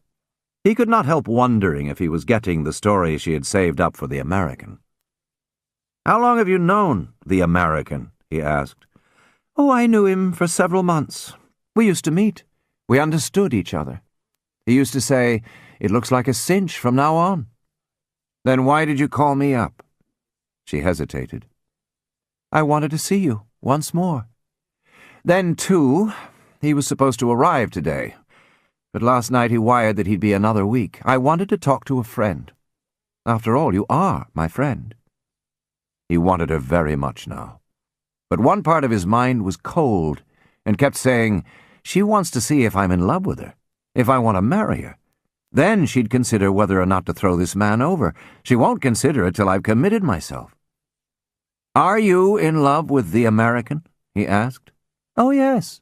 It's absolutely arranged. He saved my life and my reason. He's moving halfway around the world for me. I insisted on that." "But are you in love with him?" "Oh, yes, I'm in love with him." The "oh, yes" told him she was not, told him to speak for himself, that she would see. He took her in his arms and kissed her deliberately on the mouth and held her for a long time. It was so warm. "Not tonight," she whispered. "All right." They passed over Suicide Bridge with a high new wire. "I know what it is," she said, "but how stupid. English people don't kill themselves when they don't get what they want." They turned around in the driveway of an hotel and started back. It was a dark night with no moon. The wave of desire had passed, and neither spoke for a while. Her talk of kings had carried him oddly back in flashes to the pearly white way of Main Street in Erie, Pennsylvania, when he was 15. There was a restaurant with lobsters in the window, and green weeds and bright lights on a shell cavern, and beyond, behind a red curtain, the terribly strange, brooding mystery of people and violin music. That was just before he left for New York. This girl reminded him of the fresh iced fishes and lobsters in the window. She was Beautiful Doll. Minna had never been Beautiful Doll. They looked at each other, and her eyes asked, "Shall I marry the American?" He did not answer. After a while he said, "Let's go somewhere for the weekend." She considered. "Are you talking about tomorrow?" "I'm afraid I am." "Well, I'll tell you tomorrow," she said. "Tell me tonight. I'd be afraid." "Find a note in the car?" She laughed. "No, there's no note in the car. You know almost everything now." "Almost everything?" "Yes, almost. A few little things." He would have to know what they were. She would tell him tomorrow. He doubted, he wanted to doubt, if there had been a maze of philandering, a fixation had held her to the man, the king, firmly and long, 3 years of a highly anomalous position, 1 foot in the palace and 1 in the background. "You had to laugh a lot," she said. "I learned to laugh a lot." "He could have married you, like Mrs. Simpson," Starr said in protest. "Oh, he was married, and he wasn't a romantic." She stopped herself. "Am I?" "Yes," she said, unwillingly, as if she were laying down a trump. "Part of you is.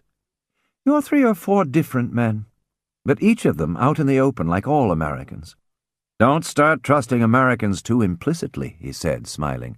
"They may be out in the open, but they change very fast." She looked concerned. "Do they?" "Very fast and all at once," he said, "and nothing ever changes them back." "You frighten me. I always had a great sense of security with Americans." She seemed suddenly so alone that he took her hand. "Where will we go tomorrow?" he said. "Maybe up in the mountains. I've got everything to do tomorrow, but I won't do any of it. We can start at 4 and get there by afternoon." "I'm not sure. I seem to be a little mixed up. This doesn't seem to be quite the girl who came out to California for a new life." He could have said it then, said, "It is a new life," for he knew it was. He knew he could not let her go now. But something else said to sleep on it as an adult, no romantic, and not to tell her till tomorrow. Still she was looking at him, her eyes wandering from his forehead to his chin and back again, and then up and down once more, with that odd, slowly waving motion of her head. "It is your chance, Starr. Better take it now. This is your girl. She can save you. She can worry you back to life. She will take looking after, and you will grow strong to do it. But take her now. Tell her, and take her away. Neither of you knows it, but far away over the night, the American has changed his plans. At this moment, his train is speeding through Albuquerque. The schedule is accurate. The engineer is on time. In the morning, he will be here." The chauffeur turned up the hill to Kathleen's house. It seemed warm even in darkness. Wherever he had been near her, was by way of being an enchanted place for Star. This limousine, the rising house at the beach, the very distances they had already covered together over the sprawled city. The hill they climbed now gave forth a sort of glow, a sustained sound that struck his soul alert with delight. As he said goodbye, he felt again that it was impossible to leave her, even for a few hours. There were only 10 years between them, but he felt that madness about it, akin to the love of an aging man for a young girl. It was a deep and desperate time need, a clock ticking with his heart, and it urged him, against the whole logic of his life, to walk past her into the house now and say, "This is forever." Kathleen waited, irresolute herself, pink and silver frost waiting to melt with spring. She was a European, humble in the face of power, but there was a fierce self-respect that would only let her go so far. She had no illusions about the considerations that swayed princes. "We'll go to the mountains tomorrow," said Star.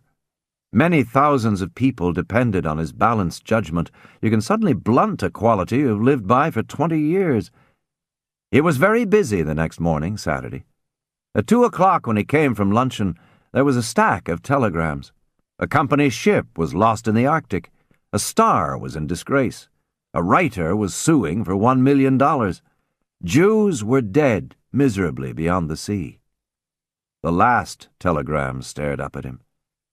"I was married at noon today. Goodbye." And on a sticker attached, "Send your answer by Western Union telegram."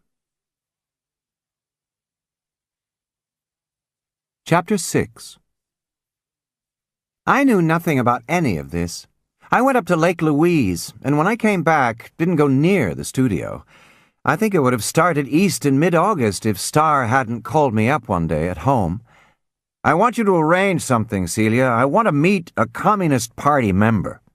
"Which one?" I asked, somewhat startled. "Anyone. Haven't you got plenty out there? I mean one of their organizers from New York." The summer before, I had been all politics. I could probably have arranged a meeting with Harry Bridges, but my boy had been killed in an auto accident after I went back to college, and I was out of touch with such things. I had heard there was a man from the New Masses around somewhere. "Will you promise him immunity?" I asked, joking. "Oh, yes," Star answered seriously. "I won't hurt him. Get one that can talk. Tell him to bring one of his books along." He spoke as if he wanted to meet a member of the I Am cult. "Do you want a blonde or a brunette?" "Oh, get a man," he said hastily. Hearing Star's voice cheered me up. Since I had barged in on Father, it had all seemed a paddling about in thin spittle. Star changed everything about it, changed the angle from which I saw it, changed the very air. "I don't think your father ought to know," he said. "Can we pretend the man is a Bulgarian musician or something?" "Oh, they don't dress up anymore," I said. It was harder to arrange than I thought. Star's negotiations with the Writers' Guild, which had continued over a year, were approaching a dead end. Perhaps they were afraid of being corrupted, and I was asked what Star's proposition was. Afterwards, Star told me that he prepared for the meeting by running off the Russian revolutionary films that he had in his film library at home. He also ran off Dr. Caligari and Salvador Dali's Le Chien Andalou, possibly suspecting that they had a bearing on the matter. He had been startled by the Russian films back in the 20s, and on Wiley White's suggestion, he had had the script department get him up a 2-page treatment of the Communist Manifesto. But his mind was closed on the subject. He was a rationalist who did his own reasoning without benefit of books, and he had just managed to climb out of 1,000 years of Jewry into the late 18th century. He could not bear to see it melt away. He cherished the parvenu's passionate loyalty to an imaginary past. The meeting took place in what I called the processed leather room. It was one of 6 done for us by a decorator from Sloane's years ago, and the term stuck in my head. It was the most decorator's room, an Angora wool carpet the color of dawn, the most delicate gray imaginable. You hardly dared walk on it. And the silver paneling and leather tables and creamy pictures and slim fragilities looked so easy to stain that we could not breathe hard in there. though it was wonderful to look into from the door when the windows were open and the curtains whimpered querulously against the breeze. It was a lineal descendant of the old American parlor that used to be closed except on Sundays. But it was exactly the room for the occasion, and I hoped that whatever happened would give it character and make it henceforth part of our house. Star arrived first. He was white and nervous and troubled, except for his voice, which was always quiet and full of consideration. There was a brave, personal quality in the way he would meet you. He would walk right up to you and put aside something that was in the way and grow to know you all over as if he couldn't help himself.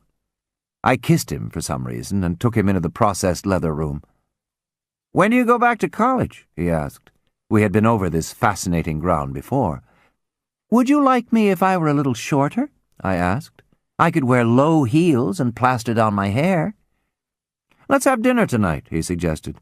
"People will think I'm your father, but I don't mind." "I love old men," I assured him. "Unless the man has a crutch, I feel it's just a boy and girl affair." "Have you had many of those?" "Enough. People fall in and out of love all the time, don't they? Every 3 years or so, Fanny Bryce says. I just read it in the paper." "I wonder how they manage it," he said.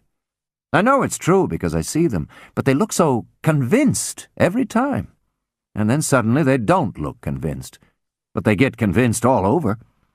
"You've been making too many movies." "I wonder if they're as convinced the second time or the third time or the fourth time," he persisted. "More each time," I said. "Most of all the last time." He thought this over and seemed to agree. "I suppose so. Most of all the last time." I didn't like the way he said this, and I suddenly saw that under the surface he was miserable. "It's a great nuisance," he said. "It'll be better when it's over." "Wait a minute.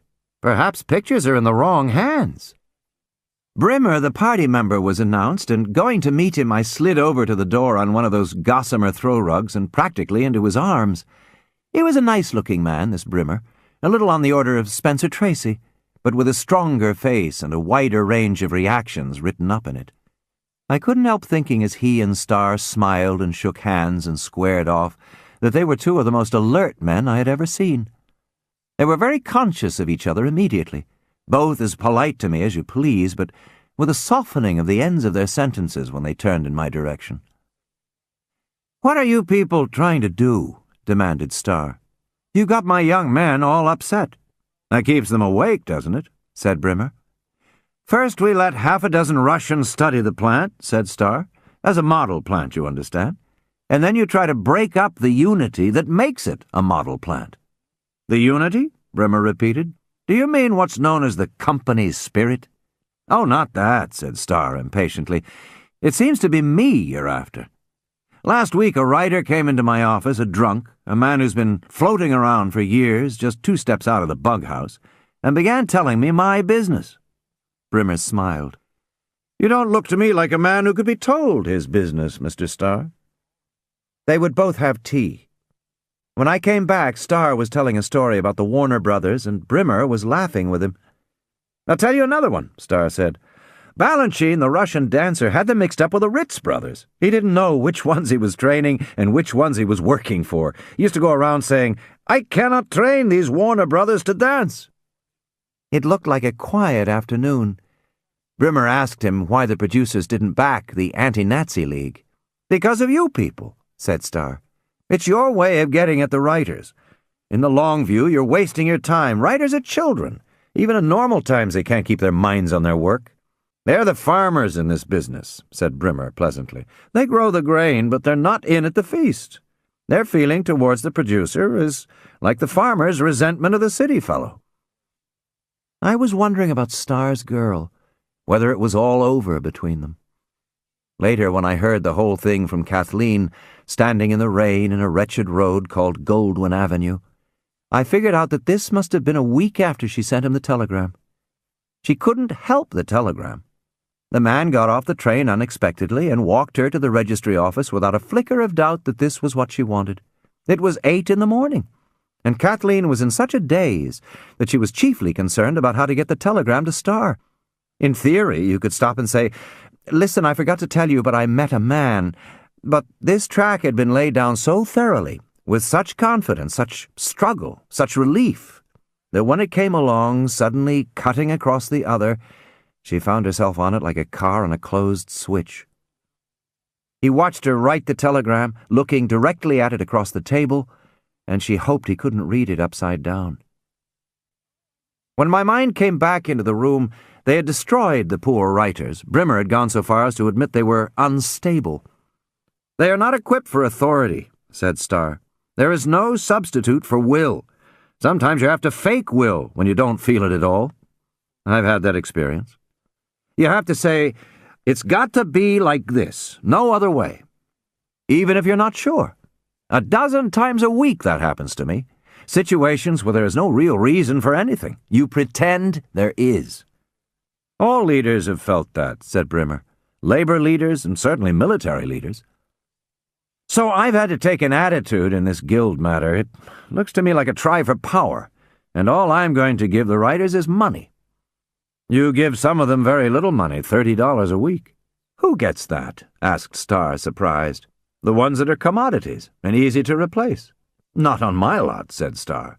"Oh, yes," said Brimmer. 2 men in your shorts department get $30 a week." "Who?" "Man named Ransom, man named O'Brien."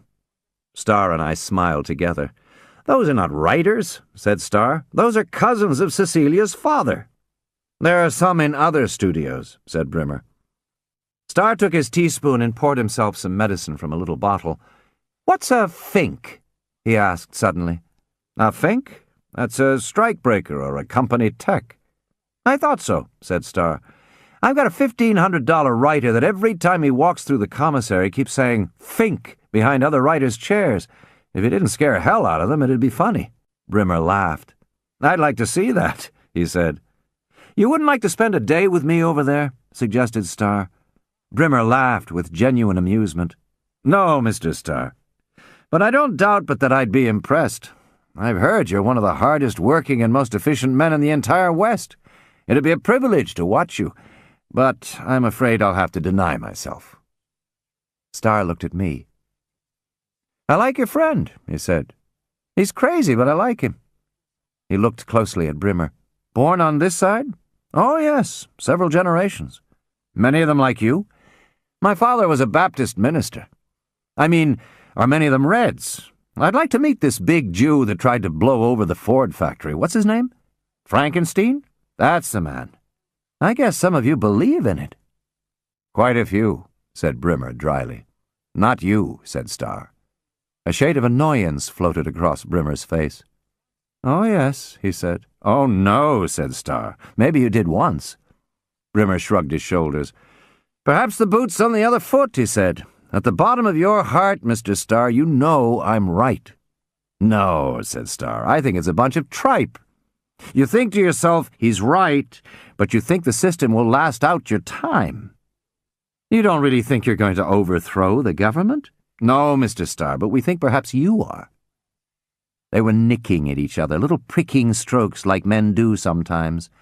Women do it too, but it is a joined battle then with no quarter. But it is not pleasant to watch men do it because you never know what's next. Certainly it wasn't improving the tonal associations of the room for me, and I moved them out the French window into our golden-yellow California garden. It was midsummer, but fresh water from the gasping sprinklers made the lawn glitter like spring. I could see Brimmer look at it with a sigh in his glance, a way they have. He opened up big outside, inches taller than I thought, and broad-shouldered. He reminded me a little of Superman when he takes off his spectacles. I thought he was as attractive as men can be who don't really care about women as such. We played a round-robin game of ping-pong, and he handled his bat well. I heard Father come into the house singing that damned "Little Girl, You've Had a Busy Day," and then breaking off as if he remembered we weren't speaking anymore. It was 6:30. My car was standing in the drive, and I suggested we go down to the Trocadero for dinner. Brimmer had that look that Father O'Neill had that time in New York, when he turned his collar around and went with Father and me to the Russian ballet. He hadn't quite ought to be here. When Bernie the photographer, who was waiting there for some big game or other, came up to our table, he looked trapped. Starr made Bernie go away, and I would like to have had the picture. Then, to my astonishment, Starr had 3 cocktails, one after the other. "Now I know you've been disappointed in love," I said. "What makes you think that, Cecilia?" "Cocktails." "Oh, I never drink, Cecilia. I get dyspepsia. I've never been tight." I counted them. 2, 3. I didn't realize. I couldn't taste them. I thought there was something the matter. A silly, glassy look darted into his eye, and passed away. "This is my first drink in a week," said Brimmer. "I did my drinking in the Navy."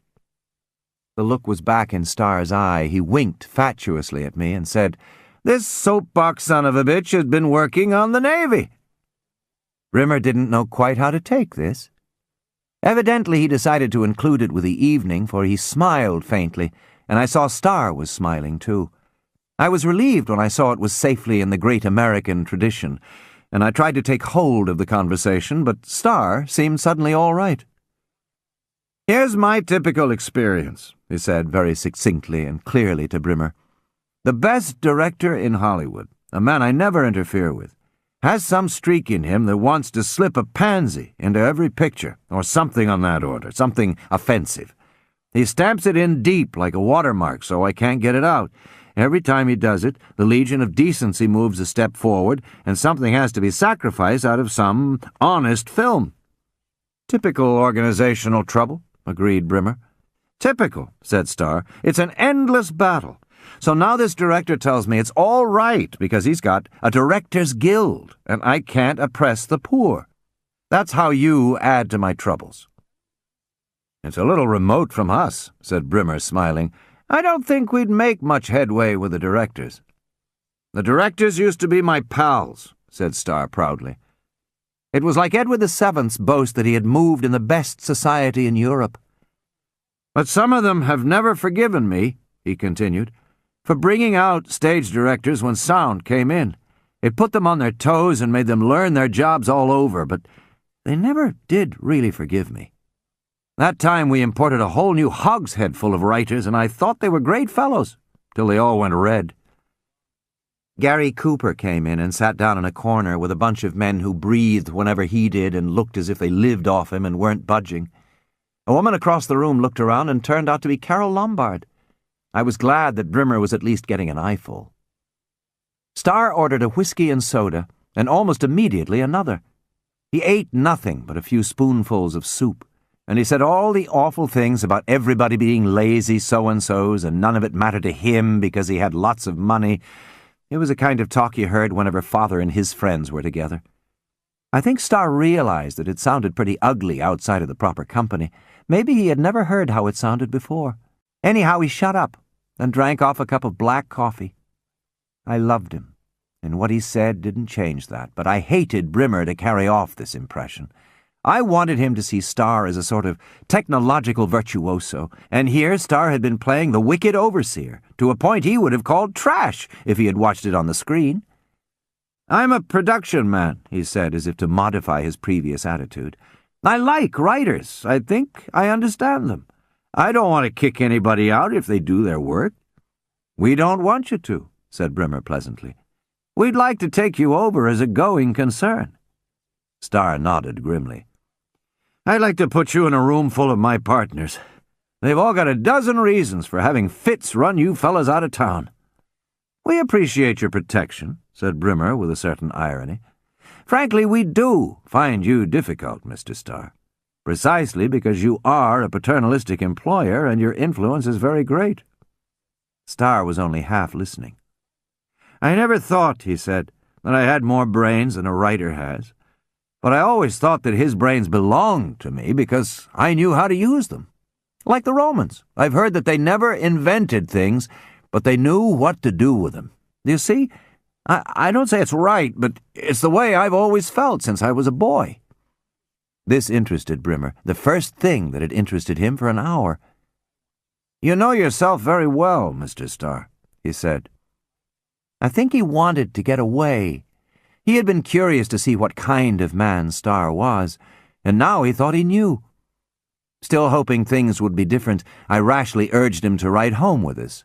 But when Star stopped by the bar for another drink, I knew I'd made a mistake. It was a gentle, harmless, motionless evening with a lot of Saturday cars. Star's hand lay along the back of the seat, touching my hair. Suddenly I wished it had been about 10 years ago. I would have been 9, Brimmer about 18 and working his way through some Midwestern college, and Star 25, just having inherited the world and full of confidence and joy. We would both have looked up to Star so, without question. And here we were in an adult conflict, to which there was no peaceable solution, complicated now with the exhaustion and drink. We turned in at our drive and I drove around to the garden again. "I must go along now," said Brimmer. "I've got to meet some people." "No, stay," said Star. "I never have said what I wanted. We'll play ping-pong and have another drink, and then we'll tear into each other." Brimmer hesitated. Star turned on the floodlight and picked up his ping-pong bat, and I went into the house for some whiskey. I wouldn't have dared disobey him. When I came back, they were not playing, but Star was batting a whole box of new balls across to Brimmer, who turned them aside. When I arrived, he quit and took the bottle and retired to a chair just out of the floodlight, watching in dark, dangerous majesty. He was pale. He was so transparent that you could almost watch the alcohol mingle with the poison of his exhaustion. "Time to relax on Saturday night," he said. "You're not relaxing," I said. He was carrying on a losing battle with his instinct toward schizophrenia. "I'm going to beat up Brimmer," he announced after a moment. "I'm going to handle this thing personally." "Can't you pay somebody to do it?" asked Brimmer. I signaled him to keep quiet. "I do my own dirty work," said Star. "I'm going to beat hell out of you and put you on a train." He got up and came forward, and I put my arms around him, gripping him. "Please stop this," I said. "Oh, you're being so bad." "This fellow has an influence over you," he said darkly. "Over all you young people. You don't know what you're doing." "Please go home," I said to Brimmer. Star's suit was made of slippery cloth, and suddenly he slipped away from me and went for Brimmer. Brimmer retreated backwards around the table. There was an odd expression in his face, and afterwards I thought it looked as if he were saying, "Is this all? This frail, half-sick person holding up the whole thing?" Then Star came close, his hands going up. It seemed to me that Brimmer held him off with his left arm a minute, and then I looked away. I couldn't bear to watch. When I looked back, Star was out of sight, below the level of the table, and Brimmer was looking down at him. "Please go home," I said to Brimmer. "All right." He stood looking down at Star as I came around the table. "I always wanted to hit $10 million, but I didn't know it would be like this." Star lay motionless. "Please go," I said. "I'm sorry, can I help?" "No, please go." "I understand." He looked again, a little awed at the depths of Star's repose, which he had created in a split second. Then he went quickly away over the grass, and I knelt down and shook Star. After a moment he came awake with a terrific convulsion and bounced up on his feet. "Where is he?" he shouted. "Who?" I asked innocently. "That American! Why in hell did you have to marry him, you damn fool?" "Monroe, he's gone. I didn't marry anybody." I pushed him down in a chair. "He's been gone half an hour," I lied. The ping-pong balls lay around in the grass like a constellation of stars. I turned on a sprinkler and came back with a wet handkerchief, but there was no mark on Star. He must have been hit in the side of the head. He went off behind some trees and was sick, and I heard him kicking up some earth over it. After that he seemed all right, but he wouldn't go into the house till I got him some mouthwash, so I took back the whiskey bottle and got a mouthwash bottle. His wretched essay at getting drunk was over. I've been out with college freshmen, but for sheer ineptitude and absence of the Bacchic spirit, it unquestionably took the cake. Every bad thing happened to him, but that was all. We went in the house. The cook said Father and Mr. Marcus and Fleischacker were on the veranda, so we stayed in the processed leather room. We both sat down in a couple of places and seemed to slide off. And finally I sat on a fur rug and Star on a footstool beside me. "Did I hit him?" he asked. "Oh, yes," I said, "quite badly." "I don't believe it." After a minute he added, "I didn't want to hurt him. I just wanted to chase him out. I guess he got scared and hit me." If this was his interpretation of what had happened, it was all right with me. "Do you hold it against him?" "Oh, no," he said. "I was drunk." He looked around. "I've never been in here before. Who did this room? Somebody from the studio?" "Well, I'll have to get out of here," he said in his old pleasant way. "How would you like to go out to Doug Fairbank's ranch and spend the night?" he asked me. "I know he'd love to have you." That's how the 2 weeks started that he and I went around together. It only took one of them for Luella to have us married. The manuscript stops at this point. The following synopsis of the rest of the story has been put together from Fitzgerald's notes and outlines and from the reports of persons with whom he discussed his work. Soon after his interview with Brimmer, Star makes a trip east. A wage cut has been threatened in the studio, and Star has gone to talk to the stockholders, presumably with the idea of inducing them to retrench in some other way. He and Brady have long been working at cross purposes, and the struggle between them for the control of the company is rapidly coming to a climax. We do not know about the results of this trip from the business point of view, but whether or not on a business errand, Star for the first time visits Washington with the intention of seeing the city, and it is to be presumed that the author had meant to return here to the motif introduced in the first chapter with the visit of the Hollywood people to the home of Andrew Jackson, and their failure to gain admittance or even to see the place clearly, the relation of the moving picture industry to the American ideals and tradition. It is midsummer. Washington is stifling. Star comes down with summer grip and goes around the city in a daze of fever and heat. He never succeeds in becoming acquainted with it as he had hoped to. When he recovers and gets back to Hollywood, he finds that Brady has taken advantage of his absence to put through a 50% pay cut. Brady had called a meeting of writers and told them in a tearful speech that he and the other executives would take a cut themselves if the writers would consent to take one. If they would agree, it would not be necessary to reduce the salaries of the stenographers and the other low-paid employees. The writers had accepted this arrangement, but had then been double-crossed by Brady, who had proceeded to slash the stenographers just the same. Star is revolted by this, and he and Brady have a violent falling out. Star, though opposed to the unions, believing that any enterprising office boy can make his way to the top as he has done, is an old-fashioned paternalistic employer who likes to feel that the people who work for him are contented and that he and they are on friendly terms. On the other hand, he quarrels also with Wiley White, who he finds has become truculently hostile to him, in spite of the fact that Star was not personally responsible for the pay cut. Star has been patient in the past with White's drinking and his practical jokes, and he is hurt that the writer should not feel towards him the same kind of personal loyalty, which is the only solidarity that Star understands in the field of business relations. The Reds see him now as a conservative, Wall Street as a Red. But he finds himself driven by the logic of the situation to fall in with the idea which has been proposed and is heartily approved by Brady of setting up a company union.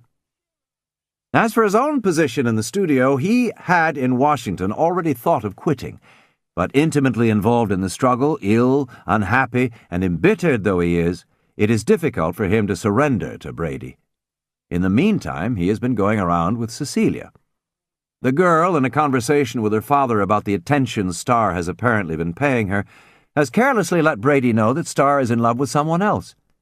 Brady finds out about Kathleen, whom Star has been seeing again, and attempts to blackmail Star. Star, in disgust with the Bradys, abruptly drops Cecilia.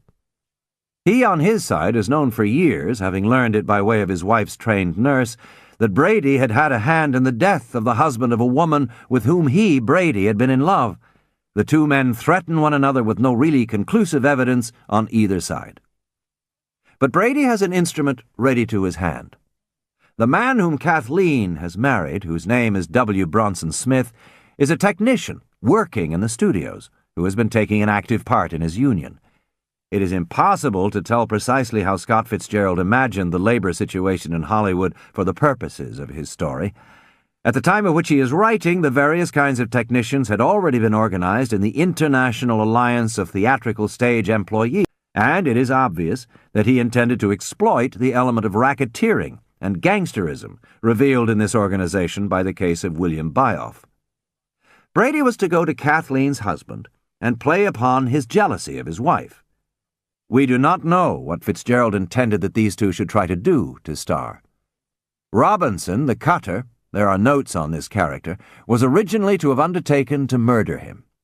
But it seems more probable from the author's outline that Starr was to be caught in some trap which would supply Kathleen's husband with grounds for bringing a suit against Starr for alienation of his wife's affection. In Fitzgerald's story outline, the theme of Chapter 8 is indicated by the words, "the suit and the price." This is evidently partly explained by the following note of material which Fitzgerald intended to make use of, though it is impossible to tell how it was to be modified to meet the demands of the story. Quote, "One of the blank brothers is accused by an employee of seducing his wife, sued for alienation. They try to settle it out of court, but the man bringing suit is a labor leader and won't be bought. Neither will he divorce his wife. He considers rougher measures. His price is that blank shall go away for a year. Blank's instinct is to stay and fight it, but the other brothers get to a doctor and pronounce a death sentence on him and retire him. He tries to get the girl to go with him, but is afraid of the Mann Act. She is to follow him, and they'll go abroad." End of quote. In any case, Starr is to be saved by the intervention of the cameraman Pete Zavras, whom he has befriended at the beginning of the story when Zavras had lost his standing with the studios. In the meantime, Starr is now seriously ill. He and Kathleen have been taking breathless chances.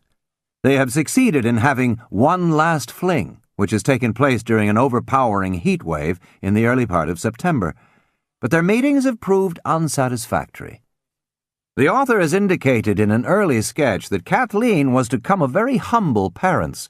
Her father was to have been the captain of a Newfoundland fishing smack, and in another place he says that Starr has found it difficult to accept her as a permanent part of his life because she is poor, unfortunate, and tagged with a middle-class exterior which doesn't fit in with the grandeur Starr demands of life. It is possible that the labor conflict in which her husband has become involved was intended to alienate her and Starr. Starr is now being pushed into the past by Brady and by the unions alike. The split between the controllers of the movie industry on the one hand and the various groups of employees on the other is widening and leaving no place for real individualists of business like Starr, whose successes are personal achievements and whose career has always been invested with a certain personal glamour. He has held himself directly responsible to everyone with whom he has worked. He has even wanted to beat up his enemies himself. In Hollywood, he is the last tycoon. Starr has not been afraid, as we have seen in the conference in Chapter 3, to risk money on unpopular films, which would afford him some artistic satisfaction. He has had a craftsman's interest in the pictures, and it has been natural for him to want to make them better, but he has been lying low since the wage cut and has ceased to make pictures altogether. There was to have been a second series of scenes showing him at a story conference, at the rushes, and on the sets, which was to have contrasted with a similar series in Chapters 3 and 4, and to have shown the change that has taken place in his attitude and status. He must, however, stand up to Brady, who he knows will stop at nothing. He evidently fears Brady will murder him, for he now decides to resort to Brady's own methods and get his partner murdered. For this he apparently goes straight to the gangsters. It is not clear how the murder is to be accomplished, but in order to be away at the time, Starr arranges a trip to New York. He sees Kathleen for the last time at the airport, and also meets Cecilia, who was going back to college on a different plane. On the plane, he has a reaction of disgust against the course he has taken. He realizes that he has let himself be degraded to the same plane of brutality as Brady. He decides to call off the murder and intends to wire orders as soon as the plane descends at the next airport. But the plane has an accident. and crashes before they reach the next stop. Star is killed, and the murder goes through. The ominous suicide of Schwartz in the opening chapter of the story is thus balanced by the death of Star. In the note that Schwartz had sent him, he had been trying to warn him against Brady, who had long wanted to get Star out of the company. Star's funeral, which was to have been described in detail, is an orgy of Hollywood servility and hypocrisy. Everybody is weeping copiously or conspicuously stifling emotion with an eye on the right people. Cecilia imagines Star present and can hear him saying, "Trash." The old cowboy actor Johnny Swanson, who has been mentioned at the beginning of Chapter 2, and for whom in his forlorn situation Cecilia has later had the idea of trying to do something at the time of her visit to her father's office, has been invited to the funeral by mistake, through the confusion of his name with someone else's, and asked to officiate as pallbearer along with the most intimate and important of the dead producer's friends. Johnny goes through with the ceremony, rather dazed, and then finds out to his astonishment that his fortunes have been gloriously restored. From this time on, he is deluged with offers of jobs. In the meantime, a final glimpse of Fleischacker, the ambitious company lawyer, a man totally without conscience or creative brains, was to have shown him as prefiguring the immediate future of the motion picture business. There was also to have been a passage towards the end between Fleischacker and Cecilia, in which the former, who has been to New York University, and who was perhaps to have tried to marry Cecilia, was to have attempted a conversation with her on an intellectual plane.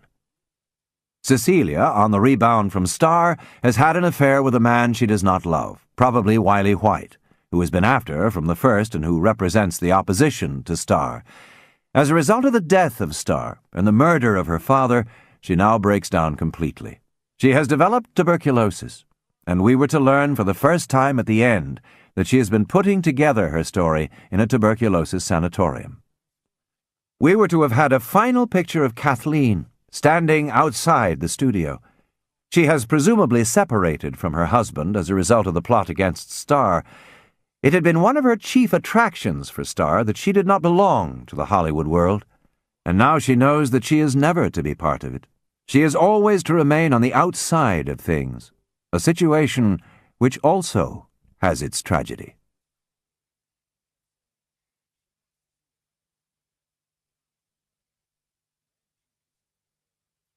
That was The Last Tycoon by F. Scott Fitzgerald, read by William Roberts.